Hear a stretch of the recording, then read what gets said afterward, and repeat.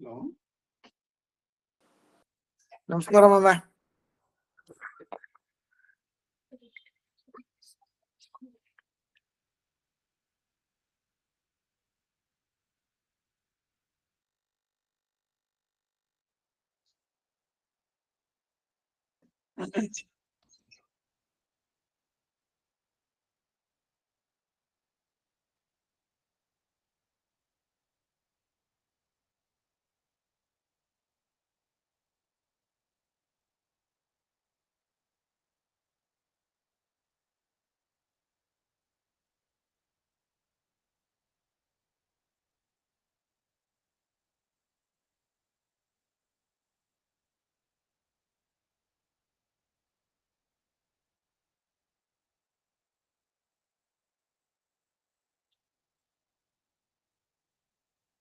Sharda, the great Indian Cup.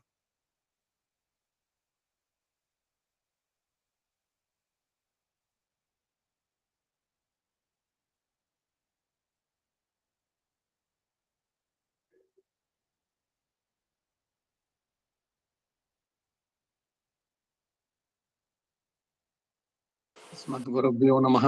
अस्मत्परमगुरुभ्यो नमः. अस्मत्सर्वगुरुभ्यो नमः. श्रीमते रामानुजाय नमः. श्रीमते निगमान्त महादेशिकाय नमः.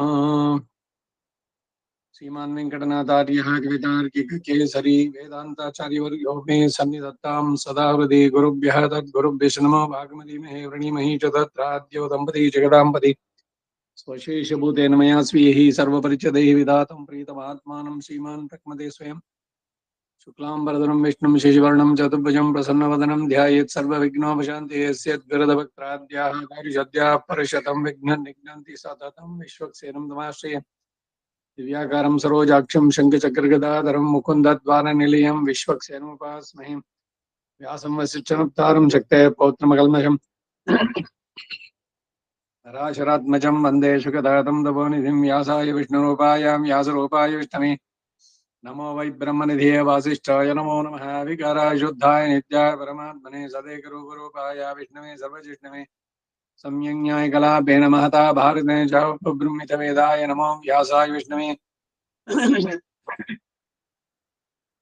मुनिं स्निग्धाम्बुदा भासं वेदव्यासमकल्मषं वेदव्यासं सरस्वत्या भासं व्यासं नमाम्यहम् अचतुर्वदनो ब्रह्मा द्विबाहुरपरो हरिः अपाललोचन शम्भो भगवान् बादरायणः कृष्णं कमलवत्राक्षं पुण्यश्रवणकीर्तनं वासुदेवं जगद्योनिं नौमि नारायणं हरिं कृष्णाय यादवेन्द्राय ज्ञानमुद्राय योगिने नाथाय रुक्मिणीशाय नमो वेदान्तवेदिने सारथ्यमर्जुनस्यायो कुर्वन् गीतामृतं ददौ लोकत्रयोपकाराय तस्मै कृष्णात्मने नमः सर्वोपनिषदो गावो दुग्धा गोपानन्दनः पार्थो वत्सः सुधीर्भोक्ता दुग्धं गीतामृतं महत् मननिर्मोचनं पुंसां जलस्नानं दिने दिने सकद्गीतां वसिस्नानं संसारमनोचनं गीता सुगीता कर्तव्या किवन्यैः शास्त्रविस्तरैः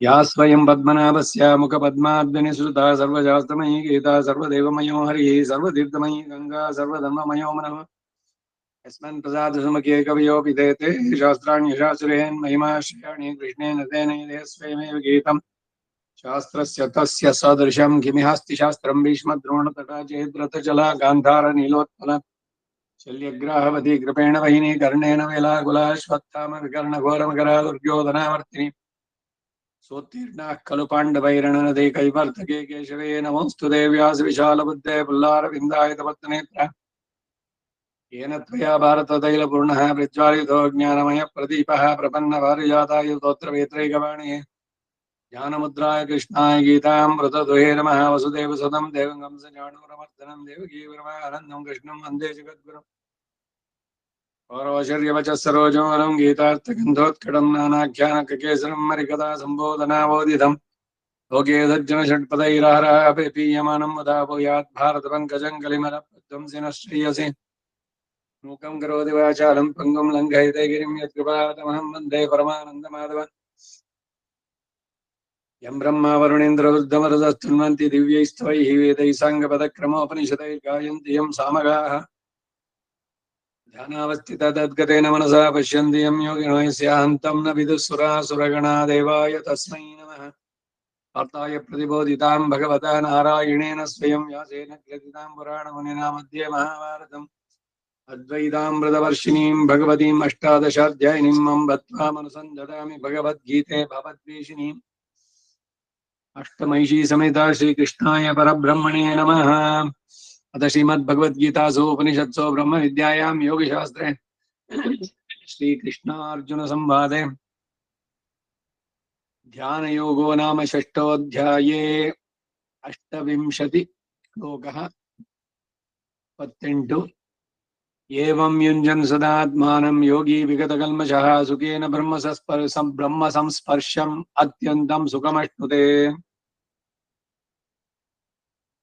ಹಿಂದಿನ ಶ್ಲೋಕದಲ್ಲಿ ಉಕ್ತ ಲಕ್ಷ್ಮಣ ಆತ್ಮಚಿಂತನದಲ್ಲಿ ನಿರತರಾದ ಕರ್ಮಯೋಗಿ ಬ್ರಹ್ಮಭೂತನಾಗೋದ್ರಿಂದ ಉತ್ತಮ ಸುಖವನ್ನು ಹೊಂದುತ್ತಾನೆ ಅಂತ ಹೇಳಿದರು.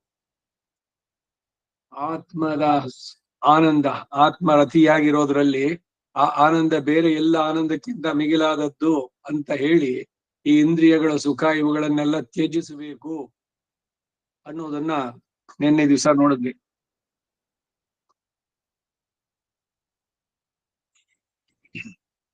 ಅರ್ಜುನನು ಅದನ್ನು ಹೊಂದೋದ್ರಲ್ಲಿ ಅವಸಾದವನ್ನು ಹೊಂದದೇ ಇರ್ಲಿ ಎಂಬ ಆಶಯದಿಂದ ಅಂತ ಸುಖವನ್ನ ನಿರಾಯಾಸದಿಂದ ಹೊಂದಬಹುದು ಅಂತ ಹೇಳಿದ್ದಾರೆ. ಏವಂ ಹಿಂದೆ 9ನೇ ಶ್ಲೋಕ ಮೊದಲುಗೊಂಡು ಇದುವರೆಗೂ ಉಪಪಾದಿಸಲ್ಪಟ್ಟಂತಹ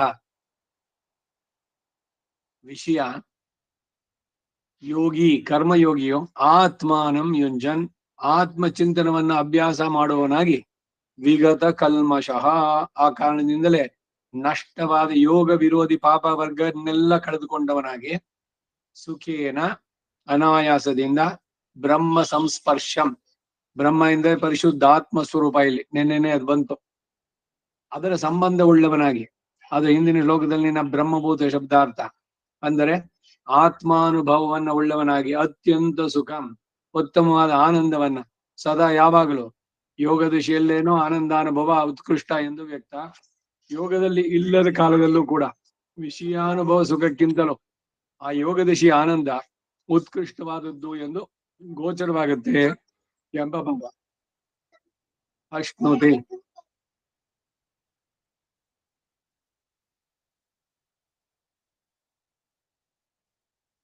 ಒಂದ್ ನಿಮಿಷ ಬಂದೆ.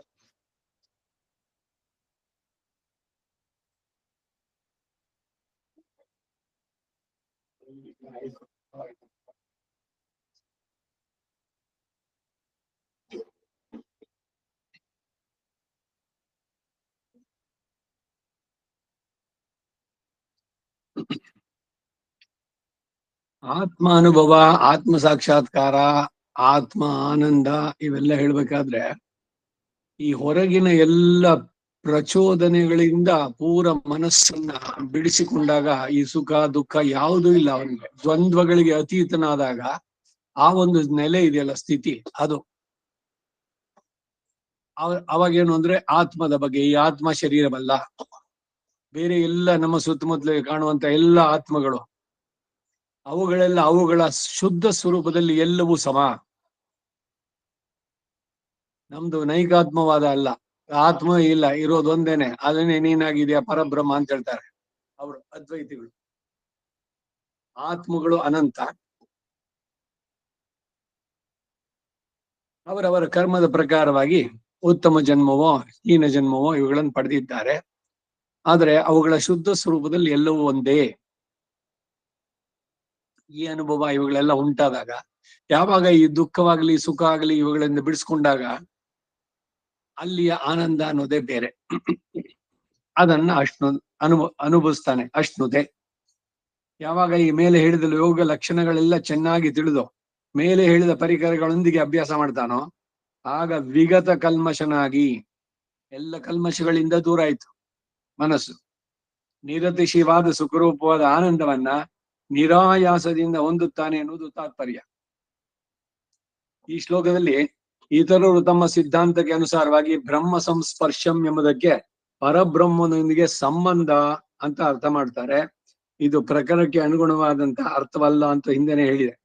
ಯಾಕೆಂದ್ರೆ ಇಲ್ಲಿ ಹೇಳ್ತಾ ಇರೋದೆಲ್ಲ ಜೀವಾತ್ಮನ ವಿಷಯ. ಈ ಶ್ಲೋಕದಲ್ಲಿ ವಿಗತ ಕಲ್ಮಷಃ ಎಂಬುದಕ್ಕೆ ಉಪಾಯ ವಿರೋಧಿ ಪಾಪಗಳ ನಿವೃತ್ತಿ ಎಂದು ಸಂಕುಚಿತಾರ್ಥ ಬರೆಯಲ್ಪಟ್ಟಿದೆ. ಕರ್ಮಯೋಗದಿಂದ ಉಂಟಾಗುವ ಆತ್ಮಾವಲೋಕನದಿಂದ ಸರ್ವ ಪಾಪ ನಿವೃತ್ತಿ ಉಂಟಾಗುವುದಿಲ್ಲ. ಪಾಪಗಳ ನಿವೃತ್ತಿಯಾದರೂ ಶರಣಾಗತಿಯ ಅಂಗವಾಗಿ ಉಳ್ಳ ಉಪಾಸನದ ಮೂಲಕ ಉಂಟಾಗುವ ಪರಮಾತ್ಮ ಸಾಕ್ಷಾತ್ಕಾರದ ಮೂಲಕವಾಗಿಯೇ ಎಂದು ಭಾವಿಸ್ತಕ್ಕದ್ದು. ಈಗ ಇದರಲ್ಲಿ ಆನಂದ ಸಿಗ್ತಲ್ಲ, ಇಲ್ಲೇ ಇದ್ಬೋಣ ಆತ್ಮಾನುಭವದಲ್ಲೇ ಅಂದ್ರೆ ಇದೇನೆ ಅವರು ಸಮಾಧಿ ಸ್ಥಿತಿನಲ್ಲಿ ಯೋಗದಲ್ಲಿ ಹೇಳುವಂತಹದ್ದು. ಎಲ್ಲದರಿಂದ ಹೊರಗಾಗಿ ಯಾವ ಸಂವೇದನೆಗಳು ಇಲ್ಲ. ಕಷಾಯೇ ಕರ್ಮಭಿಃ ಪಕ್ವೇ ತಥೋ ಜ್ಞಾನಂ ಪ್ರವರ್ತತೆ ಅವಿದ್ಯಾಯಾಂ ಮೃತ್ಯುಂ ತೀರ್ತ್ವಾ ವಿದ್ಯಾಯಾಂ ಅಮೃತಮಶ್ನುತೆ ಇತ್ಯಾದಿಗಳು ಉಪಾಯ ವಿರೋಧಿ ಪಾಪಗಳ ನಿವೃತ್ತಿಯಲ್ಲಿ ಪ್ರಮಾಣಗಳು. ಬರೀ ಇಷ್ಟಕ್ಕೇನೆ ಈ ಸಂಬಂಧ ಕಟ್ಕೊಂಡಿದ್ದಾನೆ ಅವನಿಗೆಲ್ಲಾ ಪಾಪಗಳು ನಿವೃತ್ತಿ ಆಯ್ತು ಅಂತಿಲ್ಲ. ಉಪಾಸನೆ ಹಾಗಾದ್ರೆ ಭಕ್ತಿಯೋಗನೇ ಬೇಕಿಲ್ಲ, ಇಲ್ಲಿಗೇನೆ ಸಾಕು, ಇಷ್ಟನ್ನೇ ನೋಡ್ಕೊಂಡಾಯ್ತು ಅಂತ. ಹಾಗಾಗಿ ಎಲ್ಲದಕ್ಕೂ ವಿರೋಧವಾಗತ್ತೆ. ಮಿಕ್ಕ ಎಲ್ಲ ಪಾಪಗಳು ಯಾವಾಗ ತೊಲಗುತ್ತವೆ ಅಂತಂದ್ರೆ ಅದಕ್ಕೆ ಆ ಸಂದರ್ಭದಲ್ಲಿ ಮುಂಡಕೋಪನಿಷತ್ ಪ್ರಮಾಣ. ಯದಾ ಪಶ್ಯತೆ ರುಗ್ಮವರ್ಣಂ ಕರ್ತಾರಮೀಶಂ ಪುರುಷಂ ಬ್ರಹ್ಮ ಯೋನಿಂ ತದಾ ವಿದ್ವಾನ್ ಪುಣ್ಯ ಪಾಪೇ ವಿಧೂಯ ನಿರಂಜನ ಪರಮ ಸಾಮ್ಯಮುಪೈತಿ. ಪರಮಾತ್ಮಗೆ ಸಮಾನವಾದ ಆನಂದವನ್ನು ಪಡೆಯುತ್ತಾನೆ. ಈ ಪುಣ್ಯ ಪಾಪ ರೂಪವಾದ ಕರ್ಮಗಳನ್ನ ಅಶ್ವರೋಮಾಣಿ, ಕುದುರೆ ಹೇಗೆ ತನ್ನ ಕೂದಲುಗಳನ್ನು ಒದರಿ ಎಲ್ಲವನ್ನು ಮತ್ತೆ ಹೊಸದಾಗಿ ಕುದುರೆಗೆ ಅಲ್ಲಿ ಬೆಳೆಯುತ್ತೆ, ಆದ್ರೆ ಬಿಡಿಸ್ಕೊಳ್ಳೋದನ್ನ ಇಲ್ಲಿ ಉದಾಹರಣೆ. ಕುದುರೆ ಮೈಯನ್ನ ಕೊಡುವುದ್ರೆ ಕೂದಲೆಲ್ಲ ಉದುರೋಗುತ್ತೆ ಅಂತ. ಹಾಗೆ ನಾವು ಒಂದ್ಸಲಿ ಮೈ ಕೊಡ್ವಿ ಈ ಪುಣ್ಯ ಪಾಪಗಳನ್ನು ಒದರ್ಕೊಂಡ್ಬಿಡ್ಬೇಕು. ಅವಾಗ ಪುಣ್ಯ ಪಾಪೇ ವಿಧಾಯ ನಿರಂಜನ ಪರಮಂ ಸಾಮ್ಯಮುಪೈತಿ. ಉಪಾಸನದಿಂದ ಪರಮಾತ್ಮ ಸಾಕ್ಷಾತ್ಕಾರ ಯಾವಾಗ ಉಂಟಾಗುತ್ತೋ ಆಗ ಪರಮಾತ್ಮ ಉಪಾಸಕನು ಪುಣ್ಯ ಪಾಪಗಳನ್ನೆಲ್ಲ ಕೊಡವಿಕೊಂಡವನಾಗಿ ಪರಮಾತ್ಮನಿಗೆ ಸಮಾನ ಧರ್ಮವಾಗಿರುವ ಮುಕ್ತಿ ಅವಸ್ಥೆಯನ್ನು ಹೊಂದುತ್ತಾನೆ ಅಂತ ಹೇಳಿದೆ. ಇದೇ ಬಹಳ ಹಿಂದೆನೂ ಎಲ್ಲ ಕಡೆನಲ್ಲೂ ಹೇಳಿದ್ದು. ಏನು ಅಂತಂದ್ರೆ ಇವನು ಈ ಕರ್ಮದ ಸೂಕ್ಷ್ಮ ಶರೀರವನ್ನು ಕಳ್ಕೊಳ್ಳದೆ ಅವನಿಗೆ ದಿವ್ಯ ಆತ್ಮಗುಣಗಳು ಆಗೋದಿಲ್ಲ. ಜೀವನ್ ಮುಕ್ತ ಅನ್ನೋದೇನಂದ್ರೆ ಈ ಕರ್ಮದ ಶರೀರ ಬಿಡಿಸ್ಕೊಳ್ಬೇಕು, ಆಮೇಲೆ ಅವನಿಗೆ ಮುಕ್ತ ದಿಶೆ. ಮುಕ್ತ ಅಂದ್ರೆ ಏನು? ಎಲ್ಲ ಬಿಡುಗಡೆಯಿಂದ ಹೊಂದಿದ್ದು. ಯಾವುದರಿಂದ? ಈ ಪುಣ್ಯ ಪಾಪಗಳ ಸಂಕೋಲೆಗಳಿಂದ ಬಿಡಿಸ್ಕೊಂಡವನು ಮುಕ್ತ ಆತ್ಮ. ನಿತ್ಯರು ಅಲ್ಲೇ ಇರೋರು, ಇನ್ನೆಲ್ಲ ನಾವೆಲ್ಲ ಬದ್ಧರು, ಹುಟ್ಟು ಸಾವಿನ ಚಕ್ರದಲ್ಲೇ ಸುತ್ತಾ ಇರೋರು. ಬರೀ ನಾವಷ್ಟೇ ಅಲ್ಲ, 14 ಲೋಕದಲ್ಲಿರುವಂತ ಎಲ್ಲ ಚೇತನ ಇನ್ಕ್ಲೂಡಿಂಗ್ ಬ್ರಹ್ಮ, ಆ ಬ್ರಹ್ಮ ಸ್ತಂಭ ಪರ್ಯಂತ ಮೇಲೆ ಹೋಗ್ತಾರೆ, ಕೆಳಗೆ ಬರ್ತಾರೆ ಅವ್ರವ್ರ ಕರ್ಮದ ಪ್ರಕಾರ. ಹೀಗೆ ಈಗ ಈ 28ನೇ ಶ್ಲೋಕಕ್ಕೆ ರಾಮಾನುಜರ ಮಾತು. ಏವಂ ಉಕ್ತ ಪ್ರಕಾರೇಣ ಆತ್ಮಾನಂ ಯುಂಜನ್ನೇ ತೇನೈವ ವಿಗತ ಪ್ರಾಚೀನ ಸಮಸ್ತ ಕಲ್ಮಶೋ ಬ್ರಹ್ಮ ಸಂಸ್ಪರ್ಶಂ ಬ್ರಹ್ಮಾನುಭವ ರೂಪಂ ಸುಖಂ ಅತ್ಯಂತಂ ಅಪರಿಮಿತಂ ಸುಖೇನ ಅನಾಯಾಸೇನ ಸದಾಶ್ನುತೆ.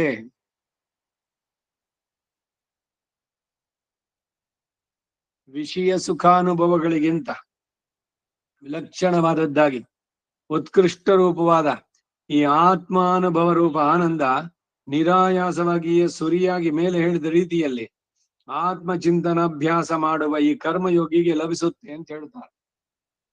ಸುಲಭವಾಗಿ ಸಿಗುತ್ತೆ. ಸುಲಭನ? ಇಂದ್ರಿಯಗಳ ಆ ಸಂವೇದನೆಗಳು, ದುಃಖವೋ ಸುಖವೋ, ಅವುಗಳು ನನಗೆ ಸೇರಿದ್ದಲ್ಲ ಅಂತ ಪೂರ ಕತ್ತರಿಸ್ಬಿಡ್ಬೇಕು. ಈ ಪ್ರಾಪಂಚಿಕವಾದ ಲೌಕಿಕ ವ್ಯವಹಾರದಿಂದ ಪೂರ್ಣವಾಗಿ ವಿಮುಕ್ತನಾದವನು, ಯಾವುದರಲ್ಲೂ ಆಸಕ್ತಿ ಇಲ್ಲ, ಎಲ್ಲವನ್ನು ಸಮಭಾವದಿಂದ ಸ್ವೀಕರಿಸೋವನಿಗೆ ಇದು ಸುಖ ಆಗ್ಲಿ ಅದು ದುಃಖ ಆಗ್ಲಿ ಏನು ಅನ್ಸೋಲ್ಲ. ನೀವು ಬರೀ ಸಪ್ಪೆ ಇರೋ ತಿಂದ್ರು ಅವನ ಅಷ್ಟೇ ತಗೊಳ್ತಾನೆ. ಇಲ್ಲ ತುಂಬಾ ಚುಮ್ನಾಗಿರೋದು ಮಾಡಿರುವಂತದ್ದು ಕೊಟ್ಟಿದೆ ಅದಕ್ಕೂ ಅಷ್ಟೇ, ಅದಕ್ಕೆ ಸುಖ ಪಡೋಲ್ಲ, ಇದಕ್ಕೆ ದುಃಖ ಪಡೋದಿಲ್ಲ.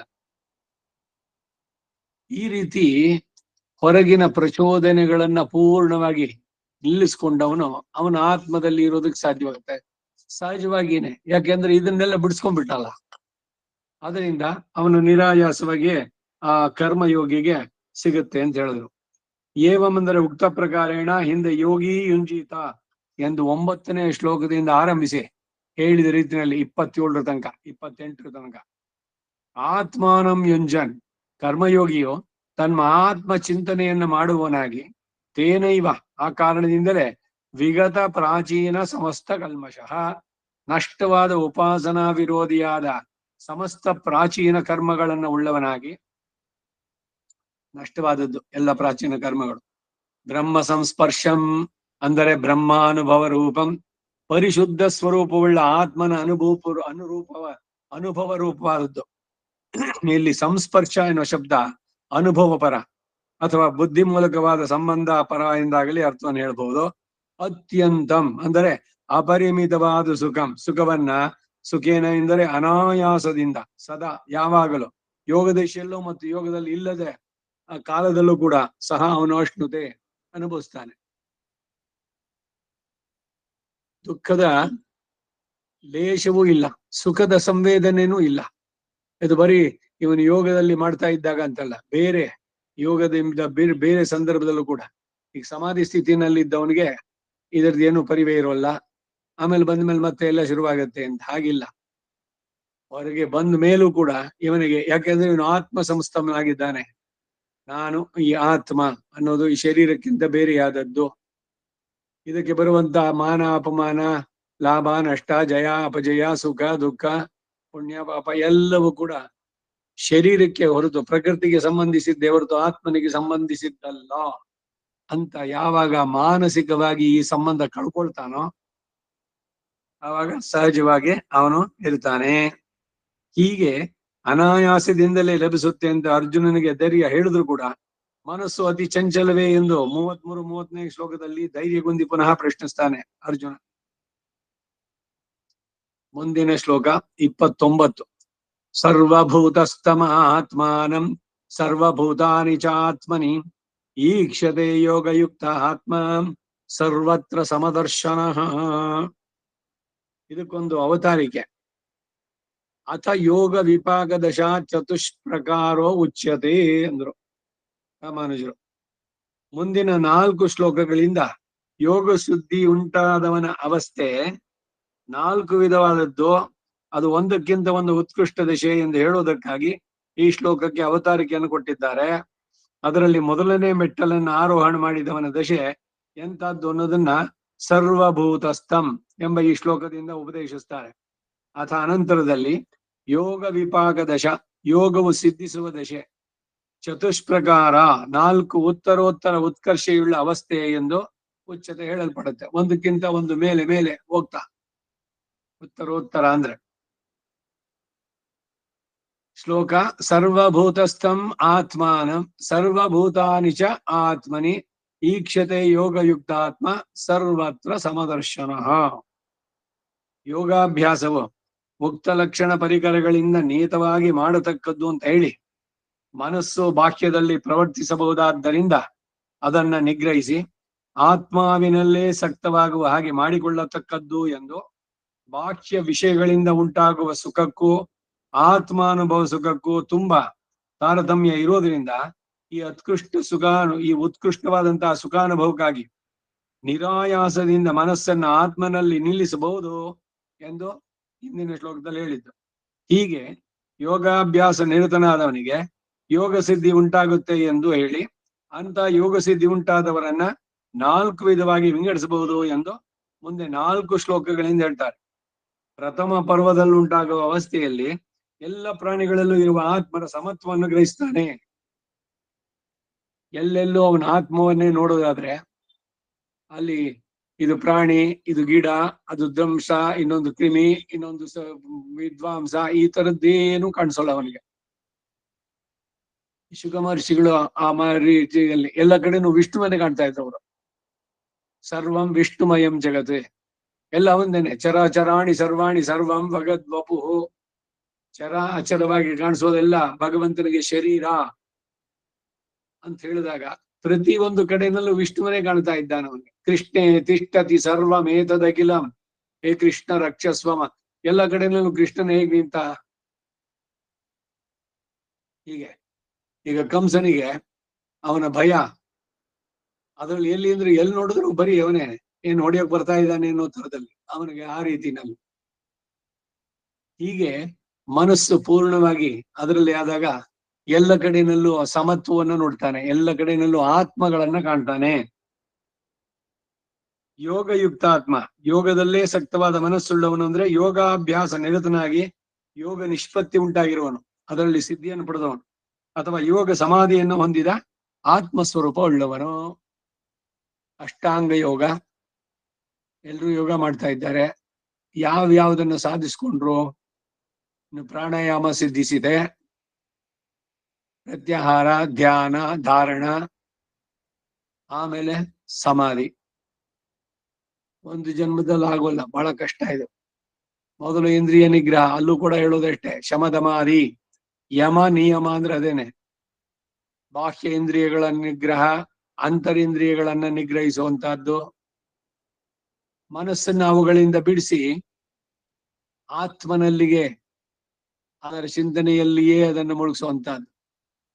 ಹಾಗೆ ಹೀಗೆ ಯೋಗ ನಿಷ್ಪತ್ತಿ ಉಂಟಾಗಿರೋದ್ರಿಂದಲೇ ಆತ್ಮಾನಂ, ತನ್ನನ್ನ ಸರ್ವಭೂತಸ್ಥಂ, ಎಲ್ಲಾ ಚೇತನಲ್ಲಿ ಇರುವ ಹಾಗೂ ಅಂದ್ರೆ ತಾನು ಇತರ ದೇಹಗಳಲ್ಲಿರುವ ಆತ್ಮನುಗಳು ಸಹ ಜ್ಞಾನ ಆಕಾರತೆಯಿಂದ, ಜ್ಞಾನೈಕ ಆಕಾರತೆಯಿಂದ, ಅದರಲ್ಲಿ ಮಾತ್ರ ಜ್ಞಾನೈಕ ಆಕಾರತೆಯಿಂದ ಸಮ ಎಂದು ಭಾವಿಸ್ತಾನೋ, ಸರ್ವಭೂತಾನಿಚ, ಸಮಸ್ತ ಚೇತನರನ್ನು ಕೂಡ ಆತ್ಮನಿ, ತನ್ನಲ್ಲಿಯೂ ಅಂದರೆ ಆ ಚೇತನರ ಆತ್ಮರುಗಳು ತಾನು ಸಹ ಜ್ಞಾನೈಕಾಕಾರತೆಯಿಂದ ಸಮರು ಎಂದು ಸರ್ವತ್ರ ಸಮದರ್ಶನ, ಎಲ್ಲ ಚೇತನರು ಕೂಡ ಜ್ಞಾನೈಕಾಕಾರತೆಯಿಂದ ಸಮರು ಎಂಬ ಭಾವನೆಯನ್ನು ಉಳ್ಳವನಾಗಿ ಈಕ್ಷತೆ, ನೋಡ್ತಾನೆ.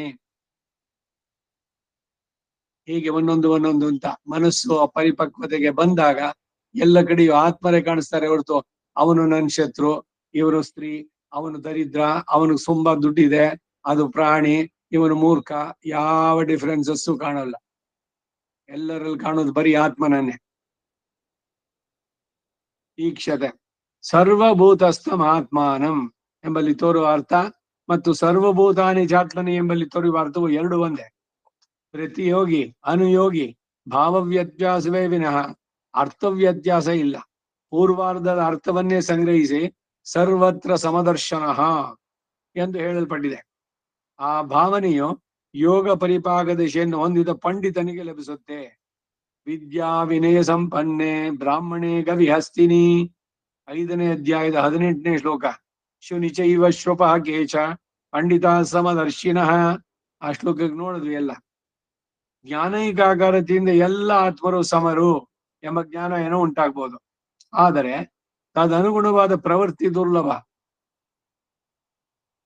ಅದು ಯೋಗ ವಿಪಾಕ ದಿಶೆಯನ್ನು ಹೊಂದಿದ ಕರ್ಮಯೋಗಿಗೆ ಸುಲಭವಾದದ್ದು ಅನ್ನೋ ಭಾವ. ಎಲ್ಲರಲ್ಲಿರುವ ಆತ್ಮ ಒಂದೇ, ಅರಿವು ಇವುಗಳಿಂದ ತಿಳಿದಿದ್ದು, ಈಗೇನೋ ಕಾಲಕ್ಷೇಪ ಇವುಗಳಿಂದ. ಆದ್ರೆ ನಾವಲ್ಲಿ ನೋಡ್ಬೇಕಾದ್ರೆ, ಓ ಅವನು ನನಗೆ ತುಂಬಾ ಪ್ರೀತಿ ಪಾತ್ರ, ಇನ್ಯಾರೋ ಅವನು ನನ್ ಕಂಡ್ರಾಗೋಲ್ಲ, ಇವೆಲ್ಲ ನೋಡಿದ ತಕ್ಷಣನೇ ಶುರುವಾಗುತ್ತಲ್ಲ ಮತ್ತೆ. ಅದಕ್ಕೆ ಯೋಗದ ಪರಿಪಾಕ ದಿಶೆ ಅಂತ ಹೇಳಿದ್ರು. ಆ ಸ್ಥಿತಿನಲ್ಲೇ ಯಾವಾಗ್ಲೂ ಸ್ವಸ್ಥನಾಗಿರೋದು ಅಂದ್ರೆ ಸದಾ ಆತ್ಮನಲ್ಲಿಯೇ ಮನಸ್ಸಿಲ್ಲವನು, ಆತ್ಮದ ಬಗ್ಗೆ ಚಿಂತನೆ, ಹೊರಗಿನ ಯಾವುದಕ್ಕೂ ಕೂಡ ಏನು ಬೇರೆ ಏನು ಕಾಣಿಸೋದೇ ಇಲ್ಲ ಅವನಿಗೆ.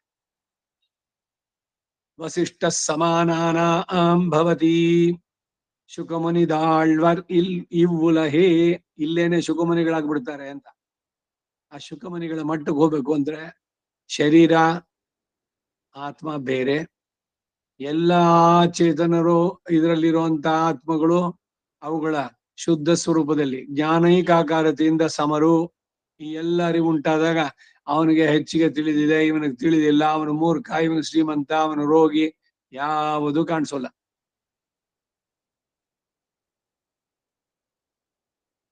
ಆ ಜ್ಞಾನ ಉಂಟಾದ್ಮೇಲೆ ಅದಕ್ಕೆ ಸರಿಯಾದ ಪ್ರವೃತ್ತಿನೂ ಇರ್ಬೇಕು. ಅವಾಗ ಏನಾಗುತ್ತೆ, ಯಾರನ್ನ ದ್ವೇಷಿಸ್ತೀರಿ? ಎಲ್ಲರಲ್ಲಿರೋ ಆತ್ಮ ಒಂದೇ ಎಂದಾಗ ಇದರಿಂದ ಇನ್ನೊಂದು ಮಟ್ಟ ಮೇಲೆ ಎಲ್ಲ ಕಡೆನೂ ವಿಷ್ಣುವನ್ನೇ ಕಾಣೋದಾದ್ರೆ, ವಿಷ್ಣುವೇ ನಿಮ್ಮ ಶತ್ರುನಲ್ಲೂ ಇದ್ದಾನೆ, ಅವನ ಮೇಲೆ ಏನ್ ದ್ವೇಷ ತೋರಿಸೋದು? ಆ ರೀತಿ ಯೋಗ ವಿಪಾಕ ದಿಶೆಯನ್ನು ಹೊಂದಿದ ಕರ್ಮಯೋಗಿಗೆ ಇದು ಸುಲಭ.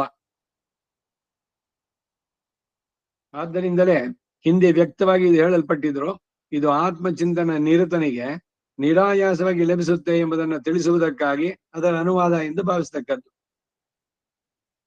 ಈ ಶ್ಲೋಕ ಅದ್ವೈತ ಅಭಿಪ್ರಾಯವನ್ನು ವ್ಯಕ್ತಪಡಿಸುತ್ತೆ ಎಂದು ಭಾವಿಸತಕ್ಕದ್ದಲ್ಲ. ಸರ್ವತ್ರ ಸಮದರ್ಶನ ಅಂತ ಹೇಳಿದ ತಕ್ಷಣ ಸಮದರ್ಶನ ಎಂಬ ಪ್ರಯೋಗ ಈ ಅದ್ವೈತ ಅಭಿಪ್ರಾಯಕ್ಕೆ ಪರಮ ವಿರುದ್ಧ. ಏಕೆಂದ್ರೆ ಕೆಲವು ಗುಣಗಳಲ್ಲಿ ಸಮತ್ವ ಎಲ್ಲಿ ಕೊಡುತ್ತೆ ಅಂದ್ರೆ ಇತರ ಧರ್ಮಗಳಿಂದ ಅಸಮತ್ವ ಇರುವ ವಸ್ತುಗಳಲ್ಲೇ ಎಂದು ಭಾವಿಸ್ತಕ್ಕದ್ದು. ಹೀಗೆ ಜೀವ ಪರಮಾತ್ಮ ಸಾಮ್ಯ ಶ್ರುತಿಯಿಂದ ಜೀವ ಪರಮಾತ್ಮ ಭೇದವೇ ವ್ಯಕ್ತ ಎಂದು ಭಾವಿಸ್ತಕ್ಕದ್ದು. ಸರ್ವಭೂತಸ್ಥಮಾತ್ಮಾನಂ ಎಂಬಲ್ಲಿರುವ ಆತ್ಮ ಶಬ್ದ ಜೀವ ತತ್ವವನ್ನು ಬೋಧಿಸಿ ಏಷೋ ಅಣು ಆತ್ಮ ಬಾಲಾಗ್ರ ಶತಭಾಗಸ್ಯ ಶತದಾ ಕಲ್ಪಿತಸ್ಯ ಚ ಆತ್ಮದ ಸ್ವರೂಪವನ್ನು ಹೇಳಿದಲ್ಲಿ ಎಂಬ ಇವೇ ಮೊದಲಾದ ಶ್ರುತಿಗಳಿಂದ ಈ ಗ್ರಂಥದ ಅಚ್ಛೇದ್ಯತ್ವಂ ಅದಾಹ್ಯತ್ವಾದಿ ಗುಣ ವರ್ಣನೆಗಳಿಂದ ಅಣುತ್ವ ಜೀವಾತ್ಮನಿಗೆ ಸ್ಥಾಪಿತವಾಗಿರುವಾಗ ಸರ್ವಭೂತಸ್ಥನಾಗಿ ಭಾವಿಸತಕ್ಕದ್ದು ಎಂದು ಸರ್ವಭೂತಗಳನ್ನು ತನ್ನ ಆತ್ಮನಲ್ಲೂ ಭಾವಿಸತಕ್ಕದ್ದು ಎಂದು ಹೇಳಿದ್ರೆ ಸ್ವರೂಪತಃ ಅರ್ಥ ಮಾಡುವುದು ಸರ್ವಾತ್ಮನ ಕೂಡುವುದಿಲ್ಲ. ಎಲ್ಲರಲ್ಲಿರೋ ಆತ್ಮ ನನ್ನೊಳಗೆ ಇದೆ ಅಂತಂದ್ರೆ ಏನು, ಹೇಗೆ ಸರಿಯಾಗುತ್ತೆ? ಒಂದೊಂದು ಆತ್ಮವೂ ಬೇರೆ, ಅವರವರ ಕರ್ಮಕ್ಕೆ ಆಯಾಯ ಶರೀರಗಳು. ಆದ್ರೆ ಯಾವುದೇ ಶರೀರದಲ್ಲಿ ಇದ್ದು ಕೂಡ ಅವನ ಶುದ್ಧ ಸ್ವರೂಪದಲ್ಲಿ ಜ್ಞಾನಾಕಾರ ಇದೆ, ಅದರಲ್ಲಿ ಅವನು ಸಮ ಅಂತ ತಿಳಿಬೇಕಷ್ಟೆ.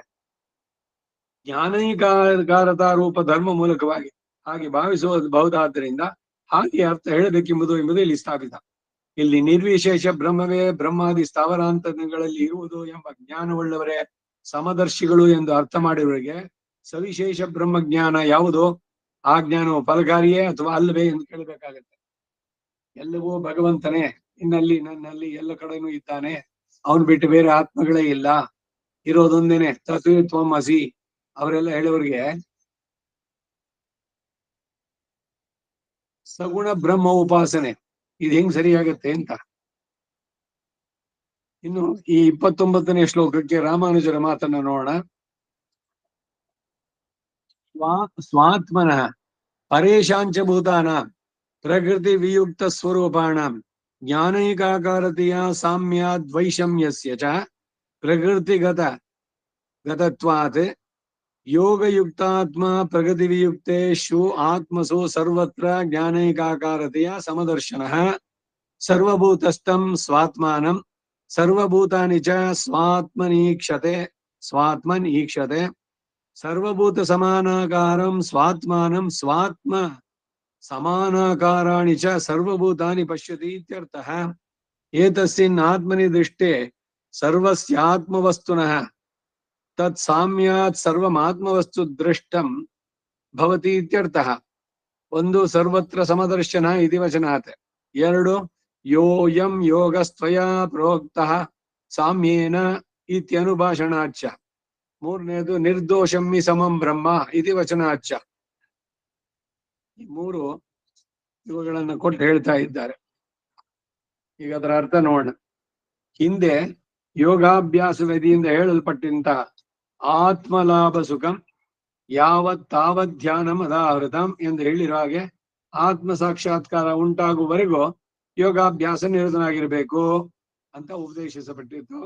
ಮುಂದೆ 4 ಶ್ಲೋಕಗಳಿಂದ ಹಾಗೆ ಯೋಗ ನಿಷ್ಪತ್ತಿ ಉಂಟಾಗಿರುವ ವಿಭಾಗ ದಶೆಯಲ್ಲಿ ಇರುವವರನ್ನ ತರತಮ ಭಾವದಿಂದ 4 ವಿಧವಾಗಿ ವಿಂಗಡಿಸಬಹುದು ಅಂತ ಹೇಳಲು ಹೊರಟು ವಿಭಾಗ ದಶೆ ಮೊದಲು ಮೆಟ್ಟಲಿನಲ್ಲಿ ಅಧಿಕಾರಿಯ ದಶೆ ಹೇಳಲ್ಪಡುತ್ತೆ. ಸಮದರ್ಶಿತ್ವ ರೂಪ ಯೋಗವಿನ ವಿಪಾಕವು ಪರ್ವಕ್ರಮದಿಂದಲೂ ತಾರತಮ್ಯದಿಂದಲೂ 4 ವಿಧ ಅಂತ ಹೇಳಲು ಹೊರಟು ಮೊದಲು ಈ ಶ್ಲೋಕದಲ್ಲಿ ಪ್ರಥಮ ದಶೆ ಹೇಳಲ್ಪಡುತ್ತೆ. ಮೊದಲು ಸಮದರ್ಶನ ಎಂಬ ಪ್ರಯೋಗದ ಅಭಿಪ್ರಾಯ ವಿವರಿಸ್ತಾರೆ. ಸ್ವಾತ್ಮನಃ ತನ್ನ ಆತ್ಮಾವಿಗೂ ಪರೇಶಾಂಚ ಭೂತಾನ ಇತರರ ಆತ್ಮಗಳಿಗೂ ಸಹ ಭೂತ ಶಬ್ದವು ಸಾಧಾರಣವಾಗಿ ದೇಹವನ್ನು ಹೊಂದಿರುವ ಆತ್ಮನನ್ನು ಬೋಧಿಸಿದ್ರು. ಈ ಸಂದರ್ಭದಲ್ಲಿ ಸತ್ಯಂ ಭೂತ ಹಿತಂ ಪ್ರೋಕ್ತಂ ಎಂಬಲ್ಲಿ ಆತ್ಮ ಎಂಬರ್ಥ ಹೇಗೋ ಹಾಗೆ ಎಂದು ಭಾವಿಸ್ತಕ್ಕದ್ದು. ಪ್ರಕೃತಿ ವಿಯುಕ್ತ ಸ್ವರೂಪಾಣ ಪ್ರಕೃತಿಯಿಂದ ಬಿಡಲ್ಪಟ್ಟಂತ ದಿಶೆಯಲ್ಲಿರುವ ಆತ್ಮರುಗಳಿಗೆಲ್ಲ ಜ್ಞಾನೈಕಾಕಾರತೆಯ ಸಾಮ್ಯಾತೆ ಎಲ್ಲಾ ಆತ್ಮರು ಜ್ಞಾನ ಸ್ವರೂಪವರು, ಜ್ಞಾನ ಉಳ್ಳವರು ಆಗಿ ಅವರಿಗೆ ಸಮಭಾವ ಇರೋದರಿಂದ, ಅಂದರೆ ಸ್ವರೂಪತಃ ಗುಣತಃ ಸ್ವರೂಪ ಎಲ್ರಿಗೂ ಸಮ, ಅಣು ಸ್ವರೂಪ ಬಾಲಾಗ್ರ ಶತ ಭಾಗಸ್ಯ ಅದರಲ್ಲೇನು ಹೇಳಿತ್ತು, ತಲೆ ಕೂದಲು ಅಂಶ 1000th ಪಾರ್ಟ್ ಅಂತ ಹೇಳಿದ್ದು.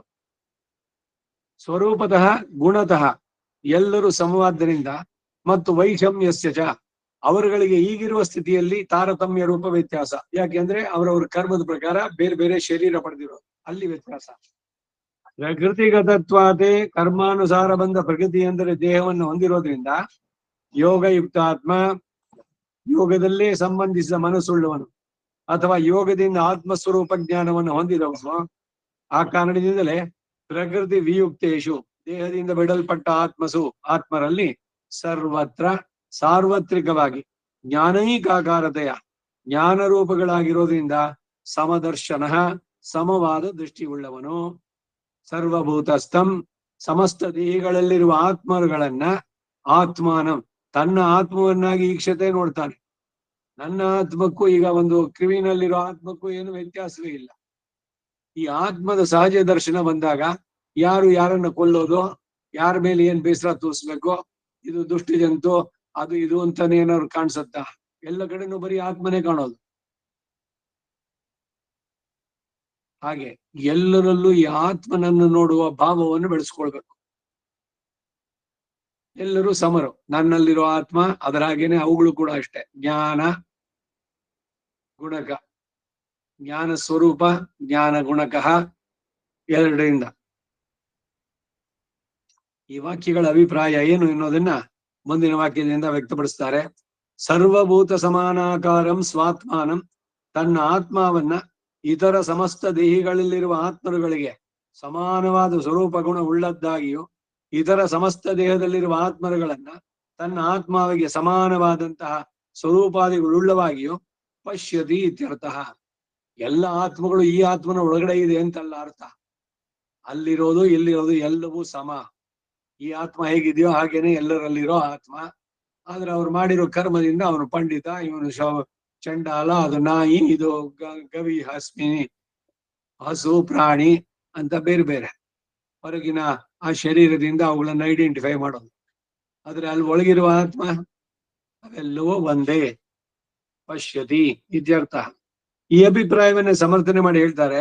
ಏಕಸ್ಮಿನ್ ಆತ್ಮನಿ ದೃಷ್ಟೇ ಒಂದು ಆತ್ಮ ಸ್ವರೂಪ ತಿಳಿಯಲ್ಪಡಲು ಸರ್ವಸ್ಯ ಆತ್ಮವಸ್ತುನಃ ಸಮಸ್ತ ಆತ್ಮವಸ್ತುಗಳಿಗೂ ತತ್ ಸಾಮ್ಯಾತೆ ಆ ಒಂದರ ಸಾಮ್ಯ ಇರೋದ್ರಿಂದ ಸರ್ವಂ ಆತ್ಮವಸ್ತು ದೃಷ್ಟಂ ಭವತಿ ಇತ್ಯರ್ಥ. ಸಮಸ್ತ ಆತ್ಮವಸ್ತುವಿನ ಸ್ವರೂಪ ತಿಳಿದ ಹಾಗಾಗುತ್ತೆ. ಉಪನಿಷತ್ತಿನಲ್ಲಿ ಏಕ ವಿಜ್ಞಾನೇನ ಸರ್ವ ವಿಜ್ಞಾನಂ ಅಂದ್ರು.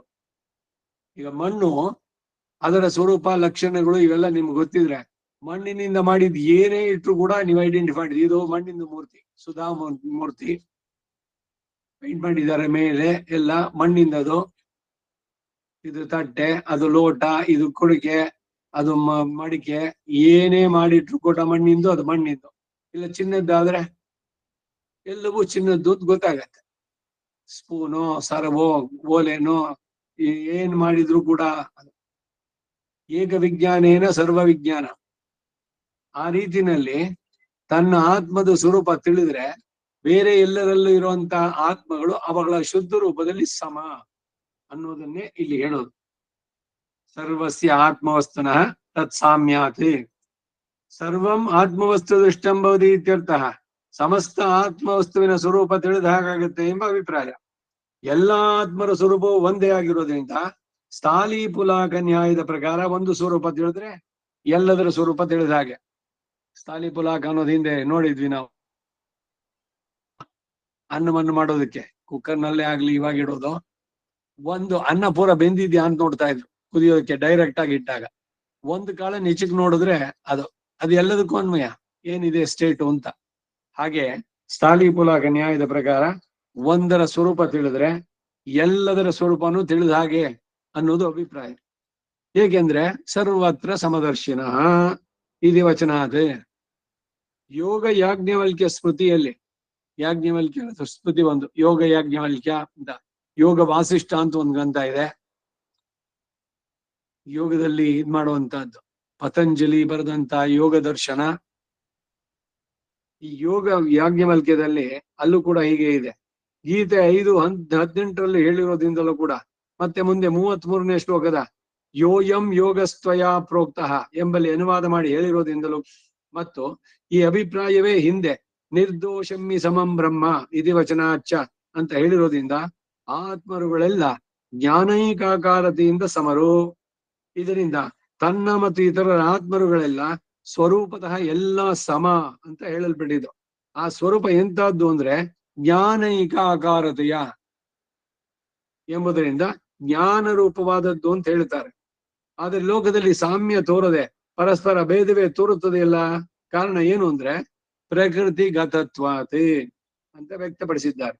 ಕರ್ಮ ಮೂಲಕವಾಗಿ ಬಂದ ದೇಹದಿಂದ ಉಂಟಾದದ್ದರಿಂದ ಪ್ರಕೃತಿ ಗತತ್ವಾತ್ ಅನ್ನೋ ಪ್ರಯೋಗ. ಈ ಸಂದರ್ಭದಲ್ಲಿ ಶ್ರೀ ಪರಾಶರ ಉಕ್ತಿಯು ಸ್ಫೂರ್ತಿಗೆ ಬರುತ್ತೆ. ಪುಮಾನ್ ನ ದೇವೋ ನ ನರೋ ನ ಪಶು ನ ಚ ಪಾದಪಃ ಶರೀರಾಕೃತಿ ಭೇದಾಸ್ತು ಭೂಪೈತೆ ಕರ್ಮ ಯೋನಯ. ವಿಷ್ಣು ಪುರಾಣ 2:13-98. ಪುಮಾನ್ ನ ದೇವೋ ನ ನರಃ ನ ಪಶು ನ ಚ ಪಾದಪ. ಪಾದಪ ಅಂದ್ರೆ ಮರ, ವೃಕ್ಷ ಒಂದೇ ಕಡೆ ಇರುವಂತದ್ದು. ಶರೀರ ಆಕೃತಿ ಭೇದಾಸ್ತು ಭೂಪೈತೆ ಕರ್ಮಯೋನ. ಅವರವರ ಕರ್ಮದ ಪ್ರಕಾರ ಅದು ಮರವಾಯಿತು, ಇದು ಪ್ರಾಣಿ, ಹೀಗೆ. ನಾಯಂ ದೇವೋ ನಮರ್ತ್ಯೋ ವಾ ನತಿರ್ಯಕ್ ಸ್ಥಾವರೋಪಿ ವಾ ಜ್ಞಾನಾನಂದಮಯಸ್ತ್ವಾತ್ಮ ಶೇಷೋ ಹಿ ಪರಮಾತ್ಮನಃ. ಸಾಮಾನ್ಯವಾಗಿ ಅನೇಕ ಬಾರಿ ಇದನ್ನು ಹೇಳಿದ್ದಿತ್ತು. ಏನು? ಜ್ಞಾನಾನಂದಮಯ ಆತ್ಮ ಶೇಷೋ ಹಿ ಪರಮಾತ್ಮನಃ ಅನ್ನೋ ಮಾತು. ಅದರ ಪೂರ್ವ ವಾಕ್ಯ ಯಾವುದು ಅಂದ್ರೆ ನ ಅಯಂ ದೇವಃ ನ ಮರ್ತ್ಯೋವ ನ ತಿರ್ಯಕ್ ಸ್ಥಾವರೋಪಿವ. ಕ್ರಿಮಿ ಕೀಟವೂ ಅಲ್ಲ, ದೇವತೆಯೂ ಅಲ್ಲ, ಯಾವುದು? ಆತ್ಮ. ಮನುಷ್ಯನೂ ಅಲ್ಲ. ಹಾಗಾದ್ರೆ ಏನು ಅಂದ್ರೆ ಜ್ಞಾನ ಆನಂದಮಯ ಆತ್ಮ ಶೇಷೋ ಹಿ ಪರಮಾತ್ಮನಃ. ಇದು ಆತ್ಮದ ಸರಿಯಾದ ಸ್ವರೂಪ, ಡೆಫಿನಿಷನ್. ಅವನು ಮನುಷ್ಯನೂ ಅಲ್ಲ, ಇದು ಅಲ್ಲ. ಈಗ ಅಲ್ಲಿ ಭಗವಂತನ ಹೇಳ್ಬೇಕಾದ್ರೆ ಆಣಲ್ಲನ್ ಪೆಣ್ಣಲ್ಲನ್ ಅಲ್ಲಾ ಮಲಿಯು ಅಲ್ಲನ್.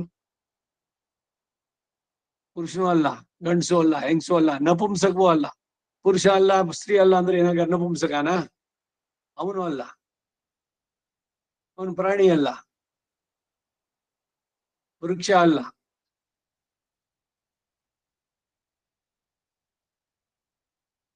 ಬಹಳ ಸುಂದರವಾದಂತಹದ್ದು. ಪಂಜಾಬಿ ಹಾಡು ಒಂದು ನೆನಪಾಗತ್ತೆ. ಬುಲ್ಲಾಕಿ ಆ ಕೌನ್ ಅಂತ ಅಂದ್ಬಿಟ್ಟು ಒಂದು ಹಾಡು ಪಂಜಾಬಿ ಇದ್ರಲ್ಲಿ. ನಾನು ಯಾರು ಅಂತಾನೆ. ನಾನು ಶರೀರ ಅಲ್ಲ, ನಾನು ಈ ಮರ ಗಿಡ ಅಲ್ಲ, ನಾನಲ್ಲ. ಹಾಗಾದ್ರೆ ನಾನು ಕೌನ್, ನಾನು ಯಾರು, ನಾನು ಯಾರು ಅಂತ. ಹಾಗೆ ಇಲ್ಲಿ ಎಲ್ಲವೂ ಕೂಡ ಅಷ್ಟೇ. ಇವನ ದೇವನೂ ಅಲ್ಲ. ನ ಮರ್ತ್ಯೋವ, ಮನುಷ್ಯನೋ ಮೃತ್ಯರೋ ಕೆಳಗಿನ ಲೋಕದಲ್ಲಿ ಇರೋರೋ. ನ ತಿರ್ಯಕ್, ತಿರ್ಯಕ್ ಅಂದ್ರೆ ಕ್ರಿಮಿಕೀಟಗಳು ಅಲ್ಲ. ಸ್ಥಾವರೋಪಿವ, ಈ ಮರ ಗಿಡಗಳಂತೆ ಒಂದೇ ಕಡೆ ಚಲಿಸದೇ ಇರುವಂತವ್ರು ಯಾರು ಅಲ್ಲ. ಹಾಗೆ ಈ ಪ್ರಮಾಣ ಅಲ್ಲಿ ಕೂಡ ಅನುಸಂಧೇಯ ಅಂತ ಹೇಳ್ತಾ ಇದ್ದಾರೆ. ಉಪಾಧಿ ಮೂಲಕ ಬೇರೆ ಬೇರೆಯಾಗಿ ತೋರುತ್ತಾರೆ ವಿನಃ ಎಲ್ಲರ ಆತ್ಮ ಸ್ವರೂಪ ಸಮಾನವಾದದ್ದೇನೆ. ಅವರ ಶುದ್ಧ ಸ್ವರೂಪದಲ್ಲಿ ಎಲ್ಲಾ ಆತ್ಮರು ಜ್ಞಾನ ಸ್ವರೂಪದ ಅನುರೂಪರಾಗಿ ವಿಭುವಾದ ಧರ್ಮಭೂತ ಜ್ಞಾನದಿಂದ ಯುಕ್ತರಾದವರು. ಸರ್ವಭೂತಸ್ಥಂ ಎಂಬಲ್ಲಿರುವ ಭೂತ ಶಬ್ದವು ಸಾಮಾನ್ಯವಾಗಿ ಪ್ರಕೃತಿಯಿಂದ ಸೇರಿದ ಆತ್ಮವನ್ನು ಬೋಧಿಸಿದ್ರು. ಇಲ್ಲಿ ಆತ್ಮವೇ ಉದ್ದೇಶವಾದ್ದರಿಂದ ಚೇತನಾಂಶವೇ ಹೇಳಲ್ಪಟ್ಟಿತು ಎಂದು ಭಾವಿಸ್ತಕ್ಕದ್ದು.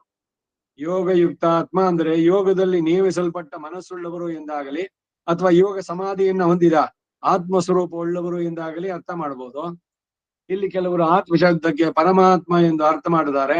ಸರ್ವಭೂತಗಳಲ್ಲೂ ಪರಮಾತ್ಮನಿದ್ದಾನೆ ಎಂದು, ಪರಮಾತ್ಮನಲ್ಲಿ ಸರ್ವಭೂತಗಳಿವೆ ಎಂಬ ಅರ್ಥದಿಂದ ಸಮದರ್ಶಿತ್ವವು ಸಿದ್ಧಿಸೋದ್ರಿಂದ ಹಾಗೆ ಅರ್ಥ ಮಾಡಿದ್ದಾರೆ. ಇದು ಅಲ್ಲದೆ ಆತ್ಮನು ಸರ್ವಭೂತಗಳು ಆತ್ಮನಲ್ಲೂ ಇದೆ ಎಂದು ನೋಡತಕ್ಕದ್ದು ಎಂದು ಆಧಾರ ಆಧೇಯ ಭಾವಗಳು ಬದ್ಧಾತ್ಮರಾದ ಆತ್ಮನಿಗೆ ಹೇಗೆ ಕೂಡುತ್ತೆ? ಈ ಆತ್ಮರುಗಳು ಅಣುವಾದರೆ ತನ್ನ ಆತ್ಮ ಇತರ ಭೂತಗಳು ತನ್ನ ಆತ್ಮನಲ್ಲೂ ಹೇಗೆ ಇರೋದು ಸಾಧ್ಯ? ಅಣು ಅಂದ್ರೆ ಎಷ್ಟು ಸೂಕ್ಷ್ಮ, ಅದರಲ್ಲಿ ಮತ್ತೆ ಇರಲಿಕ್ಕಾಗುತ್ತೇನೋ? ಪರಮಾತ್ಮನಿಗೆ ಅದೊಂದು ಸಾಧ್ಯ. ಅಣುವಿಲ್ ಅಣುವು ಅಹಲಿಲ್ ಅಹಲಂ ಅಣೋರಣೀಯಾನ್ ಮಹತೋ ಅಮಹೀಯಾನ್ ಮಹತ್ತಿಗಿಂತ ಮಹತ್ತಾಗಿದ್ದಾನವನು, ಅಣುವಿನಲ್ಲಿ ಅಣುವಾಗಿದ್ದಾನೆ. ಜೀವಾತ್ಮನ ಸ್ವರೂಪ ಎಲ್ಲ ಹೇಳ್ತಾ ಬಂದಿದ್ದು ಬಾಲಾಗ್ರ ಶತಭಾಗಸ್ಯ ಅಂತ. ಆ ಅಣುವಿನಾದ ಇವನು ಪರಮ ಅಣುವಾಗಿ ಜೀವಾತ್ಮನಲ್ಲಿ ಹೋಗಿ ಸೇರ್ತಾನಲ್ಲ, ಅವನದ್ ಹೆಂಗಿರ್ಬೇಕು ಪರಮಾತ್ಮಂದು ಅನ್ನೋದು. ಆದ್ರಿಂದ ಇಲ್ಲಿ ಆತ್ಮಶಬ್ದ ಪರಮಾತ್ಮ ಪರವೇ ಅಂತ ಸಾಧಿಸ್ತಾರೆ, ಅಬ್ಜೆಕ್ಷನ್ ಇದೆಲ್ಲ. ಶ್ರೀ ವ್ಯಾಸರ ಉಕ್ತಿಯಲ್ಲಿ ಮೇಲೆ ತೋರುವ ಹಾಗೆ ಮಾತ್ರ ಅರ್ಥ ಮಾಡ್ಬಿಟ್ರೆ ಈ ಪ್ರಕರಣಕ್ಕೆ ದೂರೀಕೃತವಾಗುತ್ತೆ. ಅವರ ಉಕ್ತಿಯಲ್ಲಿ ಪರಮ ರಹಸ್ಯ ಉಂಟು. ಆದ್ದರಿಂದ ಸಾವಧಾನದಿಂದ ಇದನ್ನ ಅರ್ಥ ಮಾಡ್ಕೊಳ್ಬೇಕು ನಿಧಾನವಾಗಿ. ಇಲ್ಲಿನ ಸಮದರ್ಶಿತ್ವ ಸಮದರ್ಶಿ ಯದ್ರೂಪವಾದದ್ದು ಯಾವ ರೂಪವಾದದ್ದು ಎಂದು ನಾವು ವಿವೇಚನೆ ಮಾಡಬೇಕಾದದ್ದು. ಹಿಂದೆ 5ನೇ ಅಧ್ಯಾಯದ 18ನೇ ಶ್ಲೋಕದಲ್ಲಿ ವಿದ್ಯಾ ವಿನಯ ಸಂಪನ್ನೆ ಬ್ರಾಹ್ಮಣೆ ಗವಿಹಸ್ತಿನಿ ಶುನಿಚೈವ ಸೇವಾಕ್ಯಚ ಪಂಡಿತ ಸಮದರ್ಶಿನಃ ಅಂತ ಹೇಳಿದ ಸಮದರ್ಶಿತ್ವವೇ ಇಲ್ಲೂ ಕೂಡ ಹೇಳಲ್ಪಟ್ಟಿರೋದು. ಅದು ಯಾರಿಗೆ ಸುಲಭವಾಗಿ ಸಿದ್ಧಿಸುತ್ತೆ ಅಂದ್ರೆ ಯೋಗ ವಿಪಾಕ ದಶೆಯನ್ನು ಹೊಂದಿದವನಿಗೆ, ಯೋಗದಲ್ಲಿ ಸಿದ್ಧಿಯನ್ನು ಪಡೆದವನು. ಯೋಗ ವಿಪಾಕ ದಶೆ ಅಂದ್ರೆ ಇಷ್ಟು ದೂರ ಅಭಿಪ್ರಾಯಗಳನ್ನೇ ಮನಸ್ಸಿನಲ್ಲಿ ಇಟ್ಕೊಂಡು ಆತ್ಮಾನಂ ಅಂದ್ರೆ ಸ್ವಾತ್ಮಾನಂ ಎಂದು, ಆತ್ಮನಿ ಅಂದ್ರೆ ಸ್ವಾತ್ಮನಿ ಎಂದು ವ್ಯಾಖ್ಯಾನ ಮಾಡಿದ್ದಾರೆ. ಮೂಲದಲ್ಲಿ ಶ್ರೀ ವ್ಯಾಸರೇ ತಮ್ಮ ಶ್ಲೋಕದ ಪೂರ್ವಾರ್ಧದ ಅರ್ಥವನ್ನ ಉತ್ತರಾರ್ಧದಲ್ಲಿ ಸರ್ವತ್ರ ಸಮದರ್ಶನ ಎಂಬುದರಿಂದ ವ್ಯಕ್ತಪಡಿಸಿದ್ದಾರೆ. ಆಗಲಿ ಇನ್ನೊಂದು ಪೂರ್ವಪಕ್ಷವು ಉಂಟಾಗಬಹುದು. ಏನು ಅಂದ್ರೆ ಈ ಕರ್ಮಯೋಗಿಯು ತನ್ನ ಆತ್ಮೋಪಾಸನೆಯಲ್ಲಿ ಮಗ್ನನಾಗಿ ತನಗೆ ಆತ್ಮ ಒಂದೇ ದೃಷ್ಟವಾಗಿರುವಾಗ ಎಲ್ಲ ಆತ್ಮರು ಸಮ ಎಂಬ ಜ್ಞಾನ ತಾನು ಹೇಗೆ ಅಂತಂದ್ರೆ, ಯಾವಾಗ ತನ್ನ ಒಂದು ಆತ್ಮ ಸ್ವರೂಪ ಸಾಕ್ಷಾತ್ಕರಿಸಲ್ಪಟ್ಟಿದೋ ಅನಂತರ ಬೇರೆ ಕಾಲದಲ್ಲಿ ಎಲ್ಲ ಚೇತನರ ಆತ್ಮಗಳು ಈ ದೃಶ್ಯವಾದದ್ದೇ ಎಂಬ ಜ್ಞಾನ ಉಂಟಾಗತ್ತೆ ಎಂದು ತಿಳಿಸೋದಕ್ಕಾಗಿ ಏಕಸ್ಮಿನ್ ದೃಷ್ಟೇ ಸತಿ ಎಂಬ ವಾಕ್ಯ. ಪಾತ್ರೆಯಲ್ಲಿರುವ ಅಕ್ಕಿ ಎಲ್ಲ ಬೆಂದಿದೆಯೇ ಅಂತ ನೋಡೋದಕ್ಕಾಗಿ ಒಂದು ಅಗಳನ್ನು ಹಿಸುಕಿ ನೋಡೋದ್ರಿಂದ ಹೇಗೆ ವ್ಯಕ್ತವಾಗುತ್ತೋ ಹಾಗೆ ಎಂಬ ಭಾವ. ಸ್ಥಾಲಿ ಪುಲಾಕ ನ್ಯಾಯ. ಇಲ್ಲಿ ಹೇಳಿದ ಅಭಿಪ್ರಾಯವೇ ಇತರ ಕಡೆಯಲ್ಲೂ ಈ ಗ್ರಂಥದಲ್ಲಿ ಉಪಪಾದಿತವಾಗಿದೆ ಅಂತ ಹೇಳುವುದಕ್ಕಾಗಿ ಹಿಂದೆ ಹೇಳಿದ ಪ್ರಮಾಣದಲ್ಲಿ ಒಂದನ್ನು ಉದಾಹರಿಸಿ ಮುಂದೆಯೂ ಈ ಅಭಿಪ್ರಾಯ ಅನುವಾದ ಮಾಡಲ್ಪಟ್ಟಿದೆ ಎಂದು ತಿಳಿಸ್ತಾರೆ. ಆದ್ದರಿಂದ ಇದು ಕೂಡ ಪರಮಾತ್ಮ ಯೋಗ ಪ್ರಕರಣವೂ ಅಲ್ಲ. ಆಧಾರ ಆಧೇಯ ಭಾವ ಇಲ್ಲಿ ಹೇಳಲ್ಪಡಲಿಲ್ಲ. ಅವನು ಆಧಾರ, ನಾವು ಆಧೇಯರು. ಅವನು ಇಲ್ದಿದ್ರೆ ನಾವು ಇರ್ಲಿಕ್ಕಾಗೋಲ್ಲ. ರಕ್ಷಕ, ಇದು ಭರ್ತ ಭಾರ್ಯ ಅನ್ನೋ ಸಂಬಂಧ. ಅವನು ರಕ್ಷಿಸಬೇಕಾದವನು, ಇವರು ರಕ್ಷಿಸಲ್ಪಡಬೇಕಾದವರು. ಭಾರ್ಯ ಜಗದ್ಭರ್ತ ವಿಶ್ವಭರ್ತ, ಭರ್ತಾರೋ ಭರ್ತಾರೋ ಭರ್ತಾರಹ ಕಾಟಕದಲ್ಲಿ ಭಗವಂತನನ್ನೇ ಕೊಂಡಾಡ್ಬೇಕಾರೆ ವಿಶ್ವಸ್ಯ ಭರ್ತ ಜಗತ ಪ್ರತಿಷ್ಠಾ ಎಲ್ಲ ಬರುತ್ತೆ ಅಲ್ಲಿ. ಎಲ್ಲವನ್ನ ಭರಿಸಿದ್ದಾನೆ, ಧರಿಸಿದ್ದಾನೆ.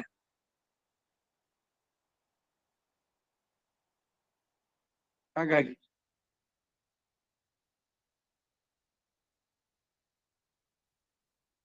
ಅದರಿಂದ ಇದು ಪರಮಾತ್ಮ ಯೋಗದ ಪ್ರಕರಣ ಅಲ್ಲ.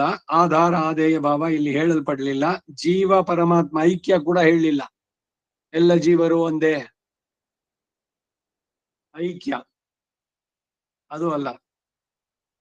ಎಲ್ಲ ಆತ್ಮರುಗಳು ಒಂದೇ ಎಂಬ ಆತ್ಮೈಕವಾದ ಇಲ್ಲಿ ಹೇಳಲ್ಪಟ್ಟಿತು ಎಂಬ ಅದ್ವೈತ ಅಭಿಪ್ರಾಯಕ್ಕೆ ಇಲ್ಲಿ ಅನುಕೂಲ ಇಲ್ಲ.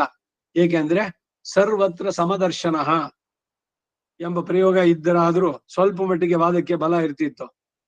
ಸರ್ವತ್ರ ಸಮದರ್ಶನ ಎಂಬ ಪ್ರಯೋಗ ಈ ಎಲ್ಲವೂ ಒಂದೇ ಅಂತ ಹೇಳೋದಕ್ಕೆ ವಿರುದ್ಧ. ಸರ್ವತ್ರ ಅಂತ ಯಾಕೆ ಹೇಳ್ಬೇಕಾಗಿತ್ತು? ಸರ್ವತ್ರೈಕತ್ವ ದರ್ಶನ ಅಂತ ಇಂಥ ಪ್ರಯೋಗ ಇದ್ರಾದ್ರೂ ಕೂಡ ಸ್ವಲ್ಪ ಮಟ್ಟಿಗೆ ವಾದಕ್ಕೆ ಬಲ ಸಿಗ್ತಾ ಇತ್ತು. ಸಮತ್ವ ವಸ್ತುಗಳಿಗೆ ಯಾವಾಗ ಹೇಳಲ್ಪಟ್ಟಿತೋ ಅವುಗಳಿಗೆ ಅಸಮತ್ವ ಇದ್ದೇ ಇದೆ. ಅಂದ್ರೆ ಒಂದೊಂದು ಬೇರೆ ಅಂತ ಅಸಮತ್ವ ಅಂದ್ರೆ ಎಲ್ಲ ಒಂದೇ ಅಲ್ಲ. ಕರ್ಮವಾಸನ, ದೇಹ ಪ್ರಾಪ್ತಿ ಮುಂತಾದವುಗಳಿಂದ ಅದು ಭಿನ್ನ. ಮುಂದೆ 33ನೇ ಶ್ಲೋಕದಲ್ಲಿ ಯೋಗಂ ಪ್ರೋಕ್ತ ಸಾಮ್ಯೇನ ಎಂಬ ಪ್ರಯೋಗದಿಂದಲೂ ಕೂಡ ಆತ್ಮರೆಲ್ಲರೂ ಕೂಡ ಸ್ವರೂಪತಃ ಒಂದೇ ಆದರೂ ಕೂಡ ಎಲ್ಲರೂ ಭಿನ್ನರಾದ್ದರಿಂದಲೇ ಸಾಮ್ಯೇನ ಎಂಬ ಪ್ರಯೋಗ. ಈ ಅಭಿಪ್ರಾಯ ನಿತ್ಯೋ ನಿತ್ಯಾನಾಂ ಚೇತನಶ್ಚೇತನಾನಾಂ ಏಕೋ ಬಹೂನಾಂ ವಿದದಾತಿ ಕಾಮಾನ್ ಎಂಬ ಶ್ರುತಿಯನ್ನ ಮತ್ತು ಮುಕ್ತ ದಿಶೆಯಲ್ಲಿ ಅನೇಕರು ಎಂದು ಶ್ರುತಿಗಳಲ್ಲಿ ಹೇಳಲ್ಪಟ್ಟಿರೋದ್ರಿಂದ ನಿತ್ಯರು ಕೂಡ ಅನೇಕರು ಎಂದು ಸದಾ ಪಶ್ಯಂತಿ ಸೂರಯ ಬಹುವಚನ ಇತ್ಯಾದಿ ಸ್ಥಳಗಳಲ್ಲಿ ಹೇಳಿರೋದ್ರಿಂದ ಜೀವಾನಂತ್ಯವೋ ವ್ಯಕ್ತ. ಇಲ್ಲಿ 5ನೇ ಅಧ್ಯಾಯದ 19ನೇ ಶ್ಲೋಕದಲ್ಲೂ ಯೇಷಾಂ ಸಾಮ್ಯ ಅಂತ ಹೇಳಿದ್ರೆ ಹೋದ್ ವಿನಃ ಯೇಷಾಂ ಐಕ್ಯ ಅಂತ ಹೇಳಲಿಲ್ಲ. ಮತ್ತು ನಿರ್ದೋಷವಾದ ಬ್ರಹ್ಮದ ಸಮತ್ವವೋ ಅವುಗಳ ಸ್ಥಿತಿಯಲ್ಲಿ ಇರುವವರು ಕೂಡ ತೇಷಾಂ ಎಂದು ಮುಂದೆ ದ್ವಾವಿಮೌ ಪುರುಷೌ ಲೋಕೆ ಅಂತ ಹೇಳಿ 15ನೇ ಅಧ್ಯಾಯ ಉತ್ತಮ ಪುರುಷಸ್ತ್ವನ್ಯ ಪರಮಾತ್ಮೇತ್ಯುದಾಹೃತ ಅಂತ ಜೀವ ಆತ್ಮರಲ್ಲೇ ಭೇದವನ್ನ ಪರಮಾತ್ಮನು ಜೀವಾತ್ಮನಿಗಿಂತ ಬೇರೆ ಅಂತ ಹೇಳಿರೋದ್ರಿಂದ ಆತ್ಮೈಕ್ಯವಾದಕ್ಕೆ ಇಲ್ಲಿ ಅನುಕೂಲ ಇಲ್ಲ. ಸಾಮ್ಯ ಎಲ್ಲಿದೆಯೋ ಅಲ್ಲಿ ವೈಷಮ್ಯ ಇದ್ದೇ ಇರಬೇಕು ಎಂದು ಮೇಲೆ ಹೇಳಿದ ಅಭಿಪ್ರಾಯವನ್ನೇ ವ್ಯಕ್ತವಾಗಿ ಶ್ರೀ ಯತಿವರ್ಯರು ಸ್ವಾತ್ಮನಃ ಎಂದು ಆರಂಭಿಸಿ ಪ್ರಕೃತಿಗತತ್ವಾತ್ ಎಂಬುದರ ಅಂತ್ಯದವರೆಗೂ ಸಮತ್ವ ಎಲ್ಲಿ ವೈಷಮ್ಯ ಎಲ್ಲಿ ಎಂಬುದನ್ನು ವಿಶದೀಕರಿಸಿದ್ದಾರೆ. ಉಪಾದಿಯಿಂದ ವೈಷಮ್ಯವೋ ಸ್ವರೂಪತಃ ಸಾಮ್ಯವೋ ಎಂದು ಭಾವಿಸತಕ್ಕದ್ದು. ನೋಡೋದಕ್ಕೆ ಬೇರೆ ಬೇರೆ ಶರೀರಗಳು, ಅದು ಯಾಕೆ ಅಂದ್ರೆ ಇವರು ಕರ್ಮಗತವಾದಂತಹದ್ದು. ಆದ್ರೆ ಅಲ್ಲಿ ಒಳಗಡೆ ಇರೋ ಆತ್ಮಗಳು ಎಲ್ಲವೂ ಅವುಗಳ ಶುದ್ಧ ಸ್ವರೂಪದಲ್ಲಿ ಸಮ. ಇದನ್ನ ತಿಳಿಬೇಕಾದದ್ದು. ಆಗಲಿ ತನ್ನ ಆತ್ಮ ಇತರ ಭೂತಗಳಲ್ಲೂ ಇತರ ಭೂತಗಳಲ್ಲಿರುವ ಆತ್ಮ ತನ್ನಲ್ಲೂ ನೋಡತಕ್ಕದ್ದು ಎಂದು ವ್ಯಕ್ತವಾಗಿ ಮೂಲದಲ್ಲಿ ಹೇಳಿರುವಾಗ ನಿಮ್ಮ ಅರ್ಥ ಹೇಗೆ ಸಮಂಜಸ ಅಂತ ಆಕ್ಷೇಪಿಸಿದ್ರೆ, ಜೀವಾತ್ಮನು ಸ್ವರೂಪದ ಅಣುವಾಗಿದ್ದಾನೆ. ಇಂಥವನು ಎಲ್ಲ ಭೂತಗಳಲ್ಲೂ ಮತ್ತು ಎಲ್ಲಾ ಭೂತಗಳಲ್ಲಿರುವ ಆತ್ಮರು ತನ್ನ ಆತ್ಮನಲ್ಲೂ ಇದ್ದಾನೆ ಅಂತ ಹೇಳುವುದು ಅಸಮಂಜಸವಾದದಿಂದ ಆ ಪ್ರಯೋಗಗಳಿಗೆ ಅಂತಹ ಸಮತ್ವದಲ್ಲಿ ಅಭಿಪ್ರಾಯ ಎಂದು ತಿಳಿಸುವುದಕ್ಕಾಗಿ ಮೂಲದಲ್ಲೇನೆ ಸರ್ವತ್ರ ಸಮದರ್ಶನ ಎಂದು ಪ್ರಯೋಗ ಇದೆ. ಆಗಲಿ ಪರಮಾತ್ಮನ ವಿಭವಾದ್ದರಿಂದ ಹಾಗೆ ಅರ್ಥ ಹೇಳ್ಕೂಡದೆ ಅಂತಂದ್ರೆ ಇದು ಪ್ರಕರಣಕ್ಕೆ ವಿರೋಧವಾಗುತ್ತೆ. ಜೀವಾತ್ಮದ ಪ್ರಕರಣ ಇದು. ಈಗ ಹೇಳುತ್ತಿರುವುದು ಭಕ್ತಿ ಯೋಗ ಅಂಗವಾದ ಆತ್ಮಚಿಂತನೆ ಅಲ್ಲ. ಹಾಗಲ್ಲ, ಪರಮಾತ್ಮ ಉಪಾಸನವೇ ಎಂದರೆ ಅಧ್ಯಾಯದ ಅಂತ್ಯದಲ್ಲಿ ಇದಕ್ಕಿಂತ ಹೆಚ್ಚಿನ ಯೋಗ ಒಂದುಂಟು ಅಂತ ಹೇಳಿರೋದಕ್ಕೆ ಸಾಮಂಜಸ್ಯ ದೂರೀಕೃತವಾಗುತ್ತೆ. ಈಗ ಧ್ಯಾನ ಯೋಗ ಆತ್ಮದಲ್ಲಿ ಆತ್ಮ ಸಂಸ್ಥಃ ಅಂತ ಹೇಳಿಬಿಟ್ಟು ಇದಕ್ಕಿಂತ ಇನ್ನು ಬೇರೆ ಯೋಗ ಒಂದಿದೆ ಅಂತ ಅಲ್ಲಿ ಹೇಳಿದ್ದು, ಅದಕ್ಕೆ ಅರ್ಥನೇ ಇರೋಲ್ಲ. ಇಲ್ಲೇ ಪರಮಾತ್ಮ ಇದು ಅಂತ ಹೇಳೋದು ಹೋದ್ರೆ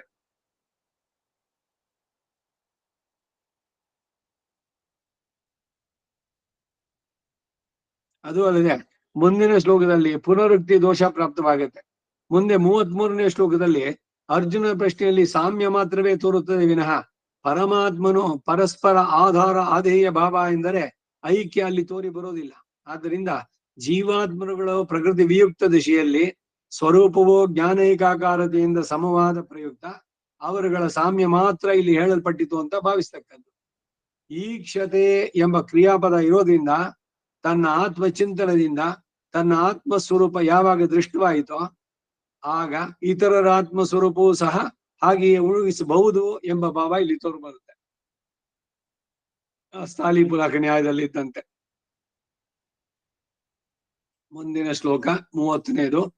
ಯೋ ಮಾಂ ಪಶ್ಯತಿ ಸರ್ವತ್ರ ಸರ್ವಂಚ ಮಯಿ ಪಶ್ಯತಿ ತಸ್ಯಾಹಂ ನ ಪ್ರಣಶ್ಯಾಮಿ ಸಚ ಮೇ ನ ಪ್ರಣಶ್ಯತಿ. ಯೋಗ ನಿರತನಾಗಿರುವ ಕರ್ಮಯೋಗಿಗೆ ವಿಪಾಕ ದಶೆಯಲ್ಲಿ ಸಮಸ್ತ ಆತ್ಮವರ್ಗ ವಿಷಯದಲ್ಲೂ ಸಮದರ್ಶಿತ್ವ ಉಂಟಾಗತ್ತೆ ಅಂತ ಹಿಂದಿನ ಶ್ಲೋಕದಲ್ಲಿ ಹೇಳಿದ್ರು. ಎಲ್ಲಾ ಆತ್ಮರು ಪ್ರಕೃತಿ ಸಂಬಂಧದಿಂದ ದೇವ ಮನುಷ್ಯಾದಿ ಆಕಾರಗಳಿಂದ ಭಿನ್ನರಾಗಿ ತೋರುತ್ತಾರೆ ಎಂದು ಪ್ರಕೃತಿ ವಿಯುಕ್ತ ದಶೆ ಇವೆಲ್ಲ ಆಯಾ ಕರ್ಮದ ದಶೆಯನ್ನ ಬಿಡಿಸ್ಕೊಂಡು ಬರೀ ಆತ್ಮವನ್ನ ತಗೊಂಡ್ರೆ ಎಲ್ಲ ಜ್ಞಾನ ದ್ರವ್ಯಮಯರಾದ್ದರಿಂದ ಸಮರು ಅನ್ನೋದನ್ನ ಆ ಜ್ಞಾನ ವಿಪಾಕ ದಶೆಯಲ್ಲಿ ಉಂಟಾಗತ್ತೆ ಅಂತ ಹೇಳಲ್ಪಟ್ಟಿತು. ಅನಂತರ ಈತನಿಗೆ ಎರಡನೇ ಅವಸ್ಥೆ ಇನ್ನೊಂದು ವಿಧವಾದ ಸಮತ್ವ ಜ್ಞಾನ ಉಂಟಾಗತ್ತೆ ಅಂತ ಹೇಳ್ತಾರೆ. ಪರಮಾತ್ಮನು ಜೀವಾತ್ಮನ ಹಾಗೆಯೇ ಜ್ಞಾನ ಸ್ವರೂಪನಾದ್ದರಿಂದ ಈ ಕರ್ಮಯೋಗಿಯು ತಾನು ಮತ್ತು ಇತರ ಆತ್ಮರುಗಳು ಕೂಡ ಪರಮಾತ್ಮನೊಂದಿಗೆ ಸಮಾನರು ಎಂದು ಭಾವಿಸುವುದು ಎಂದು ಉಪದೇಶಿಸ್ತಾರೆ. ಯಾವ ಆತ್ಮಚಿಂತನೆಯಲ್ಲಿ ನಿರತನಾಗಿ ಆತ್ಮಾವಲೋಕನ ಹೊಂದಿರುವ ಕರ್ಮಯೋಗಿಯು ಸರ್ವತ್ರ ಸಮಸ್ತ ಚೇತನರಲ್ಲೂ ಮಾಂ ಪಶ್ಯತಿ ನನ್ನ ಸಮಾನಾಕಾರತೆಯನ್ನು ನೋಡ್ತಾನೋ ಮತ್ತು ಮೈ ನನ್ನಲ್ಲಿ ಸರ್ವಂಚ ಸಮಸ್ತ ಆತ್ಮವರ್ಗದ ಸಮಾನಾಕಾರತೆಯನ್ನು ಪಶ್ಯತಿ ನೋಡ್ತಾನೋ ತಸ್ಯ ಅಂತ ಉಪಾಸನ ನಿಷ್ಪತ್ತಿಯನ್ನ ಹೊಂದಿದ ಕರ್ಮಯೋಗಿಗೆ ಅಹಂ ನಾನು ನ ಪ್ರಣಶ್ಯಾಮಿ ಹಾಗೆ ನನ್ನಲ್ಲಿ ಸಾಮ್ಯವನ್ನು ಸಾಕ್ಷಾತ್ಕರಿಸಿದವನಾದ್ದರಿಂದ ಆ ಸಾಮ್ಯದಿಂದ ಅವನಿಗೆ ಅದರ್ಶನವನ್ನು ಹೊಂದೋದಿಲ್ಲ. ಅಂದರೆ ಅದರ್ಶನಾಗೋದಿಲ್ಲ ಅನ್ನೋ ಭಾವ. ಆತನ ಯೋಗಕ್ಷೇಮವನ್ನು ನಾನು ವಹಿಸುವನಾಗ್ತೇನೆ. ಆತನಿಗೆ ಉಪಾಯ ಪೂರ್ತಿಯನ್ನು ಉಂಟು ಮಾಡಿ ಕೊಡ್ತೇನೆ ಎನ್ನೋ ಭಾವ. ಸಚ ಅಂತಹ ಕರ್ಮಯೋಗಿಯು ಕೂಡ ಮೇ ಆತನ ಸಾಮ್ಯವನ್ನ ಸಾಕ್ಷಾತ್ಕರಿಸುವುದ ಎಂದು ತಿಳಿದಿರುವ ಸರ್ವಜ್ಞನಾದ ನನಗೆ ನ ಪ್ರಣಶ್ಯತಿ ಸದಾ ಅದರ್ಶನ ಇಲ್ಲದಿರುವನು. ಅಂದ್ರೆ ಪರಸ್ಪರ ಇಬ್ರು ಕೂಡ ಅವರವರನ್ನ ತಿಳಿದಂತೆ. ಆತ್ಮನು ಎಲ್ಲ ಆತ್ಮರುಗಳು ಪರಸ್ಪರ ಸಮ ಎಂದು, ಹಾಗೆಯೇ ಆ ಜೀವಾತ್ಮರೆಲ್ಲ ನನಗೂ ಸಮ ಎಂದು ಆತನು ತಿಳಿದವನಾಗ್ತಾನೆ ಎನ್ನುವುದು ಭಾವ. ಅದು ಹೇಗೆ ಅಂದ್ರೆ, ನಾನು ಸರ್ವಜ್ಞನಾದ್ರಿಂದ ಎಲ್ಲ ಆತ್ಮರು ನನಗೆ ಸಮ ಎಂಬ ಭಾವದಿಂದ ನನಗೆ ಯಾರು ಅದರ್ಶನೀಯರಲ್ಲವೋ ಹಾಗೆ ಆತನು ಎಲ್ಲ ಆತ್ಮರುಗಳು ನನಗೆ ಜ್ಞಾನಾಕಾರತೆಯಿಂದ ಸಮ ಎಂದು ಯಾವಾಗ ತಿಳಿತಾನೋ ಅವಾಗ ಆತನಿಗೂ ನಾನು ಅದರ್ಶನೀಯನಲ್ಲ, ಎಲ್ಲರನ್ನೂ ಅವನು ನೋಡೋದಕ್ಕೆ ಸಾಧ್ಯವಾಗುತ್ತೆ. ಅಂದ್ರೆ ತಿಳಿಯೋದು, ಈಗ ಆತ್ಮ ಸಾಕ್ಷಾತ್ಕಾರ ಅಂತ ಹೇಳಿದ್ವಲ್ಲ ಹಾಗೆ ತಿಳಿವಳಿಕೆ ಅದು ಉಂಟಾಗತ್ತೆ. ಈ ಅಭಿಪ್ರಾಯ ಹಿಂದೆ 4ನೇ ಅಧ್ಯಾಯದ 35ನೇ ಶ್ಲೋಕದಲ್ಲಿ ಏನ ಭೂತಾನ್ಯಶೇಷೇಣ ದ್ರಕ್ಷ್ಯಸ್ಯಾತ್ಮನ್ಯಥೋ ಮಯಿ ಅನ್ನೋದ್ರಿಂದ ಹೇಳಲ್ಪಟ್ಟಿತು. ಅದರ ವ್ಯಾಖ್ಯಾನವನ್ನು ನೀವು ನೋಡ್ಬೋದು ಹಿಂದೆ. ಈ ಅಭಿಪ್ರಾಯ ಮುಂದೆ ಮಮ ಸಾಧರ್ಮ್ಯಮಾಗತಾಹ 14ನೇ ಅಧ್ಯಾಯ 2ನೇ ಶ್ಲೋಕದಲ್ಲಿ ಬರುತ್ತೆ. ಅಲ್ಲೂ ಕೂಡ ಇದು ವ್ಯಕ್ತ. ಹಿಂದೆ ಹೇಳಿದ್ದೇನೆ ಪುನಃ ಪುನಃ ಹೇಳುವುದು, ಯಾಕೆಂದ್ರೆ ಸುಲಭವಾಗಿ ಅರ್ಥವಾಗಲ್ಲ ಇದು. ಅಲ್ಲ ಇದನ್ನ ಮತ್ತೆ ಮತ್ತೆ ಹೇಳಿ ಉದಾಹರಣೆಗಳನ್ನ ತಿಳಿಸಿ ನೋಡು. ಶರೀರಕ್ಕಿಂತ ಆತ್ಮ ಬೇರೆ, ಎಲ್ಲರ ಆತ್ಮರಲ್ಲಿ ಎಲ್ಲ ಶರೀರಗಳು ಪಡೆದಿರುವಂತ ಅದು ದೇವ ಮನುಷ್ಯ ತಿರ್ಯಕ್ ಸ್ಥಾವರ ಯಾವುದ್ರಲ್ಲಿದ್ದು ಕೂಡ ಅದರ ಶುದ್ಧ ಸ್ವರೂಪದಲ್ಲಿ ಅದು ಸಮ. ಮತ್ತೆ ಈ ಎಲ್ಲ ಆತ್ಮರುಗಳು ಕೂಡ ಆನಂದ ಇವುಗಳಿಗೆ ಹೋದಾಗ ಭಗವಂತನ ಜೊತೆಗೆ ಆ ಸಾಮ್ಯತೆಯನ್ನು ಹೇಳೋದು. ಸಿಮಿಲಾರಿಟೀಸು ಭಗವಂತನಿಗೂ ಜೀವಾತ್ಮನಿಗೂ. ಸಪರೇಟ್ ಹೇಗೆ ಅನ್ನೋದು, ಅವನು ಸರ್ವಜ್ಞ, ಅವನು ವಿಭು, ಇವನ ಶರೀರಕ್ಕೆ ಮಾತ್ರ ಸೀಮಿತನಾದವನು, ಹೀಗೆ ಎಲ್ಲ ಬೇರೆ ಬೇರೆ ಬರುವಂತದ್ದು. ಈಗ ಈ 30ನೇ ಶ್ಲೋಕಕ್ಕೆ ಭಾಷ್ಯವನ್ನು ನೋಡೋಣ. ತಥೋ ವಿಪಾಕದಶಾಪನ್ನೋ ಮಮ ಸಾಧರ್ಮ್ಯಂ ಉಪಾಗತಃ ನಿರಂಜನಃ ಪರಮಂ ಸಾಮ್ಯಮುಪೈತಿ ಇತ್ಯುಚ್ಯಮಾನಂ ಸರ್ವಸ್ಯ ಆತ್ಮವಸ್ತುನೋ ವಿಧೂತ ಪುಣ್ಯಪಾಪಸ್ಯ ಸ್ವರೂಪೇಣ ಅವಸ್ಥಿತಸ್ಯ ಮತ್ ಸಾಮ್ಯಂ ಪಶ್ಯನ್ ಯಸ್ ಸರ್ವತ್ರ ಆತ್ಮವಸ್ತುನಿಮಾಂ ಪಶ್ಯತಿ ಸರ್ವಂ ಆತ್ಮವಸ್ತು ಚ ಮಯಿ ಪಶ್ಯತಿ ಅನ್ಯೋನ್ಯ ಸಾಮ್ಯಾತ್ ಅನ್ಯತರ ದರ್ತನೇನ ಅನ್ಯತರ ದರ್ಶನೇನ ಅನ್ಯತರದಪೀದೃಶಂ ಇತಿ ಪಶ್ಯತಿ ತಸ್ಯ ಸ್ವಾತ್ಮರೂಪಂ ಪಶ್ಯತೋಹಂ ತತ್ ಸಾಮಾನ್ಯ ನ ಪ್ರಣಶ್ಯಾಮಿ ತತ್ ಸಾಮ್ಯಾತ್ ನ ಪ್ರಣಶ್ಯಾಮಿ ನ ದರ್ಶನಮುಪಯಾಮಿ ಮಮಾಪಿ ಮಾಂ ಪಶ್ಯತೋ ಮತ್ ಸಾಮ್ಯಾತ್ ಸ್ವಾತ್ಮಾನಂ ಮತ್ ಸಮಂ ಅವಲೋಕಯನ್ನೇ ಸದಾ ಉಪಯಾತಿ ಅಂತ ರಾಮಾನುಜರ ಭಾಷ್ಯ ಈ 30ನೇ ಶ್ಲೋಕಕ್ಕೆ. ಈಗ ಭಾಷ್ಯದ ಅರ್ಥ ತತಃ ಅದಕ್ಕಿಂತಲೂ ಅಂದ್ರೆ ಹಿಂದಿನ ಶ್ಲೋಕದಲ್ಲಿ ಹೇಳಿದಕ್ಕಿಂತಲೂ ವಿಪಾಕ ದಶಾಪನ್ನ ಪರಿಪಕ್ವ ದಶೆಯನ್ನ ಹೊಂದಿದ ಕರ್ಮಯೋಗಿ. ಪರಿಪಕ್ವತೆ ಬರಬೇಕು, ಅವನು ಬರೀ ಅಭ್ಯಾಸ ಶುರು ಮಾಡಿದ್ದು, ಆ ಪಕ್ವತೆ ಯಾವಾಗ ಬರೋದು? ನಿರಂತರವಾಗಿ ಕರ್ಮಯೋಗಿಯಾಗಿರ್ಬೇಕು. ಆ ಪರಿಪಕ್ವ ದಶೆ ಹೊಂದಿದಂತಹ ಕರ್ಮಯೋಗಿಯು ನಿರಂಜನ ಪರಮಂ ಸಾಮ್ಯಂ ಉಪೈತಿ. ಪರಮಾತ್ಮನ ದಿವ್ಯಮಂಗಳ ವಿಗ್ರಹೋಪಾಸಕನು ಸಮಸ್ತ ಪುಣ್ಯ ಪಾಪಗಳಿಂದ ಬಿಡಲ್ಪಟ್ಟವನಾಗಿ ದೋಷ ಗಂಧ ರಹಿತನಾಗಿ ಪರಮಾತ್ಮನೊಂದಿಗೆ ಪರಮ ಸಾಮ್ಯವನ್ನು ಹೊಂದುತ್ತಾನೆ. ಈ ಶ್ರುತಿ ಅರ್ಥಕ್ಕೆ 3ನೇ ಅಧ್ಯಾಯದ ಭಾಷ್ಯದ ಅವತರಿಕೆ ನೋಡಿ. ಇತ್ಯುಚ್ಯಮಾನಂ ಎಂದು ಹೇಳಲ್ಪಟ್ಟಿರುವ ಮಮ ಸಾಧರ್ಮ್ಯಂ ನನ್ನೊಂದಿಗೆ ಜ್ಞಾನಾಕಾರತೆ ಮೊದಲಾದವುಗಳಿಂದ ಸಮಾನ ಧರ್ಮವನ್ನು ಉಪಾಗತಃ ಹೊಂದಿದವನಾಗಿ, ಶಾಸ್ತ್ರ ಮತ್ತು ವಿವೇಕಜನ್ಯ ಜ್ಞಾನವನ್ನು ಹೊಂದಿದವನಾಗಿ, ವಿಧೂತ ಪುಣ್ಯ ಪಾಪಸ್ಯ ನಷ್ಟವಾದ ಪುಣ್ಯ ಪಾಪಗಳನ್ನುಳ್ಳಂತಹ ಸ್ವರೂಪೇಣ ಅವಸ್ಥಿತಸ್ಯ ತನ್ನ ನೈಜ ಸ್ವರೂಪದಿಂದ ಇರುವ, ಅಂದರೆ ತನ್ನ ನೈಜ ಸ್ವರೂಪ ಆವಿರ್ಭಾವ ಉಂಟಾದಂತಹ ಆತ್ಮವಸ್ತುನಃ ಆತ್ಮವಸ್ತುವಿಗೆ ಅಂದ್ರೆ ಆತ್ಮವಸ್ತುವಿನಲ್ಲಿ ಮತ್ಸಾಮ್ಯಂ ಪಶ್ಯನ್ನೇ ನನ್ನೊಂದಿಗೆ ಸಮಭಾವವನ್ನು ಕಾಣುವವನಾಗಿ ಯಾವ ವಿಭಾಗದಶಿಯ ಕರ್ಮಯೋಗಿಯೋ ಸರ್ವತ್ರ ಆತ್ಮವಸ್ತುನಿ ಎಲ್ಲ ಕಡೆಯಲ್ಲೂ ಇರುವ ಆತ್ಮವಸ್ತುವಿನಲ್ಲಿ ನನ್ನನ್ನ ಅಂದರೆ ನನ್ನ ಸಮಾನಾಕಾರತೆಯನ್ನು ಕಾಣುತ್ತಾನೋ ಮತ್ತು ಸರ್ವಂ ಆತ್ಮವಸ್ತು ಚ ಸಮಸ್ತ ಆತ್ಮವಸ್ತುವನ್ನು ಮೈ ಪಶ್ಯತಿ ನನ್ನಲ್ಲಿ ಕಾಣ್ತಾನೆ. ಯಶೋದೆ ಬಂದ್ಲು, ಬಲರಾಮ ಹೇಳ್ದ ಕೃಷ್ಣ ಮಣ್ತಿಂದ ಅಂತ, ಎಲ್ಲಿ ಬಾಯಿ ತೆಗಿ ಅಂತ ಅಂದಾಗ ತೋರಿಸ್ದ. ಸಮಸ್ತವನ್ನು ತನ್ನೊಳಗೆ ತೋರಿಸಿದ. ಈ ಘಟನಾವಳಿಗಳು ನೋಡಿದಾಗ ಸಿದ್ಧಾಂತಕ್ಕೆ ಎಷ್ಟು ಪೂರಕವಾಗಿರ್ತೀವೆಲ್ಲ ಅಂತ. ಎಲ್ಲರಲ್ಲೂ ನನ್ನನ್ನೇ ಕಾಣೋದು, ಮೈ ಪಶ್ಯತಿ, ನನಗೆ ಸಮಾನ ಭಾವದಲ್ಲಿ ಇರುವ ಹಾಗೆ ಕಾಣ್ತಾನು. ಇದರ ಅಭಿಪ್ರಾಯ ಏನು ಅನ್ನೋದನ್ನು ಉಪದೇಶಿಸ್ತಾರೆ. ಅನ್ಯೋನ್ಯ ಸಾಮ್ಯತೆ, ಪರಸ್ಪರ ಸಮಭಾವ ಇರೋದರಿಂದ, ಅನ್ಯತರ ದರ್ಶನೇನ, ಒಂದನ್ನು ನೋಡುವುದರಿಂದ, ಅನ್ಯತರದಪಿ ಇನ್ನೊಂದು ಕೂಡ, ಈ ದೃಶ್ಯಮಿತಿ ಹೀಗೆ ಎಂದು ನೋಡ್ತಾನೋ. ಏಳನೆಲ್ಲ ಏಕ ವಿಜ್ಞಾನೇನ ಸರ್ವ ವಿಜ್ಞಾನಂ, ಚಿನ್ನ ಅದರ ಸ್ವರೂಪ ಇದೆಲ್ಲ ಹೇಗಿದೆ ಅಂತ ಗೊತ್ತಾದ್ರೆ ಚಿನ್ನದಲ್ಲಿ ಮಾಡಿದ ಎಲ್ಲವನ್ನೂ ಕೂಡ ಇದು ಚಿನ್ನದ್ದು ಅಂತ ಗೊತ್ತಾಗುತ್ತೋ ಇಲ್ವೋ ಹಾಗೆ ಅಂತಾರೆ ಇಲ್ಲಿ. ತತ್ ಸಾಮ್ಯಾತೆ ಸ್ವಾತ್ಮರೂಪಂ ಪಶ್ಯತಃ, ತನ್ನ ಆತ್ಮಸ್ವರೂಪವನ್ನೇ ಸಾಕ್ಷಾತ್ಕರಿಸುವಂತಹ ತಸ್ಯ ಅಂತಹ ವಿಪಾಕದಶ ಕರ್ಮಯೋಗಿಗೆ ಅಹಂ ನಾನು, ತತ್ ಸಾಮ್ಯಾತೆ ಆತನಿಗೆ ಸಮಾನವಾದ ಆಕಾರ ಉಳ್ಳವನಾಗಿರೋದ್ರಿಂದ ನ ಪ್ರಣಶ್ಯಾಮಿ ಅಂದ್ರೆ ನಾ ದರ್ಶನಂ ಉಪಯಾಮಿ, ಅದರ್ಶನವನ್ನು ಹೊಂದೋದಿಲ್ಲ. ಹಾಗೆಯೇ ಮಮಾಪಿ ನನಗೂ ಕೂಡ ಮಾಂ ಪಶ್ಯತಃ ನನ್ನನ್ನು ನೋಡ್ತಿರುವ ಮತ್ ಸಮಂ ಅವಲೋಕೆಯನ್ನೇ ನನಗೆ ಸಮಾನವಾದ ಸ್ವರೂಪ ಉಳ್ಳದ್ದು ಎಂದು ತಿಳಿದವನಾಗಿ ಸದಾ ದರ್ಶನ ಉಪಯಾತಿ, ಯಾವಾಗಲೂ ಅವನು ಅಂದರೆ ಆ ಕರ್ಮಯೋಗಿಯ ದರ್ಶನವನ್ನು ಕೊಡ್ತಾನೆ, ಅವನು ನನ್ನ ಕೃಪೆಗೆ ಒಳಗಾಗ್ತಾನೆ.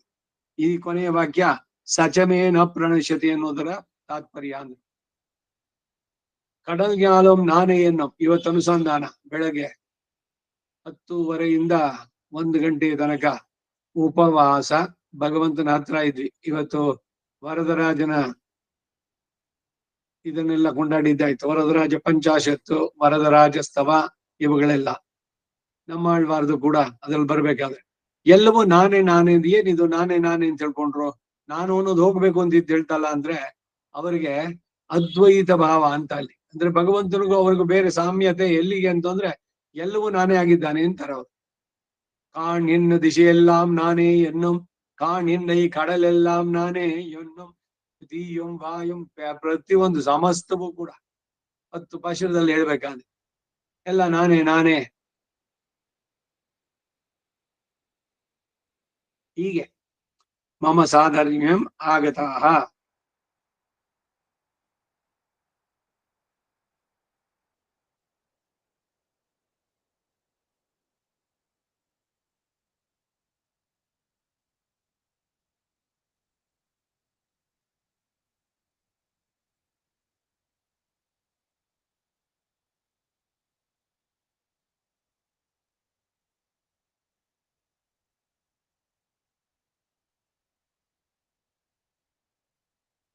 ಮತ್ಸಾಮ್ಯಂ ಪಶ್ಯನ್ನೇ, ನನ್ನೊಂದಿಗೆ ಸಮಭಾವವನ್ನು ಕಾಣುವಾಗಿ ಯಾವ ವಿಪಾಕ ದಶೆಯ ಕರ್ಮಯೋಗಿ, ಎಲ್ಲ ಕಡೆನೂ ಇದು ಹೇಳುವಂತಹದ್ದು. ಅವನು ಕರ್ಮಯೋಗಿಯಾಗಿ ಅವನು ಆ ಸಿದ್ಧಿಯನ್ನು ಪಡೆದವನು. ಸರ್ವತ್ರ ಆತ್ಮವಸ್ತುನಿ, ಎಲ್ಲ ಕಡೆಯಲ್ಲೂ ಇರುವ ಆತ್ಮವಸ್ತುವಿನಲ್ಲಿ ಮಾಂ ನನ್ನನ್ನ ಅಂದ್ರೆ ನನ್ನ ಸಮಾನಾಕಾರತೆಯನ್ನು ಕಾಣ್ತಾನೋ. ಮತ್ತು ಸರ್ವ ಆತ್ಮವಸ್ತು ಸಮಸ್ತ ಆತ್ಮವಸ್ತುವನ್ನು ಮೈ ಪಶ್ಯತಿ ನನ್ನಲ್ಲಿ ಕಾಣ್ತಾನೋ, ಅಂದ್ರೆ ನನಗೆ ಸಮಾನ ಭಾವದಲ್ಲಿರುವಾಗೆ ಕಾಣ್ತಾನೋ. ಅದನ್ನ ಹೇಳ್ತಾರೆ ಅನ್ಯೋನ್ಯ ಸಾಮ್ಯತೆ, ಪರಸ್ಪರ ಸಮಭಾವ ಇರೋದ್ರಿಂದ ಅನ್ಯತರ ದರ್ಶನೇನ, ಒಂದನ್ನು ನೋಡುವುದರಿಂದ ಅನ್ಯತರ ಇನ್ನೊಂದು ಕೂಡ ಈ ದೃಶ್ಯಮಿತಿ, ಈ ಸ್ಥಾಲಿಪುಲಾಗ ನ್ಯಾಯ ಅಂತ ಅದಕ್ಕೆ ಹೇಳಿದ್ದು. ಸ್ವಾತ್ಮ ರೂಪಂ ಪಶ್ಯತಃ, ತನ್ನ ಆತ್ಮಸ್ವರೂಪನ್ನೇ ಸಾಕ್ಷಾತ್ಕರಿಸುವ ತಸ್ಯ ಅಂತಹ ವಿಪಾಕ ದಿಶೆ ಕರ್ಮಯೋಗಿಗೆ ಅಹಂ ನಾನು, ತತ್ ಸಾಮ್ಯಾತೆ ಆತನಿಗೆ ಸಮಾನವಾದ ಆಕಾರ ಉಳ್ಳವನಾದ್ದರಿಂದ ನ ಪ್ರಣಶ್ಯಾಮಿ ಅಂದ್ರೆ ನಾ ದರ್ಶನ ಉಪಯಾಮಿ, ಅದರ್ಶನವನ್ನು ಹೊಂದೋದಿಲ್ಲ. ಹಾಗೆ ಮಮಾಪಿ ನನಗೂ ಕೂಡ ಮಾಂ ಪಶ್ಯತಃ ನನ್ನನ್ನು ನೋಡ್ತಿರುವ ಮತ್ ಸಮಂ ಅವಲೋಕೆಯನ್ನೇ ನನಗೆ ಸಮಾನವಾದ ಸ್ವರೂಪ ಉಳ್ಳದ್ದೆಂದು ತಿಳಿದವನಾಗಿ ಸದಾ ದರ್ಶನ ಉಪಯಾತಿ, ಯಾವಾಗಲೂ ಅವನು ಎಂದರೆ ಆ ಕರ್ಮಯೋಗಿಯು ದರ್ಶನವನ್ನು ಕೊಡ್ತಾನೆ, ಅವನು ನನ್ನ ಕೃಪೆಗೆ ಒಳಗಾಗ್ತಾನೆ. ಈ ಕೊನೆಯ ವಾಕ್ಯ ಸಚಮೇ ನ ಪ್ರಣಶ್ಯತಿ ಎಂಬುದರ ತಾತ್ಪರ್ಯ. ಇದರ ಹಿಂದಿನ ಶ್ಲೋಕದಲ್ಲಿ ದೇವ ಮನುಷ್ಯಾದಿ ಪ್ರಕೃತಿ ಪರಿಣಾಮ ವಿಶೇಷ ಭೇದ ತೊಲಗೋದ್ರಿಂದ ಸಮಸ್ತ ಆತ್ಮವರ್ಗವು ಜ್ಞಾನದ್ರವ್ಯ ರೂಪವಾಗಿ ಒಂದೇ ವಿಧವಾಗಿ ಇರೋದ್ರಿಂದ ಆತ್ಮರುಗಳಿಗೆ ಸಮಭಾವ ಉಂಟು ಎಂದು, ಇದು ಆ ಕರ್ಮ ವಿಪಾಕ ದಿಶೆ, ಈ ಕರ್ಮಯೋಗಿಗೆ ವಿಪಾಕ ದಿಶೆಯಲ್ಲಿ ನಿಷ್ಪನ್ನ ಕರ್ಮಯೋಗಿಗೆ ತೋರಿ ಬರುತ್ತೆ ಅಂತ ಹೇಳಲ್ಪಟ್ಟಿತು. ಈ ಆತ್ಮವರ್ಗವೇ ಪುಣ್ಯ ಪಾಪಗಳನ್ನ ಕಳೆದುಕೊಂಡಿರುವ ಅವಸ್ಥೆಯಲ್ಲಿ ಪರಮಾತ್ಮನೊಂದಿಗೆ ಪರಮ ಸಾಮ್ಯವನ್ನು ಹೊಂದುತ್ತೆ ಎಂದು ಆ ಭಾವವು ನಿಷ್ಪನ್ನ ಕರ್ಮಯೋಗಿಯ ಎರಡನೇ ಅವಸ್ಥೆಯಲ್ಲಿ ತೋರಿ ಬರುತ್ತೆ ಎಂದು. ಆದ್ದರಿಂದ ಪರಸ್ಪರ ಆತ್ಮ ಸಾಮ್ಯ ಮತ್ತು ಪರಮಾತ್ಮನೊಂದಿಗೆ ಸಾಮ್ಯ ಎರಡು ಆಗಿ ತೋರು ಬರುತ್ತೆ ಎಂದು ಉಪದೇಶಿಸ್ತಾರೆ. ಭಾಷ್ಯದಲ್ಲಿ ಮಮ ಸಾಧರ್ಮ್ಯಮಾಗತ ಉಪಾಗತಃ ಎಂದಿರೋದ್ರಿಂದ ಮುಂದೆ ಗೀತೆಯ 14ನೇ ಅಧ್ಯಾಯದ 2ನೇ ಶ್ಲೋಕದಲ್ಲಿ ಇದಂ ಜ್ಞಾನಮುಪಾಶ್ರಿತ್ಯ ಮಮ ಸಾಧರ್ಮ್ಯಂ ಆಗತಃ ಎಂದು ಹೇಳುವ ಅಭಿಪ್ರಾಯ ಕೂಡ ಇಲ್ಲಿ ಸೂಚಿತ. ಒಂದಕ್ಕೊಂದಕ್ಕೆ ಸಂಬಂಧ ನೋಡಿ. ಅಲ್ಲಿ ಮುಂದೆ ಹೇಳೋದಕ್ಕೂ ಇಲ್ಲಿ ಈ ವಿಪಾಕ ದಶೆಯನ್ನು ಹೊಂದಿದ ಕರ್ಮಯೋಗಿಯು ಪರಮಾತ್ಮನೊಂದಿಗೆ ಸಾಮ್ಯವನ್ನು ಕಾಣ್ತಾನೆ ಅಂತ ಹೇಳಿದ್ರೆ ಒಡನೆಯ ಜೀವನ್ ಮುಕ್ತನಾದ ಎಂಬ ಅರ್ಥ ಅಲ್ಲ. ಭಕ್ತಿ ಯೋಗದಲ್ಲಿ ಹಿಡಿದು ಪರಮಾತ್ಮ ಉಪಾಸನೆಯನ್ನ ಮಾಡಿ ಪುಣ್ಯ ಪಾಪಗಳೆಲ್ಲ ದಹಿಸಿ ಹೋದ ನಂತರ ಪ್ರಕೃತಿಯಿಂದ ಬಿಡಲ್ಪಡ್ತಾನೆ. ಇದು ಬಹಳ ಸ್ಪಷ್ಟ ಸಿದ್ಧಾಂತ ಇದು. ಇವನ್ ಕರ್ಮ ಕಳ್ಕೊಳ್ಳದೆ ಅವನಿಗೆ ಜೀವನ್ ಮುಕ್ತನಾಗೋಕ್ ಸಾಧ್ಯ ಇಲ್ಲ. ಪರಿಪಾಕ ದಶೆ ಯಾವಾಗ ಬರೋದು ಅಂದ್ರೆ ಈ ದ್ವಂದ್ವಗಳಿಂದ ಅತೀತನಾಗ್ಬೇಕು. ಅದಕ್ಕೆ ಪ್ರಯತ್ನ ಇಲ್ಲ ಆಗ್ಬೇಕು. ದುಃಖವೋ ಸುಖವೋ ನೋಡಿದ್ವಲ್ಲ. ಎಲ್ಲಿ ತನಕ ಅಂದ್ರೆ ಸ್ವಂತ ಮಗ ಅವ್ನ್ ಸತ್ತೋದ ಅಂದ್ರೂ ಕೂಡ ಇವ್ನು ಅಳಬಾರ್ದು ಅಂತಾನೆ. ಅಂದ್ರೆ ಅಷ್ಟರ ಮಟ್ಟಿಗೆ ಇವನಿಗೆ ಡಿಟ್ಯಾಚ್ಮೆಂಟ್ ಇದು ಉಂಟಾದರೆ ಆಗುವಂತಹದ್ದು.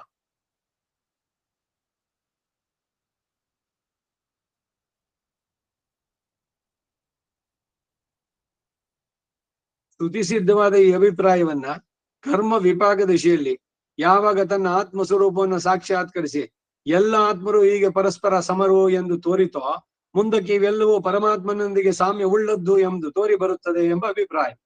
ಈ ಶ್ಲೋಕದ ಪೂರ್ವಾರ್ಧದಲ್ಲಿ ಯೋಮಾಂ ಪಶ್ಯತಿ ಸರ್ವತ್ರ ಎಂಬುದರಿಂದ ಪರಮಾತ್ಮನ ಸರ್ವವ್ಯಾಪಕತ್ವ ಎಲ್ಲ ಆತ್ಮರುಗಳಿಗೂ ಆತ್ಮ ಆಗಿರುವ ಭಾವವು ಸಾಧಾರಣವಾಗಿ ತೋರಿ ಬರುತ್ತೆ. ಮತ್ತು ಸರ್ವಂಚ ಮೈ ಪಶ್ಯತಿ ಎಂಬುದರಿಂದ ಪರಮಾತ್ಮನ ಸಕಲಕ್ಕೂ ಆಧಾರಭೂತನು, ಸಮಸ್ತವು ಆತನಿಗೆ ಅನ್ನೋದು ಎಲ್ಲ ಆತ್ಮರು ಪರಸ್ಪರ ಸಮ ಎಂದು ಪರಮಾತ್ಮನೆಂದಿಗೂ ಸಮ ಎಂದು ಅನುಸಂಧಾನಗಳು ಉಂಟುವಾಗುವ ದಿಶೆ ಅಂತ ಹೇಳ್ತಾರೆ. ಆಧಾರ ಆಧೇಯ ಭಾವ. ಆಧಾರಭೂತ ಅವನು, ಸಮಸ್ತವು ಆತನಿಗೆ ಆಧೇಯ ಎಂಬ ಭಾವ. ಆದರೆ ಇವು ಮೇಲೆ ಮೇಲೆ ತೋರುವ ಅರ್ಥಗಳಾದ್ರೂ ಕೂಡ ಪ್ರಕರಣಕ್ಕೆ ಉಪಯುಕ್ತವಾದವುಗಳು ಅಲ್ಲ. ಹಿಂದಿನ ಶ್ಲೋಕಕ್ಕೂ ಈ ಶ್ಲೋಕಕ್ಕೂ ಸದ್ಗತಿ ಆಗದರಿಯುವುದು ದುರ್ಲಭ. ತಸ್ಯ ಎಂಬುದು ಈ ಯೋಗಿಯನ್ನು ಕುರಿತ ವಿಷಯ.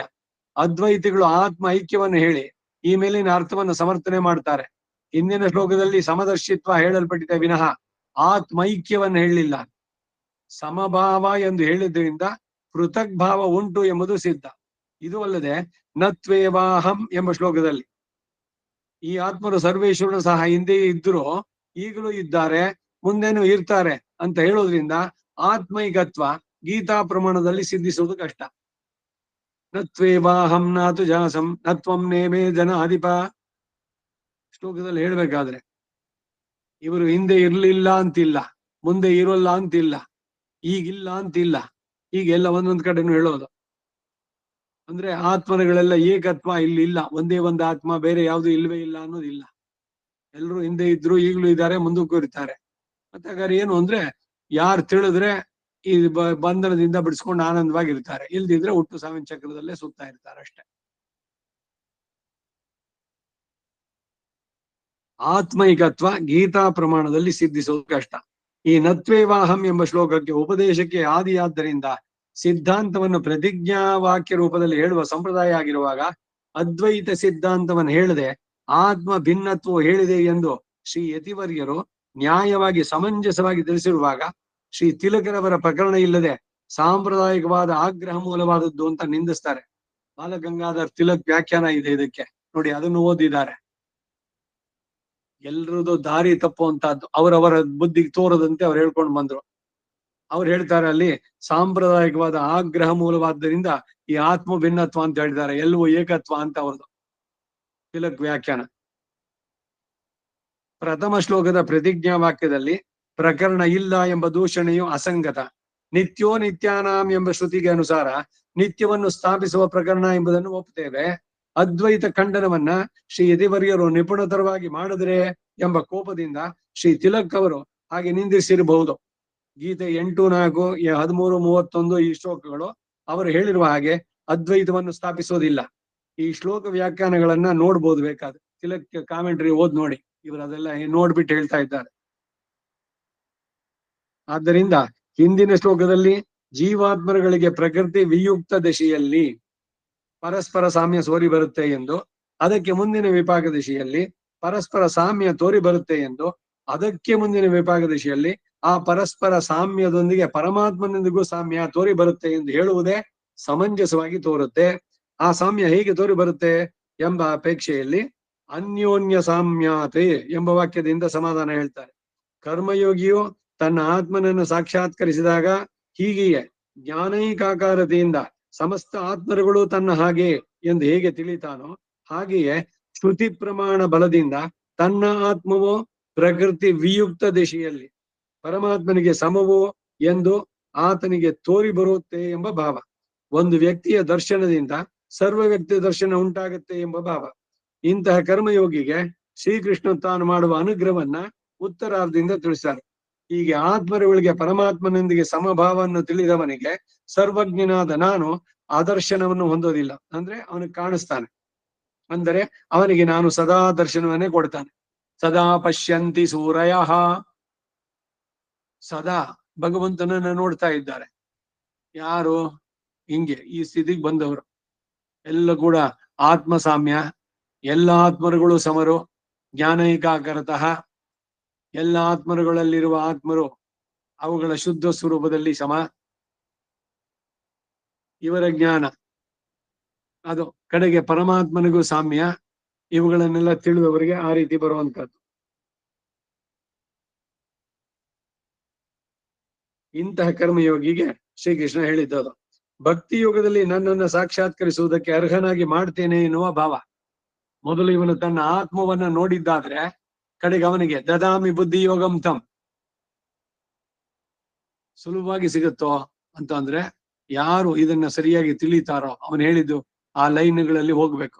ಮಾರ್ಗ ತೋರಿಸ್ತಾನೆ, ಹಿಂಗ್ ಬನ್ನಿ, ಮೊದಲು ಈ ಸಂಬಂಧ ಎಲ್ಲ ಕಲ್ತ್ಕೊಳ್ಳಿ, ಹೊರಗಿನ ಪ್ರಚೋದನೆಗಳಿಗೆ ಯಾವುದಕ್ಕೂ ಬೇಡ. ಕರ್ಮಾಯುತವಾಗಿ ಏನ್ ಶರೀರ ಅದು ಬರುತ್ತೋ ಅದು ಅನುಭವಿಸ್ತಾ ಇದೆ, ನನಗಲ್ಲ ಅದು ಅಂತ.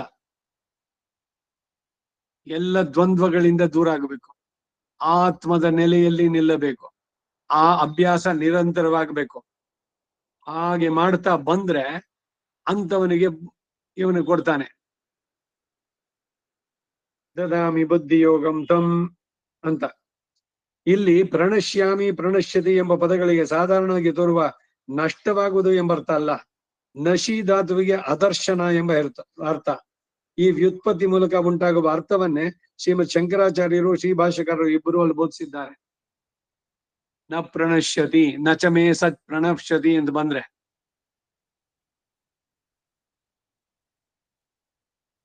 ಮುಂದೆ ಭಾಷ್ಯದ ಅವತಾರಿಕೆ 31ನೇ ಶ್ಲೋಕ.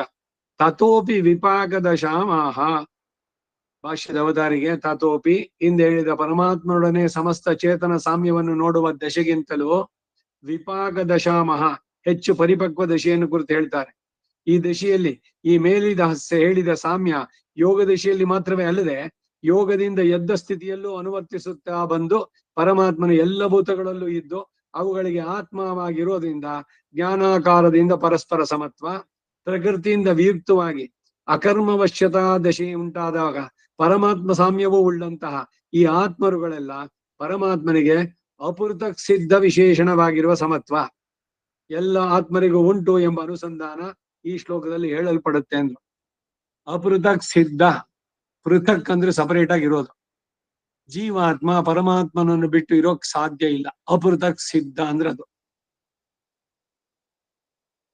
ಇದಕ್ಕೆಲ್ಲ ಹಿಂದೆನೂ ಒಂದ್ಸಲ ಹೇಳಿದೆ. ಈಗ ಬಿಳಿ ಬಣ್ಣ ತೋರ್ಸು ಒಂದು ಪಂಚೆ ತೋರ್ಸೈತಿ, ಪಂಚೆ ಬೇಡ್ರಿ, ಬಿಳಿ ಬಣ್ಣ ತೋರ್ಸಿ. ಗೋಡೆ ಬೆಳಗಿದೆ, ಗೋಡೆ ಬೇಡ, ಬಿಳಿ ಬಣ್ಣ ತೋರ್ಸಿ. ಗೋಡೆಯಿಂದನೋ ಅಥವಾ ಇದರಿಂದನೋ ಇಲ್ಲ ಒಂದು ದ್ರವ್ಯ, ಅದು ಲಿಕ್ವಿಡ್, ಅದರಿಂದ ಅದು ನೀರ್ ತರ ಇದೆ, ಪಾಯಸದ ತರ ಸೆಮಿ ಸಾಲಿಡ್, ಅದು ಬಿಳಿ ಬಣ್ಣ ಅಂತ ಹೇಳ್ತೀರಾ? ಯಾವುದೋ ಒಂದು ದ್ರವ್ಯಕ್ಕೆ ಅಂಟಿಕೊಂಡಂತೆನೆ ಅದ್ರ ಬಣ್ಣವನ್ನು ಹೇಳ್ಬೋದು, ಸಪರೇಟ್ ಆಗಿ ಹಾಗೆ ಜೀವಾತ್ಮ ಅವನ್ ಸಪರೇಟ್ ಆಗಿ ಇರೋಕ್ ಸಾಧ್ಯ ಇಲ್ಲ. ರಾಮಾಯಣದಲ್ಲಿ ಸೀತೆ ನಾನು ಅಪೃಥಕ್ ಸಿದ್ಧ ವಿಶೇಷಣ ಅವನಿಗೆ ಅಂತ. ರಾಮ ಇಲ್ದಿದ್ರೆ ಇವಳು ಇರೋಕೆ ಇಲ್ಲ, ಸಾಧ್ಯವೇ ಇಲ್ಲ. ಮತ್ತೆ ಹೇಗಿದ್ಲು ಅಲ್ಲಿ? 2 ತಿಂಗಳು ಮಾತ್ರ ಗಡುವು ಕೊಟ್ಟಿದ್ದಾನೆ, ಅವನು 1 ತಿಂಗಳು ಕೊಟ್ಟಿದ್ದು ರಾವಣ. ಇವಳು ಹೇಳಿದ್ಲು 2 ತಿಂಗಳಿಗಿಂತ ಮೇಲೆ 1 ದಿವಸ ಬದುಕೋದಿಲ್ಲ ನಾನು ಅಂತ ಹೇಳಿದ್ಲು. 2 ತಿಂಗಳು ಇರ್ತೀನಿ ಅಂತಂದ್ರೆ ಅವಳು ಪರ್ಮನೆಂಟ್ ಆಗಿ ಇರ್ತಾರೆ, ಪರವಾಗಿಲ್ಲ. ಆದ್ರೆ ನಾನು ಅವಳನ್ನ ಬಿಟ್ಟು ಒಂದ್ ಕ್ಷಣನೂ ಇರೋಕ್ಕಾಗಲ್ಲ ಅಂತಾರೆ. ಇದು ಪರಸ್ಪರ ಅವರಿಗೆ ಹೇಳ್ತಾ ಇದ್ದಿತ್ತು.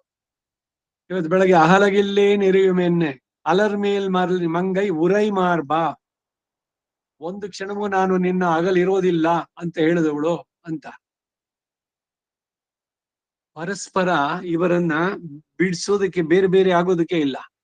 ಸೂರ್ಯನಿಂದ ಪ್ರಭೆಯನ್ನ ಬೇರೆ ಮಾಡ್ತಿರೋ ಸಾಧ್ಯನಾ? ನಮ್ಮ ಶರೀರದಿಂದ ನಮ್ಮ ನೆರಳನ್ನ ಬೇರೆ ಮಾಡ್ಲಿಕ್ಕಾಗತ್ತಾ? ಯಾರು ಶರೀರ ಬಿಡ್ತಾನೋ ಆ ದೇಶದಲ್ಲಿದ್ದವನ್ಗೆ ಅವ್ನು ನೆರಳು ಕಾಣಲ್ಲ ಅಂತಾರೆ. ಇದೆಲ್ಲ ಶಕುನ ಹೇಳೋದ್ರಲ್ಲಿ ಹೇಳುವಂತದ್ದು, ಶಕುನ ಶಾಸ್ತ್ರದಲ್ಲಿ. ಹಾಗೆ ಒಂದು ಕ್ಷಣವೂ ಕೂಡ ಜೀವಾತ್ಮ ಪರಮಾತ್ಮನನ್ನು ಬಿಟ್ಟಿರೋದಿಲ್ಲ. ಯಾಕೆಂದ್ರೆ ಈ ಪರಮಾತ್ಮನಿಗೆ ಈ ಜೀವಾತ್ಮ ಅನ್ನೋದು ಶರೀರ. ಈಗ ಆತ್ಮ ಇಲ್ಲದೆ ಶರೀರ ಇರೋಕ್ ಸಾಧ್ಯನೋ? ಯಾವ್ದಾದ್ರು ಆತ್ಮಗಳಿವೆ, ಅವಕ್ ಶರೀರ, ಅದ್ರಲ್ಲಿ ಆತ್ಮ ಇಲ್ಲ, ಶರೀರ ಮಾತ್ರ ಇದೆ. ಅದು ಎದ್ದು ಓಡಾಡುತ್ತೆ, ತಿನ್ನತ್ತೆ, ಅದಕ್ಕಾಗಿನೇ ಎಲ್ಲ ಮಾಡ್ಕೊಳುತ್ತೆ ಅಂತ ಏನಾದ್ರು ಇದೆಯಾ? ಎಲ್ಲಾರು ಆತ್ಮ ಇಲ್ಲದೆ ಶರೀರ ಇರೋದಕ್ಕೆ ಸಾಧ್ಯವೋ? ಅದು ಶವ ಅಂತೀವಿ. ಮತ್ತೆ ಆ ಶವ ಇಷ್ಟು ದಿವಸ ಇತ್ತಲ್ಲ, 30 ವರ್ಷನೋ 60 ವರ್ಷನೋ 80 ವರ್ಷನೋ, ಅವಾಗ ಅದು ನಾಶವಾಗ್ಲಿಲ್ಲ. ಈಗ ಈ ಆತ್ಮ ಹೊರಟಿದ ತಕ್ಷಣ ಕೊಳೆಯೋದಕ್ಕೆ ಶುರುವಾಗುತ್ತಲ್ಲ, ಯಾಕೆ? ಹಾಗಾದ್ರೆ ಈ ಶರೀರಕ್ಕೆ ಆಧಾರವಾಗಿದ್ದವನು ಯಾರು? ಅದನ್ನ ನಿಯಮಿಸ್ತಾ ಇದ್ದವನು ಯಾರು? ಇಂದ್ರಿಯಗಳು ಎಲ್ಲ ಶರೀರದಲ್ಲಿ ಇದ್ದಿದ್ದೆ ತಾನೆ. ಕಣ್ಣು, ಕಿವಿ ಇವೆಲ್ಲ. ಇವತ್ತು ಏಕಾದಶಿ, ಏನನ್ನು ತಿನ್ನೋಲ್ಲ ಅಂತ ಈ ಆತ್ಮ ಡಿಸೈಡ್ ಮಾಡಿದ್ರೆ, ನೀವೇನೋ ಆಶಾ ಸ್ವೀಟ್ಸು ಇನ್ಯಾವುದೋ ತಂದಿದ್ದೀನಿ ತಗೋ ಅಂತಂದ್ರೆ ತಗೊಳ್ತಾನೇನು? ಶರೀರ ಸ್ವೀಕಾರ ಮಾಡ್ಬಿಡ್ಬೋದಲ್ಲ, ಅವನಿಗೆ ತುಂಬಾ ಇಷ್ಟ ಸಿಹಿ ಮತ್ತೊಂದು ಅಂತ. ಇದೇನೆ ಎಲ್ಲ ವಿವೇಚನೆ ಮಾಡ್ಬೇಕಾದ್ದು. ನಾನು ಯಾರು? ಹೂ ಆಮ್ ಐ? ನಾನು ಕಣ್ಣೆ, ನಾನು ಕೈಯೇ, ನಾನು ಕಾಲೆ, ಇದು ನನ್ನ ಕೈ, ಇದು ನನ್ನ ತಲೆ, ಇದು ನನ್ನ ವಾಚು ಅಂತ ಹೇಳ್ತೀರಿ ಹೊರತು ಆ ನಾನು ಅನ್ನೋದನ್ನ ತೋರಿಸಿ ಅಂದ್ರೆ ತೋರ್ಸಕ್ ಸಾಧ್ಯನಾ? ಹಾಗಾದ್ರೆ ನಾನು ಅನ್ನೋದಿಲ್ವೇ? ಎಲ್ಲರಿಗೂ ತನ್ನ ಅರಿವೆ ತನಗೆ ಗುರು, ನಾನು ತಿಳಿದು ಅದ ಆತ್ಮನಿಗೇನೆ ಹೇಳ್ತಾ ಇರೋದು. ಇದು ನನಗೆ ಇಷ್ಟ ಇಲ್ಲ, ಅದು ನನಗೆ ಇಷ್ಟ ಇದೆ ಅಂದ್ರೆ ಶರೀರನ ಮಾತಾಡ್ತಾ ಇರೋದು. ದೇಹವೇ ಆತ್ಮ ಅನ್ನೋ ಭ್ರಮೆ ಅದೇನು ಅನಾದಿ ಕಾಲದಿಂದ ಬಂದದ್ದು. ಅದಕ್ಕೆ ಸುಲಭವಾಗಿ ಹೋಗಲ್ಲ. ಸುಮ್ಮನೆ ಈಗ ಕೇಳಿದಾಗ ಒಂದು ಹೌದು, ಬೇರೆ ಆತ್ಮ ಅನ್ನೋದು ಬೇರೆ, ಆ ಶರೀರಕ್ಕಿಂತ ಬೇರೆಯಾದದ್ದು. ಇವೆಲ್ಲ ಎಲ್ಲಿ ಸಿಗುತ್ತೆ? ಇದ್ರಲ್ಲಿ ಶ್ರುತಿಗಳಲ್ಲೇನೆ ತಿಳಿಬೇಕಾದ್ದು, ವೇದದಿಂದಲೇನೆ. ಶ್ರುತ್ಯೈಕ ಗಮ್ಯಂ, ಪರಮಾತ್ಮನೋ ಜೀವಾತ್ಮನೋ ಅದ್ರ ಬಗ್ಗೆ. ಈ ವಿಜ್ಞಾನ ಇನ್ನೆಷ್ಟು ಮುಂದುವರೆದ್ರು ಕೂಡ ಏನಾರು ಆತ್ಮವನ್ನ ತೆಗೆದು ತೋರಿಸ್ತಾರೇನು? ಈಗ ಹಿಂದೆ ನೋಡಿದ್ವಿ, ಸರ್ವಸ್ಯ ಚ ಅಹಂ ಹೃದಯ ಸನ್ನಿವಿಷ್ಟೋ ಮತ್ತ ಸ್ಮೃತಿ ಜ್ಞಾನಮಪೋಹನಂಚ ಸರ್ವಸ್ಯ ಚ ಅಹಂ ಹೃದಯ ಸನ್ನಿವಿಷ್ಟ, ಎಲ್ಲರ ಹೃದಯದಲ್ಲಿ ನಾನಿದ್ದೇನೆ ಎಂದ ಅವನು. ಸೊ ಕಾರ್ಡಿಯಾಕ್ ಆಪರೇಟ್ ಮಾಡಿದಾಗ ಅಲ್ಲಿ 2 ಹುಡ್ತಾರೆ ಸಿಕ್ತು, ಅಲ್ಲಿ ಒಂದು ಕ್ರಿಮಿ, ಒಂದು ಪರಮಾತ್ಮ.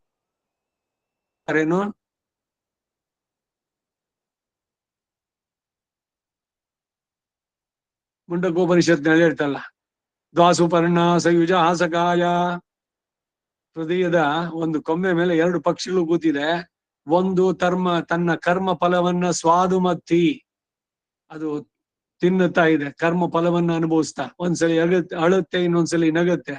ಮತ್ತೊಂದು ಅನಷ್ಟನ್ನ ಬಿಚಾಗ ಶೀತಿ, ಇವನು ಜೊತೆನಲ್ಲೇ ಇದ್ದಾನೆ. ಒಂದು ಪರಮಾತ್ಮ, ಇನ್ನೊಂದು ಜೀವಾತ್ಮ. ಜೀವಾತ್ಮ ಅವನ ಕರ್ಮದ ಸುಖ ದುಃಖ ಅನುಭವಗಳಿಂದ ಅಳುತ್ತಾನೆ, ನಗುತ್ತಾನೆ ಎಲ್ಲ. ಮತ್ತೊಂದು ಏನನ್ನು ಕರ್ಮ ಫಲ ಅನುಭವಿಸಿದೆ, ಸುಮ್ಮನೆ ಕೂತ್ಕೊಂಡು ಉದಾಸೀನ, ಇವನ್ ಮಾಡೋದನ್ನೆಲ್ಲ ನೋಡ್ತಾ ಇರ್ತಾನ ಅವನು. ಸರ್ವಸ್ಯ ಸಾಕ್ಷಿ ಸರ್ವಸ್ಯ ಈಶಾನಃ. ಬ್ರಹ್ಮಸೂತ್ರದಲ್ಲಿ ಈಕ್ಷತೆ ನಾ ಶಬ್ದಾತ್ ಅಂತ ಒಂದು ಸೂತ್ರ, ಅಲ್ಲಿ ಎಲ್ಲವನ್ನ ಅವನು ನೋಡ್ತಾನೆ. ಸಹಜವಾಗಿಯೇ ಎಲ್ಲ ಹೇಗೆ ಅಂತ ಈಗ ನನ್ ಮೊಮ್ಮಗ ಕೇಳಿದ, ಭಗವಂತ ಎಲ್ಲಿದ್ದಾನೆ? ಎಲ್ಲಾ ಲೋಕಗಳಲ್ಲೂ ಇದ್ದಾನೆ, ಎಲ್ಲೆಲ್ಲಿ ಏನಾಗುತ್ತೆ ಎಲ್ಲದನ್ನು ನೋಡ್ತಾನ, ಹೇಗ್ ಸಾಧ್ಯ? 14 ಲೋಕದಲ್ಲಿರುವ ಎಲ್ಲ ಚೇತನರು, 84 ಲಕ್ಷ ಜೀವಾತ್ಮರು, 84 ಲಕ್ಷ ಜನ್ಮಗಳು ಒಂದಾಗ ಬೇರೆ ಬೇರೆ ಕೆಟಗರೀಸು. ಪತಂಜಲಿ ಯೋಗ ಸೂತ್ರದಲ್ಲಿ ಹೇಳ್ತಾನೆ, ಯೋಗದಲ್ಲಿ ಕಂಡುಕೊಂಡಿದ್ದದು. ಅಷ್ಟು ಲಕ್ಷ ಜನ್ಮಗಳ ಆದ ಮೇಲೆ ಬಂದಿದೆ ನಿಮ್ಗೊಂದು ಮನುಷ್ಯ ಜನ್ಮ. ಮುಂದಿನ ಜನ್ಮ ಇದೇ ಸಿಗುತ್ತೆ ಅಂತ ಖಾತ್ರಿ ಇಲ್ಲ. ನಾವ್ ಇಲ್ಲಿ ಮಾಡಿದ ಏನೋ ತುಂಬಾ ಏನೋ ಧರ್ಮಕ್ಕೋ ಶಾಸ್ತ್ರಕ್ಕೋ ವಿರುದ್ಧವಾದದ್ದು ನೀಚ ಯೋನಿಗಳಿಗೆ ಹೋಗ್ಬೋದು.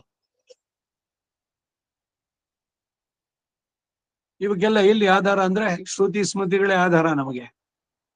ಮತ್ತೆ ಎಲ್ಲದರಲ್ಲೂ ಇದ್ದಾನೆ, ಹೌದು ಎಲ್ಲದರಲ್ಲೂ ಇದ್ದಾನೆ, ಎಲ್ಲದರಿಂದ ಹೊರತಾಗಿದ್ದಾನೆ.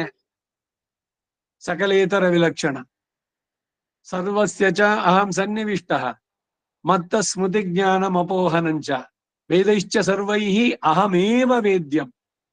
ಎಲ್ಲ ವೇದಗಳಿಂದ ತಿಳಿಯಬೇಕಾದದ್ದು ನಾನೊಬ್ಬನೇನೆ. ಬ್ರಹ್ಮವಾದಿನೋ ವದಂತಿ, ವೇದವನ್ನು ತಿಳಿದ ಅಂಧಣರ್, ಮರೆಯವರ್, ಅವರುಗಳು ಹೀಗೆ ಹೇಳ್ತಾರೆ, ಅದು ಆಧಾರ, ಅದು ಪ್ರಧಾನ. ಈ ರೀತಿಯಲ್ಲಿ ಸೊ ಆತ್ಮದ ಬಗ್ಗೆಯೋ ಪರಮಾತ್ಮನ ಬಗ್ಗೆನೋ ತಿಳಿಬೇಕಾದ್ರೆ ಈ ಪ್ರಾಪಂಚಿಕವಾದ ಇಂದ್ರಿಯಗಳಿಗೆ ಅತೀತವಾದಂತಹ ಇದ್ರಲ್ಲಾಗ್ಬೇಕು. ಸೆನ್ಸರಿ, ಇದು ಬಿಯಾಂಡ್ ದಿ ಸೆನ್ಸರಿ ಪರ್ಸೆಪ್ಷನ್. ವಿಜ್ಞಾನ ಎಷ್ಟೆಲ್ಲ ಮುಂದುವರೆದ್ರು ಕೂಡ ಪ್ರತ್ಯಕ್ಷ ಇವುಗಳಿಗೆ ಅಂದ್ರೆ 5 ಇಂದ್ರಿಯಗಳಿದೆಯಲ್ಲ ಅಷ್ಟಕ್ಕೆ ಸೀಮಿತ. ಅದಕ್ಕೆ ಮೇಲಾಗಿ ಇರುವಂತ ವಿಷಯಗಳು, ಅದನ್ನ ಧ್ಯಾನದಿಂದ ಇವರು ತಪಸ್ಸಿನಿಂದ ಕಂಡುಕೊಂಡವರು ಮಹರ್ಷಿಗಳು. ಅದಕ್ಕೆ ಇವ್ರನ್ನ ಮಂತ್ರ ದ್ರಷ್ಟಾರರು ಅಂದ್ರು. ಮಂತ್ರಗಳನ್ನು ಕಂಡುಕೊಂಡ್ರು. ಯಾವಾಗ ಈ ಆತ್ಮ ಸಾಮ್ಯಾಯುಗಳನ್ನು ಬರ್ತಾನೋ ಭಗವಂತನನ್ನು ಅವನು ಕೊಂಡ್ತಾನೆ. ತದ್ವಿಷ್ಣು ಪರಮಂ ಪದಗಂ ಸದಾ ಪಶ್ಯಂತಿ ಸೂರಯ ದಿವೀವ ಚಕ್ಷುರಾತತಂ ತದ್ವಿಪ್ರಾಸೋ ವಿಪನ್ಯವೋ ಜಾಗ್ರವಾಗಂ ಸಸ್ಸಮಿಂಧತೆ. ಸೂರಯ ಆ ಪದಗಳಲ್ಲೇನೆ ಇದೆ ನೋಡಿ. ನಿತ್ಯ ಸೂರ್ಯ ಒಬ್ಬನೇ ಹೇಳ್ಬೇಕಾಗಿತ್ತು, ಒಬ್ಬನೇನಾ ಅಲ್ಲಿ? ಮುಕ್ತಾತ್ಮರು 8 ಜನ ಇದ್ದಾರೆ. ಉದಾಹರಣೆ ಹೇಳೋದ್ರಲ್ಲಿ ಅನಂತ, ಗರುಡ, ವಿಶ್ವಕ್ಸೇನ ಅಂತ ಇವ್ರು 3 ಜನನ. ಅವ್ರು 3 ಜನ ಏನ್ ಮಾಡ್ತಿದಾರೋ ಆ ಸಾಲಿಗೆ ನಾವು ಸೇರ್ತೀವಿ. ಅಲ್ಲಿ ಹೋದ್ಮೇಲೆ ಇವನು ಈಗ ಕರ್ಮ ಕಳ್ಕೊಂಡು ಇಲ್ಲಿಗೆ ಬಂದು ಅವನು ಹೊಸಬ, ಇವನು ಬರೀ ಇನ್ನು ಎಳ್ಸು, ನಾವೆಲ್ಲ ಹೈಬರು ಸೀನಿಯರ್ಸು ಆ ತರ ಏನಾದ್ರು ಇದೆಯಾ ಕ್ಯಾಟಗರೀಸ್ ಅಂದ್ರೆ ಇಲ್ಲ.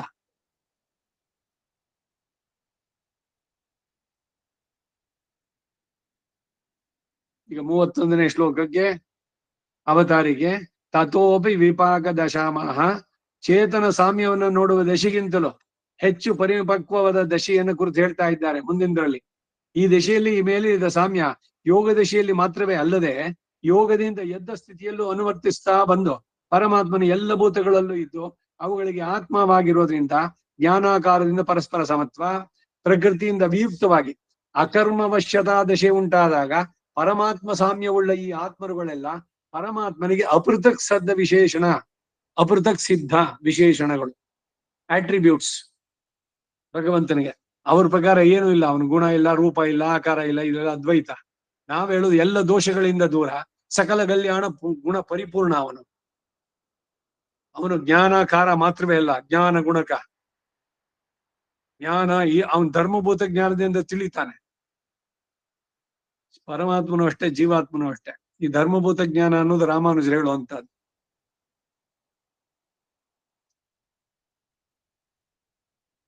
ಎಲ್ಲ ಆತ್ಮರಿಗೂ ಇದು ಸಮತ್ವ ಉಂಟು ಅಂತ ಅನುಸಂಧಾನವನ್ನ ಈ ಮುಂದಿನ ಶ್ಲೋಕದಲ್ಲಿ ಹೇಳ್ತಾ ಇದ್ದಾರೆ. 31ನೇ ಶ್ಲೋಕ. ಸರ್ವಭೂತ ಸ್ಥಿತಂ ಯೋ ಮಾಹಂ ಭಜತ್ ಏಕತ್ವಮಾಸ್ಥಿತಃ ಸರ್ವತಾ ವರ್ತಮಾನೋಪಿ ಸಯೋಗಿ ಮಯಿ ವರ್ತತೆ. ಮೂಲಕ್ಕೆ ಅರ್ಥ, ಯಹ ಯಾವ ವಿಪಾಕ ದಶೆಯ ಕರ್ಮಯೋಗಿ ಸಿದ್ಧಿಯನ್ನು ಪಡೆದಿದ್ದಾನ ಅವನು. ವಿಪಾಕ ದಶೆ ಅಂದ್ರೆ ಸರ್ವಭೂತ ಸ್ಥಿತಂ, ಸಮಸ್ತ ಪ್ರಾಣಿ ವರ್ಗಕ್ಕೂ ಅಂತರಾತ್ಮವಾಗಿರುವ, ಅಂದರೆ ಯಸ್ಯಾತ್ಮ ಶರೀರಂ ಯ ಆತ್ಮನೋ ಅಂತರೋ ಯಮಯತಿ ಯ ಆತ್ಮಾನಂ ನ ವೇದ. ತುಂಬಾ ಸುಂದರವಾಗಿ ಉಪನಿಷತ್ತುಗಳು ಹೇಳುತ್ತೆ ಯಾವನು ಎಲ್ಲದಕ್ಕೂ ಇದ್ದಾನೋ. ಈಗ ಕಣ್ಣಿನೊಳಗಡೆ ನೋಡುವಂತಹದ್ದು, ಅದನ್ನ ಕಣ್ಣಿಗೂ ಅದಕ್ಕೆ ಅಭಿಮಾನಿಯಾದ ದೇವತೆಯು ಅವನನ್ನು ಕಾಣ್ಲಿಲ್ಲ ಇತ್ಯಾದಿ ಶ್ರುತಿಗೆ ಅನುಸಾರವಾಗಿ ಸಮಸ್ತ ಚೇತನರನ್ನ ಶರೀರವಾಗಿಯೋ ಅವರುಗಳಿಗೆಲ್ಲ ಆತ್ಮವಾಗಿಯೂ ಇರುವಂತಹ ಮಾಂ ವಿಶ್ವವ್ಯಾಪಿಯಾದ ನನ್ನನ್ನ ಏಕತ್ವಮಾಸ್ಥಿತ ಪ್ರಕೃತಿ ವಿಯುಕ್ತ ದಶೆಯಲ್ಲಿ ಅಕರ್ಮವಶ್ಯತೆ ಜ್ಞಾನ ಏಕಾಕಾರತೆಗಳಿಂದ ಸಮತ್ವದೊಂದಿಗೆ ಅಪೃಥಕ್ ಸಿದ್ಧ ವಿಶೇಷಣವಾಗಿರೋದ್ರಿಂದ ಏಕತ್ವವನ್ನು ಕೂಡ ಯಾವಾಗಲೂ ಅಂದ್ರೆ ಬದ್ಧ ದಶೆಯಲ್ಲೋ ಮುಕ್ತ ದಶೆಯಲ್ಲೋ ಆತನಿಗೆ ಶರೀರವಾಗಿ ಸ್ಥಿರವಾಗಿ ಹೊಂದಿದ್ದಾನೆ ಎಂದು ಭಜತೆ ಧ್ಯಾನಿಸ್ತಾನೋ ಸ ಯೋಗಿ. ಅಂತಹ ವಿಪಾಕ ದಶೆಯನ್ನು ಹೊಂದಿದ ಕರ್ಮಯೋಗಿಯೋ ಸರ್ವತಾ ಯೋಗ ದಶೆಯಲ್ಲೂ ಮತ್ತು ಯೋಗವನ್ನು ಬಿಟ್ಟಾಗಲೂ ಹೀಗೆ ಎಲ್ಲಾ ಕಾಲದಲ್ಲೂ ವರ್ತಮಾನೋಪಿ ಇರುವನಾದ್ರೂ ಕೂಡ ಮೈ ವರ್ತತೆ ನನ್ನಲ್ಲೇ ಇರ್ತಾನೆ. ಅಂದ್ರೆ ನನ್ನನ್ನ ತನ್ನೊಂದಿಗೆ ಸಹ ಯಾವಾಗಲೂ ಸೇರಿ ಇರುವವನಾಗಿ ಸಮತ್ವದೊಂದಿಗೆ ಏಕತ್ವವನ್ನು ಕೂಡ ನೋಡ್ತಾನೆ ಅನ್ನೋ ಭಾವ. ಈಗ ಆಳ್ವಾರಗಳು, ನನ್ನಲ್ಲಿ ನೀನು ಒಂದು ಪುಹುಂದದೆರ್ಪೇನ್ ಉನ್னை ಇನಿಪೋಹ ವಿಡುವುದುಂಡೆ, ನನಗೆ ಈ ಆತ್ಮಜ್ಞಾನವನ್ನು ಉಂಟು ಮಾಡದೆ ನೀನಿದ್ದೀಯಾ, ಈ ಆತ್ಮಕ್ಕೆ ಆತ್ಮನಾಗಿರೋನು ನೀನು. ಈ ಆತ್ಮ ಅನ್ನೋದು ನಿನಗೆ ಶರೀರ ಅನ್ನುವ ಅರಿವನ್ನ ನೀನು ಉಂಟು ಮಾಡದ ಮೇಲೆ ಇನ್ನು ನಾನು ನಿನ್ನನ್ನು ಮರೆಯೋದಕ್ಕೆ ಸಾಧ್ಯ ಇಲ್ಲ. ಇನಿಪೋಹ ವಿಡುವುದುಂಡೆ, ನಿನ್ನನ್ನು ಬಿಟ್ಬಿಡೋದಕ್ಕೆ ಸಾಧ್ಯನೇ? ಈಗೆಲ್ಲ ಅವ್ರ ಅನುಸಂಧಾನ ಮಾಡ್ಬೇಕಾದ್ರೆ ಆ ಭಾವ ಇಲ್ಲಿ ಹೇಳ್ತಾ ಅಂತ. ಎಲ್ಲವೂ ನನ್ನಲ್ಲೇನೆ, ಪ್ರತಿಯೊಂದು ಕೂಡ. ಸರ್ವಂಚ ಮೈ ಪಶ್ಯತಿ.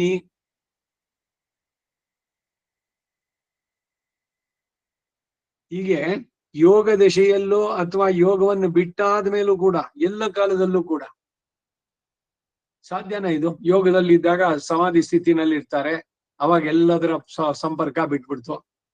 ಮತ್ತೆ ಬಂದಿದ ತಕ್ಷಣ ಅವನಿಗೆ ಹಿಂದೆ ಇದೆಯಾ? ಈಗ ನೀವ್ ಯಾವ್ದೋ ಒಂದು ಭಜನೆನೋ ಮತ್ತೊಂದೋ ಮಾಡಿದ್ರಿ, ಮನಸ್ಸಿಗೆ ಒಂದು ಧನ್ಯ ಭಾವ, ಹೌದು ಭಗವಂತ ಇದ್ದಾನೆ ಅಂತ. ಆ ಅರಿವು ಅಥವಾ ಆ ಥಾಟ್ಸ್ಗಳು ಇರೋಲ್ವ ಜೊತೆನಲ್ಲಿ ಭಜನೆ ಮುಗಿದ ಮೇಲೂ ಕೂಡ? ಇದಕ್ಕೆ ನಿರಂತರವಾಗಿ ನಡೆಸ್ತಾ ಇರಬೇಕು ಈ ಚಿಂತನೆಯನ್ನ ಅಂತ ಹೇಳುವಂತದ್ದು.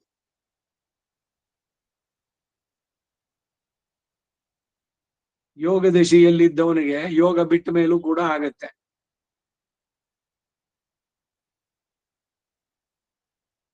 ಹಿಂಗೆ ಶೋಟೆ ಈಕ್ವಲ್ ಅಂತವರ್ ಆರಾನು ಮುಂಡು ಅಂತ ಕೇಳಿದ್ರಲ್ಲ ಅವರು,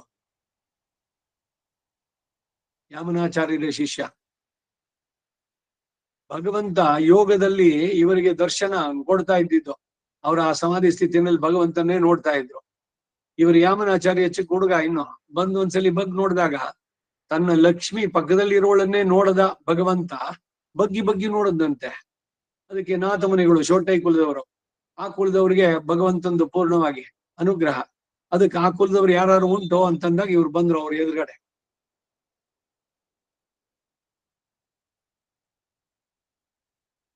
ಹಾಗೆ ಪರಮಾತ್ಮನೊಂದಿಗೂ ಸಮರಾಗಿ, ಆತನಿಗೆ ಶರೀರವಾಗಿ, ಆತನು ಆತ್ಮವಾಗಿ, ಆತನೊಂದಿಗೆ ಏಕೀಭವಿಸಿರುವನಾಗಿ ನೋಡ್ತಾನೆ ಅಂತ ತಾತ್ಪರ್ಯ. ವೃಕ್ಷೇ ವೃಕ್ಷೇ ಚ ಪಶ್ಯಾಮಿ ಚೀರ ಕೃಷ್ಣಾಜಿನ ಅಂಬರಂ. ಈ ಮಾತು ಹೇಳಿದ್ದವನು ಮಾರೀಚ. ಅವನು ಭಯದಿಂದಲೇ ಮೋಕ್ಷ ಯಾವ್ಯಾವ ರೀತಿನಲ್ಲಾಗ್ಬೋದು. ದ್ವೇಷದಿಂದ ಕಂಸನಿಗೆ ಮೋಕ್ಷ. ದ್ವೇಷಿಸ್ಬೇಕು ಅಂದ್ರೆ ಕಂಸನಂತೆ ದ್ವೇಷಿಸ್ಬೇಕು. ಕಂಸನ್ ನೆಂಜಿಲ್ ನಂಜಾನ ಆನೈ ಅಂತಾರೆ ಆಳ್ವಾರ್. ಸದಾ ಅವನಿಗೆ ಅವನ ಹೃದಯದಲ್ಲಿ ಎಲ್ಲ ಕಾಲದಲ್ಲೂ ಅವನನ್ನೇ ಚಿಂತನೆ ಮಾಡ್ತಾ ಇದೆ. ಹೇಗೆ ಅವನನ್ನು ಕೊಲ್ಲೋದು, ಅವನನ್ನೇ ದ್ವೇಷಿಸೋದು, ಆ ರೀತಿ. ಒಟ್ಟಿನಲ್ಲಿ ಭಗವಂತನ ಕಾಂಟ್ಯಾಕ್ಟ್ ಬರ್ಬೇಕು. ಪ್ರೀತಿಯಿಂದ ನೋಡ್ತಿರೋ ಇಲ್ಲ ಬೈದೇನೋ ನಿಂದಾ ವಾಕ್ಯಗಳು. ಆರು ಬದುಕಿದರು ಹರಿ ನಿನ್ನ ನಂಬಿ, ತೋರು ಈ ಜಗದೊಳಗೆ ಒಬ್ಬರನ್ನು ನಾ ಕಾಣೆ. ಕಲಹ ಬಾರದ ಮುನ್ನ ಕಂಸನೊಬ್ಬನ ಕೊಂದೆ, ಸುಲಭದಲ್ಲಿ ಕೌರವರ ಮನೆಯ ಮುರಿದೆ. ನೆಲವ ಬೇಡುತ್ತ ಹೋಗಿ ಬಲಿಯ ತಲುವನ್ನು ತುಳಿದೆ. ಎಲ್ಲ ಹೇಳ್ಬಿಟ್ಟು ಅವನಲ್ಲೇ ಶರಣಾಗೋದು ಕಡೆಗೆ. ಇದು ಹೇಗಿದೆ ಅಂತಂದ್ರೆ, ಚಿಕ್ಕ ಮಗು ರಂಪ ಮಾಡ್ತಾ ಇದೆ, ತಾಯಿ ಅದವಳು ಕೊಡ್ಲಿಲ್ಲ, ಬೈದು ನಿನ್ ಒಂದ್ ಸ್ವಲ್ಪನೂ ಇದೇ ಇಲ್ಲ, ನೀನ್ ಕೆಟ್ಟಮ್ಮ, ಅದು ಇದು ಅಂತೆಲ್ಲ ಚೆನ್ನಾಗಿ ಬೈದು ಕಡೆಗೆ ಅಮ್ಮನ ಹತ್ರಕ್ಕೆ ಹೋಗೋದು. ತಿರುಮಲಿಗೆ ಆಳ್ವಾರಿ ಇದ್ ಮಾಡ್ತಾರಲ್ಲಿ, ನನ್ ಯಾಕೆ ಈ ರೀತಿ ಹಿಂಸೆ ಮಾಡ್ತೀಯ? ಈ ಪ್ರಾಪಂಚಿಕವಾದ ವಿಷಯದಲ್ಲಿ ಸುಖ ಇಲ್ಲ ಅಂತ ಅರು ಕೊಟ್ಟೆ, ಈ ಕಡೆಗೂ ಇಲ್ಲ ಆ ಕಡೆಗೂ ಇಲ್ಲ, ತ್ರಿಶಂಕು ಸ್ಥಿತಿಗೆ ತಂದಿಯಲ್ಲೋ ನನ್ನನ್ನ, ನಿನ್ ಕೃಪೆ ಯಾಕೆ ಇನ್ನೂ ನನ್ನ ಮೇಲೆ ಉಂಟಾಗ್ತಾ ಇಲ್ಲ? ಆ ತೀವ್ರತೆಯಲ್ಲಿ ಏನು ಬೈಯೋದು ಭಗವಂತನನ್ನ. ಆ ಉದಯನ ಅಂತ ಒಬ್ಬ ಇದ್ದ, ಅವನು ಶ್ರೀರಂಗಕ್ಕೆ ಹೋದ, ದರ್ಶನಕ್ಕೆ ತೆರೆ ಹಾಕಿದ್ರು. ಎಷ್ಟೋ ಪೊಗರು ನಿನಗೆ, ಅಷ್ಟು ದೂರದಿಂದ ಬಂದಿದ್ದೀನಿ, ತೆಗೆಯೋ ತೆರೆನಾ ಅಂತ. ರಂಗನಾಥ ಪ್ರಧಾನ ಅಯ್ಯೋ ಬೈತಾರಪ್ಪ ಅವನು, ಒಂದು ತೆಗಿ ತೆರೆನಾ ಅಂತ. ಈ ತೆಲುಗು ಇದರಲ್ಲಿ ತೆರೆ ತೀಯಗರಾದ ಅಂತ ಒಂದು ಕೀರ್ತನೆ, ತಿರುಪತಿಗೆ ಹೋದಾಗ ಈ ತ್ಯಾಗರಾಜರದು ಅನ್ಸುತ್ತದು. ಎಷ್ಟರ ಮಟ್ಟಿಗೆ ಇವರ ಭಕ್ತಿ ಇದು ಅಂದ್ರೆ ಕಮಾಂಡಿಂಗ್ ಅಂದ್ರೆ ಹೀಗೆ. ಈಗ ಸಾಮಾನ್ಯವಾಗಿ ಈ ರೀತಿಯ ಸೌಲಭ್ಯ ತಾತನಿಗೂ ಮೊಮ್ಮರಿಗೂ ಇರುವಂತದ್ದು. ತಾತ ನೀ ಮಾಡಿದ್ ಸರಿಯಲ್ಲ, ಅಥವಾ ನೀನ್ ಹಿಂಗ್ ಮಾಡ್ಬೇಕು, ನೀವು ಒಂದು ಮರ್ಯಾದೆ ಕೊಡ್ತಾ ಇಲ್ವಲ್ಲ ಅಂದ್ರೆ ಇಲ್ಲಿ ಅದು ಇಂಟಿಮಿಸಿ. ಹಾಗೆ ಭಗವಂತನ ಜೊತೆ ಹೇಳೋದು, ಯದಿಮೇನ ದೈಷ್ಯಸೇ ತಥೋ ದಯನೀಯಸ್ತವನಾಥ ದುರ್ಲಭ ನಮೃಷಾ ಪರಮಾರ್ಥಂ ಏವಮೇ ಶೃಣು ವಿಜ್ಞಾಪನಂ ಏಕಮಗ್ರತಃ. ಯಾಮನಾಚಾರ್ಯರ ಆ ಸ್ತೋತ್ರ ರತ್ನ ಇದೆಯಲ್ಲ, ನೇರವಾದ ಸಂಬೋಧನೆ ಭಗವಂತನ ಜೊತೆಗೆ. ನಾನು ಇಷ್ಟೆಲ್ಲ ನಿನ್ನನ್ನ ಕೇಳಿ ಮಾಡಿ ಆಡಿದ್ರು ಕೂಡ ನೀನು ನನಗೆ ಇದ್ ಮಾಡ್ಲಿಂದ ಪಿತಾಮಹಸ್ಯಾಪಿ, ಅವನನ್ನಾದ್ರೂ ನೀನ್ ನೋಡ್ಕೊಂಡು ನನಗ್ ನೀನ್ ಕೊಡ್ಲೇಬೇಕು. It's my birth right. ನಾಥ ಮುನಿಗಳ ಮೊಮ್ಮಗ ನಾನು, ಯಾರು ಅನ್ಕೊಂಡಿದೀಯಾ? ಕಡೆ ಶ್ಲೋಕ ಸುಂದರವಾಗಿರುವಂತಹದ್ದು. ಆ ಸ್ತೋತ್ರ ರತ್ನದಲ್ಲಿ ಒಂದೊಂದು ಹೇಳ್ಬೇಕಾದ್ರೆ, ನ ದೇಹಂ ನ ಪ್ರಾಣಾನ್ ನ ಚ ಸುಖಮಶೇಷಾಭಿಲಷಿತಂ ನ ಚಾತ್ಮಾನಂ ನಾನ್ಯತ್ ಕಿಮಪಿ ತವ ಶೇಷತ್ವ ವಿಭವಾತ್ ಅಮರ್ಯಾದಃ ಕ್ಷುದ್ರಃ ಚಲಮತಿರಸೂಯಾ ಪ್ರಸವಭೂಃ ಕೃತಜ್ಞೋ ದುರ್ಮಾನಿ ಸ್ಮರ ಪರವಶೋ ವಂಚನಪರಃ ನೃಶಂಸ ಪಾಪಿಷ್ಟಃ ಕಥಮಹಮಿದೋ ದುಃಖಜಲದೆ ಅಪಾರಾದುತ್ತೀರ್ಣ ತವ ಪರಿಚರೇಯಂ ಚರಣಯೋಃ. ಒಬ್ಬೊಬ್ರು ಆಳ್ವಾರಗಳು ಇವರುಗಳು ಅನುಸಂಧಾನ ಮಾಡೋದ್ರಲ್ಲಿ ಆ ತೀವ್ರತೆ ಎಷ್ಟು ಜೋರಾಗಿದೆ ಅಂದ್ರೆ, ಆ ತಿರುಮಂಗಿ ಆಳ್ವಾರ್ದು ಪಾಶುರದಲ್ಲೇ ಅದು ಬರುತ್ತೆ. ಈಗ ಒಂದು ಮಗು ತುಂಬಾ ರಚ್ಚೆ ಮಾಡ್ತಾ ಇದೆ, ಏನೇನೋ ತಾಯಿ ಸಮಾಧಾನ ಮಾಡೋಕೆ ಪ್ರಯತ್ನ ಪಟ್ಲು, ಆಗ್ಲಿಲ್ಲ. ಅವಳು ಸಹನೇನು ಮೆರಿತು, ಅಯ್ಯೋ ಹೋಗು ಅಂತ ಅಂದ್ಬಿಟ್ಟು ಅದನ್ನ ತಳ್ಳಿಬಿಟ್ಟು ಬಂದ್ರೆ, ಅಮ್ಮ ಕೋಪಿಸ್ಕೊಂಡಿದ್ದಾರೆ ಅಂತ ಬಿಟ್ಬಿಟ್ಟು ಇನ್ಯಾರ ಹತ್ರನ ಹೋಗುತ್ತೇನೆ ಅದು, ಮತ್ತೆ ಅಳ್ತಾ ಬಂದು ಅವಳು ಸೆರಗನೆ ಹಿಡ್ಕೊಳತ್ತೆ. ಹಾಗೆ ನೀನ್ ನನಗೆ ಅನುಗ್ರಹ ಮಾಡದೇ ಇದ್ರು ಕೂಡ ನಾನ್ ನಿನ್ ಬಿಡೋದಿಲ್ಲ ಅಂತಾರ. ಭಗವಂತನ ಜೊತೆ ನೇರವಾಗಿ ವ್ಯವಹಾರ ಮಾಡುವಂತದ್ದು.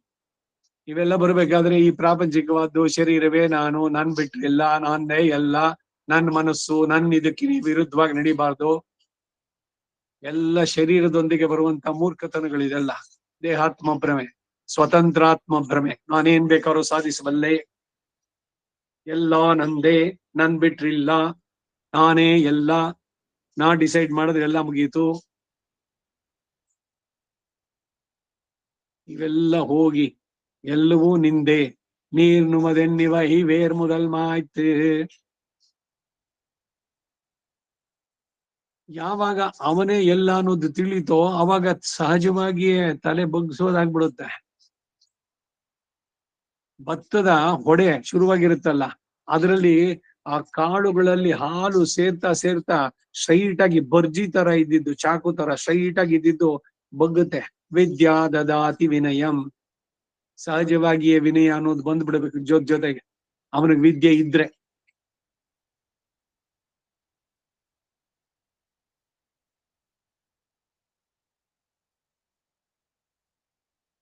ಅದಕ್ಕಾಗಿ ಇಲ್ಲಿ ಹೇಳಿದೇನು ಅಂದ್ರೆ, ಸರ್ವಥಾ ಅಂದ್ರೆ ಯೋಗ ದಶೆಯಲ್ಲೂ ಮತ್ತು ಯೋಗ ಬಿಟ್ಟಾಗ್ಲೂ ಕೂಡ ಎಲ್ಲ ಕಾಲದಲ್ಲೂ ವರ್ತಮಾನೋಪಿ ಇರುವವನಾದ್ರೂ ಕೂಡ ಮೈ ವರ್ತತೆ, ನನ್ನಲ್ಲೇ ಇರ್ತಾನೆ. ಅವನು ಎಲ್ಲ ಕೆಲಸವನ್ನು ಲೋಕಕ್ಕೆ ಮಾಡ್ತಾನೆ, ಆದ್ರೆ ಏನು ಮಾಡ್ದಂತಿಲ್ಲ. ನೈವ ಕಿಂಚಿತ್ ಕರೋತಿ ಸಹ. ಈ ಗೋಪಿಯರೆಲ್ಲ ಮಾಡ್ತಾ ಇದ್ರು, ಬೆಣ್ಣೆ ಹಾಲ್ ಕರೆದು ಇದ್ ಮಾಡಿ ಹಸುಗಳಿಗೆ ಮೈ ತೊಳೆದು ಅದಕ್ಕೆ ಹುಲ್ಲು ಹಾಕಿ ಬೆಳಗಾದ ತಕ್ಷಣ ಮೊಸರು ಕಡ್ದು ಎಲ್ಲ ಏನು ಮಾಡ್ದಂತಿಲ್ಲ ಅವರು. ಯಾಕೆ ಅಂದ್ರೆ ಅವ್ರಿಗೆ ಯಾವ್ದು ಅದರಲ್ಲಿ ಆಸಕ್ತಿನೇ ಇಲ್ಲ. ಹಾಗಂತ ಅಸಡ್ಡೆಯಾಗಿ ಮಾಡ್ಲಿಲ್ಲ, ಎಲ್ಲವೂ ಭಗವಂತ ಮಾಡೋದೆಲ್ಲ ಕೆಲಸ ಅವನಿಗೆ. ಎಲ್ಲೂ ಸೋಮಾರಿತನ, ಅಸಡ್ಡೆ, ಅಯ್ಯೋ ಏನೋ ಮಾಡಿ ಬಿಸಾಕೋಣ, ಈ ರೀತಿಯ ಇದು ಇಲ್ವೇ ಇಲ್ಲ. ಪ್ರತಿ ಒಂದು ಕೆಲಸವೂ ಕೂಡ ಶ್ರದ್ಧೆಯಿಂದ ಕಾಯ ವಾಚ ಮನಸ ತ್ರಿಕರಣ ಪೂರ್ವಕವಾಗಿ ಮಾಡಿ ಭಗವಂತನಿಗೆ ಸಮರ್ಪಣೆ ಮಾಡಿ ಆ ಧನ್ಯತೆಯ ಭಾಗ. ಭಗವಂತ ಕೊಟ್ಟ ಕೆಲಸ ನನ್ನ ಮಟ್ಟಿಗೆ ಯಥಾಶಕ್ತಿ ಯಥಾಮತಿ ನಾನು ನಡೆಸಿ ಅವನಿಗೆ ಸಮರ್ಪಣೆ ಮಾಡಿದ್ದೇನೆ, ಅದರಿಂದ ನನಗೇನ್ ರಿಟರ್ನ್ಸ್ ಬೇಕಿಲ್ಲ. ಇದು ಯೋಗಿ, ಅವನು ಕರ್ಮಯೋಗಿ, ಸಾತ್ವಿಕ ತ್ಯಾಗ. I am not the doer, this is not my karma, the results are not mine. ಹಾಗಂತ ಏನೇನೋ ಮಾಡ್ಲಿಲ್ಲ, ಶ್ರದ್ಧೆಯಿಂದ ಮಾಡಿದ್ದಾನೆ.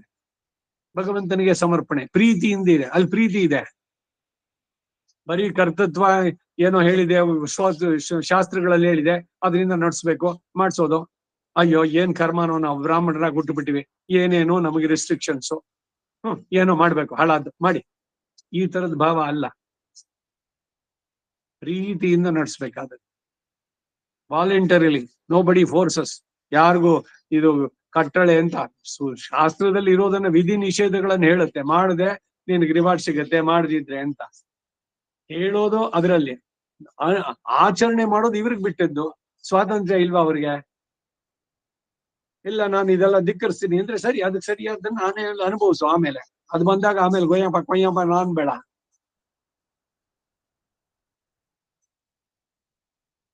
ಹಾಗೆ ಜ್ಞಾನೈಕಾಕಾರತೆಯಿಂದ ಸಮರಾದ ಎಲ್ಲ ಆತ್ಮರುಗಳು ಪರಮಾತ್ಮನೊಂದಿಗೆ ಸಮರಾಗಿ ಆತನಿಗೆ ಶರೀರವಾಗಿ ಎಲ್ಲವೋ ಚರಾಚರಾಣಿ ಸರ್ವಾಣಿ ಸರ್ವಂ ಭಗವದ್ವಪುಹು ಅಂತ ಹೇಳಿದಂತೆ. ಆತನು ಆತ್ಮವಾಗಿ ಆತನೊಂದಿಗೆ ಏಕೀಭವಿಸಿ ಇರುವವರಾಗಿ ನೋಡ್ತಾರೆ ಅನ್ನೋದು ತಾತ್ಪರ್ಯ. ಮಾರೀಚ ಹೇಳಿದ್ದದೆ, ವೃಕ್ಷೇ ವೃಕ್ಷೇ ಚ ಪಶ್ಯಾಮಿ ಚೀರ ಕೃಷ್ಣಾದಿನ ಅಂಬರಂ ಅಂತ ಹೇಳಿದ ಹಾಗೆ ಎಂದು ಯೋಗಿಯು ಎಲ್ಲ ಆತ್ಮರಲ್ಲೂ ತನ್ನಲ್ಲೂ ಸಹ ಪರಮಾತ್ಮನನ್ನೇ ನೋಡ್ತಾನೆ ಎನ್ನುವ ಭಾವ. ಇಲ್ಲಿ ಹೇಳಿರುವ ಏಕತ್ವ ಶರೀರಾತ್ಮ ಭಾವದಿಂದ ಎಂದು ವಿಶಿಷ್ಟಾದ್ವೈತ ಬೋಧಿಸುತ್ತೆ. ಆದ್ರೆ ಎಲ್ಲ ಆತ್ಮರುಗಳು ಪರಮಾತ್ಮನೇ ಅಲ್ಲ. ಪರಮಾತ್ಮನಿಗೂ ಜೀವಾತ್ಮನಿಗೂ ಭೇದ ಇದೆ. ರಾಮಾನುಜರಿಗೆ ಕೇಳಿದ 6 ಪ್ರಶ್ನೆ ಇವ್ರು ಕೇಳಲೇ ಇಲ್ಲ. ಉತ್ತರ ಹೇಳುದ ವರದ. ವರಂ ದದಾತೀತಿ ವರದಃ, ವರದ ರಾಜ ಅವನು, ವರ ಕೊಡೋದ್ರಲ್ಲಿ ರಾಜ. ಕಾಂಚೀಪುರ್ಣರ್ಗೆ ಹೇಳ್ದ, ಏನೋ ರಾಮಾನುಜರ ಸಂದೇಹನ, ಉತ್ತರ ಪ್ರಶ್ನೆ ಬರೋಕ್ ಮೊದ್ಲು ಉತ್ತರ ಹೇಳ್ಬಿಡ್ತೀನಿ ಹೇಳು ಅಂತ. ಅಹಮೇವ ಪರತತ್ವ, ನಾನೇನೆ. ಭೇದಮೇವ ಚ, ಜೀವಾತ್ಮನಿಗೂ ಪರಮಾತ್ಮನಿಗೂ ಭೇದ ಇದೆ. ಜೀವಾತ್ಮ ಎಂದಿಗೂ ಪರಮಾತ್ಮನ ಆಗೋಲ್ಲ. ಕುರುಹಮಿಹ ವಿನೋವತ್ತೊಡು ನೋಕಿ எல்லாம் விட்ட இருஹல் இருப்பெண்ணும் யானிக்கும் அப்பயனில்லையே ಶಿರುಹ ನಿನೆವದೋರ್ ಪಾಶಮುಂಡಾಂ ಪೆನ್ನುಂ ವೀಡಿಲ್ಲೈ. ಈ ನಮ್ಮಾಳ್ವಾರ್ ಪಾಶ ಇದು. ಅವ್ರಿಗೆಲ್ಲ ಮೋಕ್ಷ ಸಿಗ್ಲಿಲ್ಲ. ಯೋಗಿಗಳು ಇವರೆಲ್ಲ ದಾರಿ ಅಲಿತಾರೆ ಅಷ್ಟೇನೆ ಅಂತ. ಆತ್ಮದರ್ಶನ ಸಮಾಧಿ ಸ್ಥಿತಿನಲ್ಲಿ ತಮ್ಮನ್ನು ತಾವು ನೋಡ್ಕೊಂಡು ಕೂತ್ಬಿಟ್ರು ಅಂದ್ರೆ ಅಷ್ಟೇ ಕೂತ್ಕೊಂಡಿರಿ. ಕೇವಲಿಗಳು ಅಂತಾರೆ ಇಲ್ಲಿ ಹೇಳ್ಬೇಕಾದ್ರೆ. ಕೈವಲ್ಯ ನಿಜವಾದ ಮೋಕ್ಷ ಅಲ್ಲ.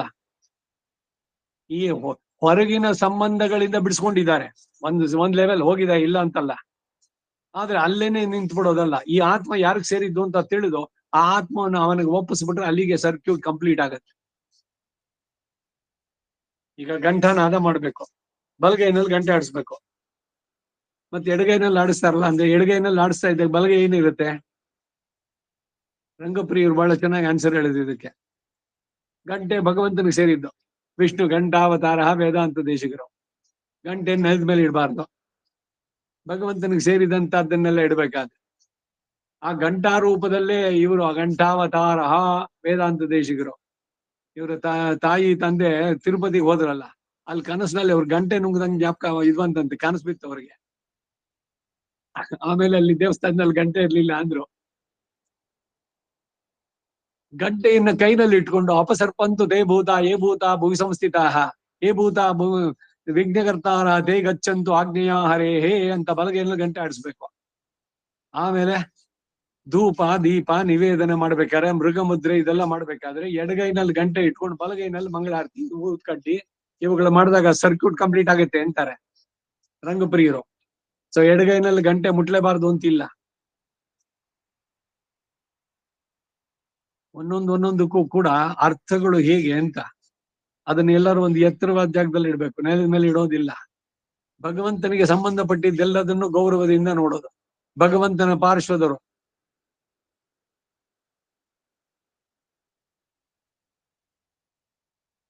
ಕೂರ್ಮಾದೀನ್ ದಿವ್ಯಲೋಕಂ ತದನು ಮಣಿಮಯಂ ಮಂಟಪಂ ತತ್ತಶೇಷಂ ತಸ್ಮಿನ್ ಧರ್ಮಾದಿಪೀಠಂ ತದುಪರಿ ಕಮಲಂ ಚಾಮರಗ್ರಾಹಿಣಿಯರು. ವಿಷ್ಣುಂ ದೇವೀರ್ ವಿಭೂಷಾಯುಧ ಮುರಗಂ ಪಾದುಕೆ ವೈನತೇಯಂ ಸೇನೇಶನ್ ದ್ವಾರಪಾಲಾನ್ ಕುಮುದ ಮುಖಗಣಾನ್ ಕುಮುದ ಗಣಾಧಿಪತಿಯೇ ನಮಃ. 8 ಜನ, 4 ಬಾಗಿಲು. ಜಯ ವಿಜಯ ಧಾತೃ ವಿಧಾತೃ ಚಂಡ ಪ್ರಚಂಡ ಇವರೆಲ್ಲರೂ ಕೂಡ ಅವ್ರಿಗೆಲ್ಗ ನಮಸ್ಕಾರ ಮಾಡಿ ದ್ವಾರಪಾಲಕರಿಗೆ. ಆಮೇಲೆ ಮುಂದಕ್ಕೆ ನಾಯಕನಾಯನಿಂದ ನಂದಗೋಪನಿಯ ಕೋಯಿಲ್ ಕಾಪಾನೆ ನಿನಗೆ ನಮಸ್ಕಾರ. Don't neglect that small person. ಅಯ್ಯೋ ಅವನ ಹತ್ರ ಏನು ನಮಗೆ, ಮೇನ್ ಅವನೇ ಇದಾನಲ್ಲ ಅಂತಂದ್ರೆ ಇವನ್ ಬಿಟ್ಟರೆ ತಾನೇ ನಿಮ್ಗೆ ಅವನು ಸಿಗೋದು. ಹಾಗೆ ಈ ದ್ವಾರಪಾಲಕರಂತೆ ಈ ಆಚಾರ್ಯರು ಇವರೆಲ್ಲ ಅಷ್ಟೇ. ಹಾಗೆ ನಮಗೆಲ್ಲ ಅವರೆಲ್ಲರೂ ವಂದನೀಯರು. ಮೊದಲು ಸ್ಮರಣೀಯರು. ಆಚಾರ್ಯ ವಂದನೆ ಮಾಡಿ ಆಮೇಲೆ ಜಪ ಮಾಡಿ ಅಂತ ಹೇಳೋದು ಅದಕ್ಕೇನೆ. ಇವರ ಕೃಪೆ ಉಂಟಾದ್ರೆ ಅವನ್ ಸಿಗ್ತಾನೆ ಈಸಿಯಾಗಿ.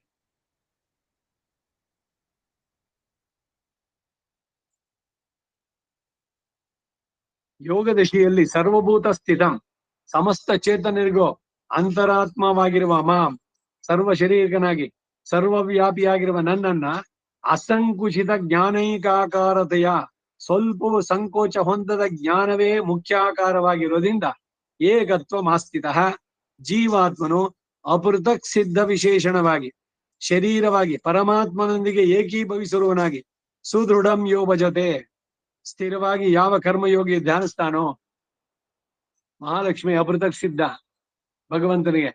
ಅಹಲಗಿಲ್ಲೇ ನೆರೆಯುಮೆನ್ನೆ ಅಲರ್ಮೇಲ್ ಮಂಗೈ ಉರೈ ಮಾರ್ಬ, ಒಂದು ಕ್ಷಣವೂ ಬಿಟ್ಟಿರೋದಿಲ್ಲ ಅಂತ ಹೇಳಿ ಸದಾ ಅವನ ವಕ್ಷಸ್ಥದಲ್ಲೇ ವಿಷ್ಣು ವಕ್ಷಸ್ಥಲ ಸ್ಥಿತಾಂ ವಿಷ್ಣು ಭಕ್ತಿಂ ಪ್ರಸನ್ನಾಕ್ಷಿಂ ನಾರಾಯಣ ಸಮಾಶ್ರಿತಾಂ. ವೇದಗಳ ಘೋಷ ಇವುಗಳಲ್ಲೂ ಅಷ್ಟೇ. ಅದ್ರಲ್ಲಿ ಬಿಟ್ಬಿಟ್ಟು ಬರೀ ಲಕ್ಷ್ಮೀ ಪೂಜೆ, ವರಮಹಾಲಕ್ಷ್ಮಿ ಕಳಶದಲ್ಲಿ ಇಟ್ಟು ನಿಮ್ಮ ಹತ್ರ ಏನೇನು ಆಭರಣ ಇಲ್ಲ ತುಂಬಿಸಿ, ಅಕ್ಷಯ ತೃತೀಯೆ ಏನು ಇನ್ನೊಂದು ಏನಾದ್ರು ಒಂದು 10 grams ಚಿನ್ನ ತಗೊಂಡ್ಬರ್ಬೇಕು, ತಂದು ಸೇರಿಸ್ಬೇಕು, ತುಂಬಿಸಿ ಆ ಮೈದಾಸ್ ಟಚ್ ಅಂತ 7 ಕೊಪ್ಪರಿಗೆ ಇಟ್ಕೊಂಡಿದ್ದವನೊಬ್ಬ. 7ನೇ ಅರ್ಧ ಇತ್ತು, ಇವನು ನೆಮ್ಮದಿಯಾಗಿದ್ದ. ಇವನು ಆ ಪಿಶಾಚಿ ತಂದಿಟ್ಬಿಟ್ಟು ಧನ ಪಿಶಾಚಿ ಅನ್ನೋದು ಇದೇನೆ ಅವನಿಗೇನು ಅಂದ್ರೆ ಆ 7ನೇದನ್ನು ತುಂಬಿಸ್ಬೇಕು ಅಂತ ಇದ್ದು ಬದ್ದದ್ದನ್ನೆಲ್ಲ ತಗೊಂಡೋಗಿ ಮಾರಿ ಹೆಂಡತಿ ಮೈ ಮೇಲೆ ಇದ್ದಿದ್ದನ್ನು ತೆಗೆದು ಎಲ್ಲವನ್ನೂ ಚಿನ್ನವಾಗಿ ಪರಿಗಣಿಸಿ ಎಲ್ಲ ಇಟ್ಟ. ಹುಚ್ಚನ ಅದ ಅಷ್ಟೇ. ಆಮೇಲೆ ಆ ಪಿಶಾಚಿ ಬಂದು ತಗೊಂಡೋಯ್ತ ಅದನ್ನ. ಈ ಧನ ಪಿಶಾಚಿ ಹಿಡಿದ್ರೆ ಹಿಂಗೇನೆ ಆಗೋದು. ಪ್ರಾಪಂಚಿಕವಾದ ವಸ್ತುಗಳಲ್ಲಿ ಎಲ್ಲವನ್ನು ಬಿಡ್ತಾ ಬರಬೇಕು ಅಂದ್ರೆ ಇದು ಲೋಭ ಅನ್ನೋದು. ಇದು 6 ಅರಿಷಡ್ ವರ್ಗದಲ್ಲಿ ಎಲ್ಲವನ್ನು ತುಂಬಿಸ್ಕೋಬೇಕು ಅನ್ನುವಂಥದ್ದು. ಕಾಮ, ಕ್ರೋಧ, ಲೋಭ, ಈ ಮೂರನ್ನಾದ್ರೂ ತ್ರಯ ನೀನು ತ್ಯಜಿಸಿದ್ರೆ ಉದ್ಧಾರ ಆಗ್ತೀಯ ಅಂತಾನೆ ಕೃಷ್ಣ ಅರ್ಜುನನಿಗೆ. ಸೊ ಪ್ರತಿಯೊಬ್ಬರ ಜೀವನ, ಪ್ರತಿದಿನ, ಪ್ರತಿ ಕ್ಷಣ ಇದೊಂದು ಪರೀಕ್ಷೆ ನಮಗೆ ಭಗವಂತ ಕೊಡುವಂತಹದ್ದು. ಅದರಲ್ಲಿ ನಾವು ಎಷ್ಟರ ಮಟ್ಟಿಗೆ ಗೆಲ್ತೀರಿ ಅನ್ನೋದ್ರ ಮೇಲೆ ನಿರ್ಧಾರ ಆಗತ್ತೆ.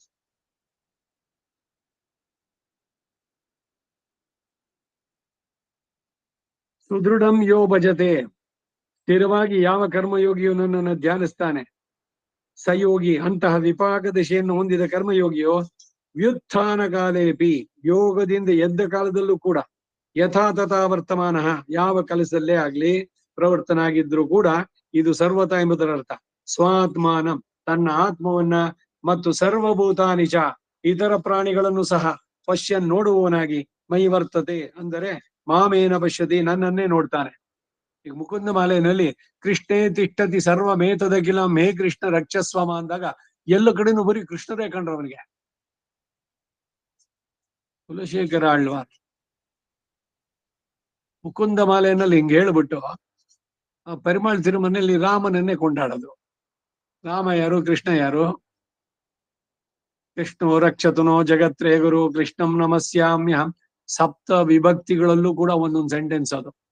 ಎಲ್ಲ ವಿಭಕ್ತಿಗಳು ಒಂದೊಂದು ರೂಪ ಅಲ್ಲಿದೆ, ಸುಂದರವಾಗಿದೆ. ಸೊಗಸು ನೋಡ್ಬೇಕು, ಕಾವ್ಯದ ಸೊಗಸು ಇವುಗಳನ್ನ. ಇವರು ಬರಿಬೇಕಾದ್ರೂ ಅಷ್ಟೇ. ನಾರ್ ಕವಿ ಪೆರುಮಾಳ್, ತಿರುವಂಗೆ ಆಳ್ವಾರ್, ಆಶು ಕವಿತ್ವ ಬರೀ ಒಣ ಡ್ರೈ ಸಬ್ಜೆಕ್ಟ್ ಅಲ್ಲ, ಅಧ್ಯಾತ್ಮ. ಅಲ್ಲಿ ಇರುವಂತ ಪರಿಸರ ಹೇಳ್ತಾರೆ. ಹೊಂಬೈ, ಪೊನ್ನಿ, ಇವೆಲ್ಲ ಅದು ಹೇಳೋದು. ಕಾವೇರಿಗೆ ಆ ತೀರ್ಥ ಇದರಿಂದ ಸುತ್ತಲೂ ಮೊದಲು ಎಷ್ಟು ಸುಂದರವಾಗಿ ಸೊಂಪಾಗಿ ಬೆಳೆದಿರುವಂತ ಕಬ್ಬಿನ ಗದ್ದೆಗಳು, ಕೆಂಪು ಭತ್ತ, ಇವುಗಳ ಮಧ್ಯೆ ಓಡಾಡುವಂತ ಕಯಲ್ ಅನ್ನೋ ಮೀನುಗಳು, ಇಲ್ಲಿಂದ ಅಲ್ಲಿಗೆ ಜಂಪ್ ಮಾಡ್ತಾ ಎಷ್ಟು ಆನಂದದಿಂದ ಅಲ್ಲಿಯ ಸಸ್ಯ ಸಮೃದ್ಧಿಯನ್ನ ಕೊಂಡಾಡಿ, ಇಂತಹ ತೋಟಗಳಿಂದ, ಈ ತೋಪುಗಳಿಂದ, ಗದ್ದೆಗಳಿಂದ ಸುತ್ತುವರಿಯಲ್ಪಟ್ಟಂತ ದಿವ್ಯ ಕ್ಷೇತ್ರ. ಅಲ್ಲಿರೋ ಭಗವಂತ ಅಲ್ಲಿ ವೇದಿ ಐವೇಳ್ವಿ, ನಾಲ್ವೇದಂ ಐವೇಳ್ವಿ ಆರಂಗಂ ಏಳಿಶೈ, ಇವುಗಳಿಂದ ಮಾಡಿ ಪ್ರತಿಯೊಬ್ಬರ ಮನೆಯಲ್ಲೂ ಹೊಗೆ ಬರ್ತಾ ಇದೆಯಂತೆ. ಏನ್ ಹೊಗೆ? ಯಾವ್ದೋ ಇದು ಹೊತ್ಕೊಂತ ಶಾರ್ಟ್ ಸರ್ಕ್ಯೂಟ್ ಆಯ್ತಾ ಅಂದ್ರೆ ಹೋಮ ನಡೆಸ್ತಾ ಇದ್ದಾರೆ. ನಿತ್ಯ ಅಗ್ನಿಹೋತ್ರಿಗಳು, ಮಾಸಾಗ್ನಿಹೋತ್ರ, ನಿತ್ಯಾಗ್ನಿಹೋತ್ರ, 3 ರೀತಿಯ ಅಗ್ನಿಗಳನ್ನ ಇಟ್ಕೊಂಡಂತ ಗೃಹಸ್ಥರು. ಇಂಥವರ ಮಧ್ಯದಲ್ಲಿ ನಾನು ಇರಬೇಕು ಅಂತ ವೈಕುಂಠವನ್ನೇ ಬಿಟ್ಟು ಅಲ್ಲಿ ತಾನು ಸ್ವತಃ ಸಾನ್ನಿಧ್ಯವನ್ನು ಉಂಟು ಮಾಡಿದ್ದಾನೆ ಅಂತ ಅಂದ್ಬಿಟ್ಟು ಎಲ್ಲ ಕೊಂಡಾಡ್ತಾರೆ ಒಂದೊಂದ್ ಕಡೆನಲ್ಲಿ. ಹಾಗೆ ಭಕ್ತರ ಜೊತೆನಲ್ಲಿ ಭಗವಂತ ಇರುವಂತಹದ್ದು. ಯಾರಿಗೆ ಈ ಅರಿವು ಇದು ಇರುತ್ತೋ ಅವರು ಎಲ್ಲದಲ್ಲೂ ಕೂಡ ಭಗವಂತನನ್ನೇ ಕಾಣ್ತಾರೆ. ಅವ್ರಿಗೆ ಯಾರು ದ್ವೇಷಗಳೇ ಇಲ್ಲ. ಎಲ್ಲ ತನ್ನಲ್ಲೂ ಸರ್ವಭೂತೇಶು ಚ, ಸಮಸ್ತ ಇತರ ಪ್ರಾಣಿಗಳಲ್ಲೂ ಸಹ ಸರ್ವದಾ ಯಾವಾಗಲೂ, ಯೋಗ ದಶೆಯಲ್ಲಾಗ್ಲಿ ಅಥವಾ ಯೋಗ ಇಲ್ಲದ ಕಾಲದಲ್ಲಿ, ಮತ್ ಸಾಮ್ಯಮೇವ, ನನ್ನೊಂದಿಗೆ ಸಮಾನ ಭಾವವನ್ನೇ ಪಶ್ಯತಿ ಇತ್ಯರ್ಥ, ನೋಡುತ್ತಾನೆ ಎಂಬ ಅರ್ಥ. ಜೀವಾತ್ಮನು ಪ್ರಕೃತಿ ದಶೆಯಿಂದ ಬಿಟ್ಟ ಅವಸ್ಥೆಯಲ್ಲಿ ಸ್ವಸ್ವರೂಪ ಆವಿರ್ಭಾವ ಉಂಟಾಗಿ ಜ್ಞಾನ ಪ್ರಕಾಶಕ್ಕೆ ಯಾವುದೊಂದು ಪ್ರತಿಬಂಧಕವೂ ಇಲ್ಲದ್ದರಿಂದ ಪರಮಾತ್ಮನೊಂದಿಗೆ ಸಮಭಾವವನ್ನು ಹೊಂದಿರುವ ಅನುಸಂಧಾನ ಕರ್ಮಯೋಗಿಗೆ ವಿಪಾಕ ದಿಶೆಯಲ್ಲೇ ಉಂಟಾಗುತ್ತೆ ಅಂತ ಹಿಂದೆ ಹೇಳಲ್ಪಟ್ಟಿತ್ತು. ಈ ಮೂರನೇ ಅವಸ್ಥೆಯಲ್ಲಾದ್ರೂ ಈ ಪರಮಾತ್ಮ ಸಾಮ್ಯವು ತನಗೆ ಉಂಟೆಂದು ಯೋಗ ದಶೆಯಲ್ಲಿ ಮಾತ್ರವೇ ಅಲ್ಲದೆ ಯೋಗದಿಂದ ಇದ ಕಾಲದಲ್ಲೂ ಅನುವರ್ತಿಸುತ್ತಾ ಬರುತ್ತೆ ಎಂದು ಆ ಸಾಮ್ಯದೊಂದಿಗೆ ಪರಮಾತ್ಮನಿಗೆ ತಾನು ಶರೀರವಾಗಿ, ಪರಮಾತ್ಮನು ತನಗೆ ಆತ್ಮವಾಗಿ, ಹೀಗೆ ಪರಮಾತ್ಮನೊಂದಿಗೆ ತಾನು ಇತರ ಆತ್ಮರು ಸಹ ಏಕೀಭವಿಸಿದ್ದಾರೆ ಎಂಬ ಅನುಸಂಧಾನ ಉಂಟಾಗುತ್ತೆ ಅಂತ ಹೇಳಲ್ಪಟ್ಟಿದೆ. ಅಂತಃ ಪ್ರವಿಷ್ಟ ಶಾಸ್ತಾ ಜನಾನಾಂ ಸರ್ವಾತ್ಮ ಭಗವಂತನಿಗೆ ವಾಕ್ ಹೃದಯೇ ಹೃದಯಮಯಿ ಅಹಂ ಅಮೃತೇ ಅಮೃತಂ ಬ್ರಹ್ಮಣಿ ಶ್ರೋತ್ರಗಂ ಹೃದಯೇ ಚಕ್ಷುರ್ ಹೃದಯೇ ಒಂದೊಂದ್ರಲ್ಲೂ ಹೇಳ್ತಾ ಬರುತ್ತೆ. ಅಹಂ ಅಮೃತೇ ಅಮೃತಂ ಬ್ರಹ್ಮಣಿ, ಅಂತರ್ಯಾಮಿ ಬ್ರಾಹ್ಮಣ ಅಂತ ಹೆಸರು ಇದಕ್ಕೆ. ಎಲ್ಲದರಲ್ಲೂ ಅಂತಃ ಪ್ರವಿಶ್ಯ ಶಾಸ್ತಾ ಜನಾನಾಂ ಸರ್ವಾತ್ಮ, ಎಲ್ಲರಿಗೂ ಆತ್ಮನಾಗಿದ್ದಾನೆ. ಮೊದಲು ನೀವು ಆತ್ಮ ಅನ್ನೋದನ್ನು ತಿಳಿಬೇಕು. ಅದಕ್ಕಾಗಿ ಈ ಪ್ರಾಪಂಚಿಕ ವಿಷಯಗಳಿಂದ ಮನಸ್ಸನ್ನ ಬಿಡಿಸ್ಬೇಕು. ಆತ್ಮದ ಆನಂದ ತುಂಬಾ ಚೆನ್ನಾಗಿದೆ ಈ ವಿಷಯ ಸುಖಗಳಿಗಿಂತ, ವಿಷಯೋಪಭೋಗಗಳಿದೆಯಲ್ಲ ಅದಕ್ಕಿಂತ ಈ ಆತ್ಮದ ಆನಂದ ಬಹಳ ಚೆನ್ನಾಗಿರೋದು ಅಂತ ಅದನ್ನ ತಿಳಿದು ಇದನ್ನ ಪ್ರಯತ್ನ ಪೂರ್ವಕವಾಗಿ ಅಡಗಿಸಿ, ಇದೇನೆ ಇಂದ್ರಿಯ ನಿಗ್ರಹ. ಇದನ್ನ ಸಾಧಿಸಿದ್ರೆ ಅಲ್ಲಿಂದ ಮುಂದಕ್ಕದೆಲ್ಲ ಸಿಗುತ್ತೆ ಎಲ್ಲ. ಆ ಆನಂದ ನಿರ್ದೇಶವಾದದ್ದು. ಹೀಗೆ ಈ ಭಾಷ್ಯ ಅನ್ನೋದು ಇನ್ನೂ ಮುಂದುವರಿತಾ ಇದೆ. ಸಮಯ ಆಯ್ತು, ಅದಕ್ಕಾಗಿ ಈ ಜಾಗದಲ್ಲಿ ನಿಲ್ಸ್ಕೊಂಡಿರೋಣ. ಮುಂದಿನ ವಾರ ಮತ್ತೆ ಮುಂದುವರಿಸೋಣ.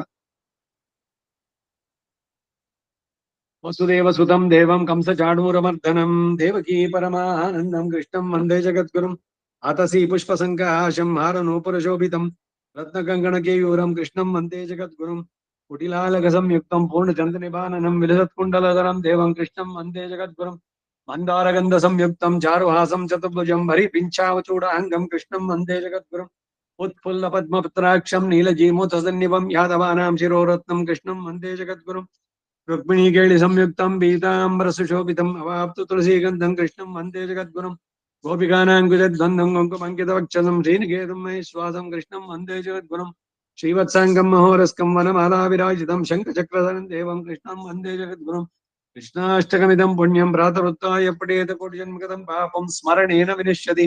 ಕವಿತಾರ್ಕಿಕ ಸಿಂಹಾಯ ಕಲ್ಯಾಣ ಗುಣಶಾಲಿನೇ ಶ್ರೀಮತೆ ವೆಂಕಟೇಶಾಯ ವೇದಾಂತ ಗುರವೇ ನಮಃ. ಆದಿತ್ಯ ಪಶಿರೋಭಂಗ ಪಂಚಾನ್ನ ಪರಾಕ್ರಮಃ ಶ್ರೀಮಾನ್ ವೆಂಕಟನಾಥಾರ್ಯ ಸ್ಥಿರಂ ವಿಜಯತಾಂ ಭವಿ. ಶ್ರೀಮತೆ ನಿಗಮಾಂತ ಮಹಾದೇಶಿಕಾಯ ನಮಃ. ಶ್ರೀ ವಿಜಯ ರಾಘವಾಚಾರ್ಯಾಯ ನಮಃ. ಸರ್ವಂ ಶ್ರೀ ವಾಸುದೇವಾರ್ಪಣಮಸ್ತು. ನಮಸ್ಕಾರ ಮಾಮ.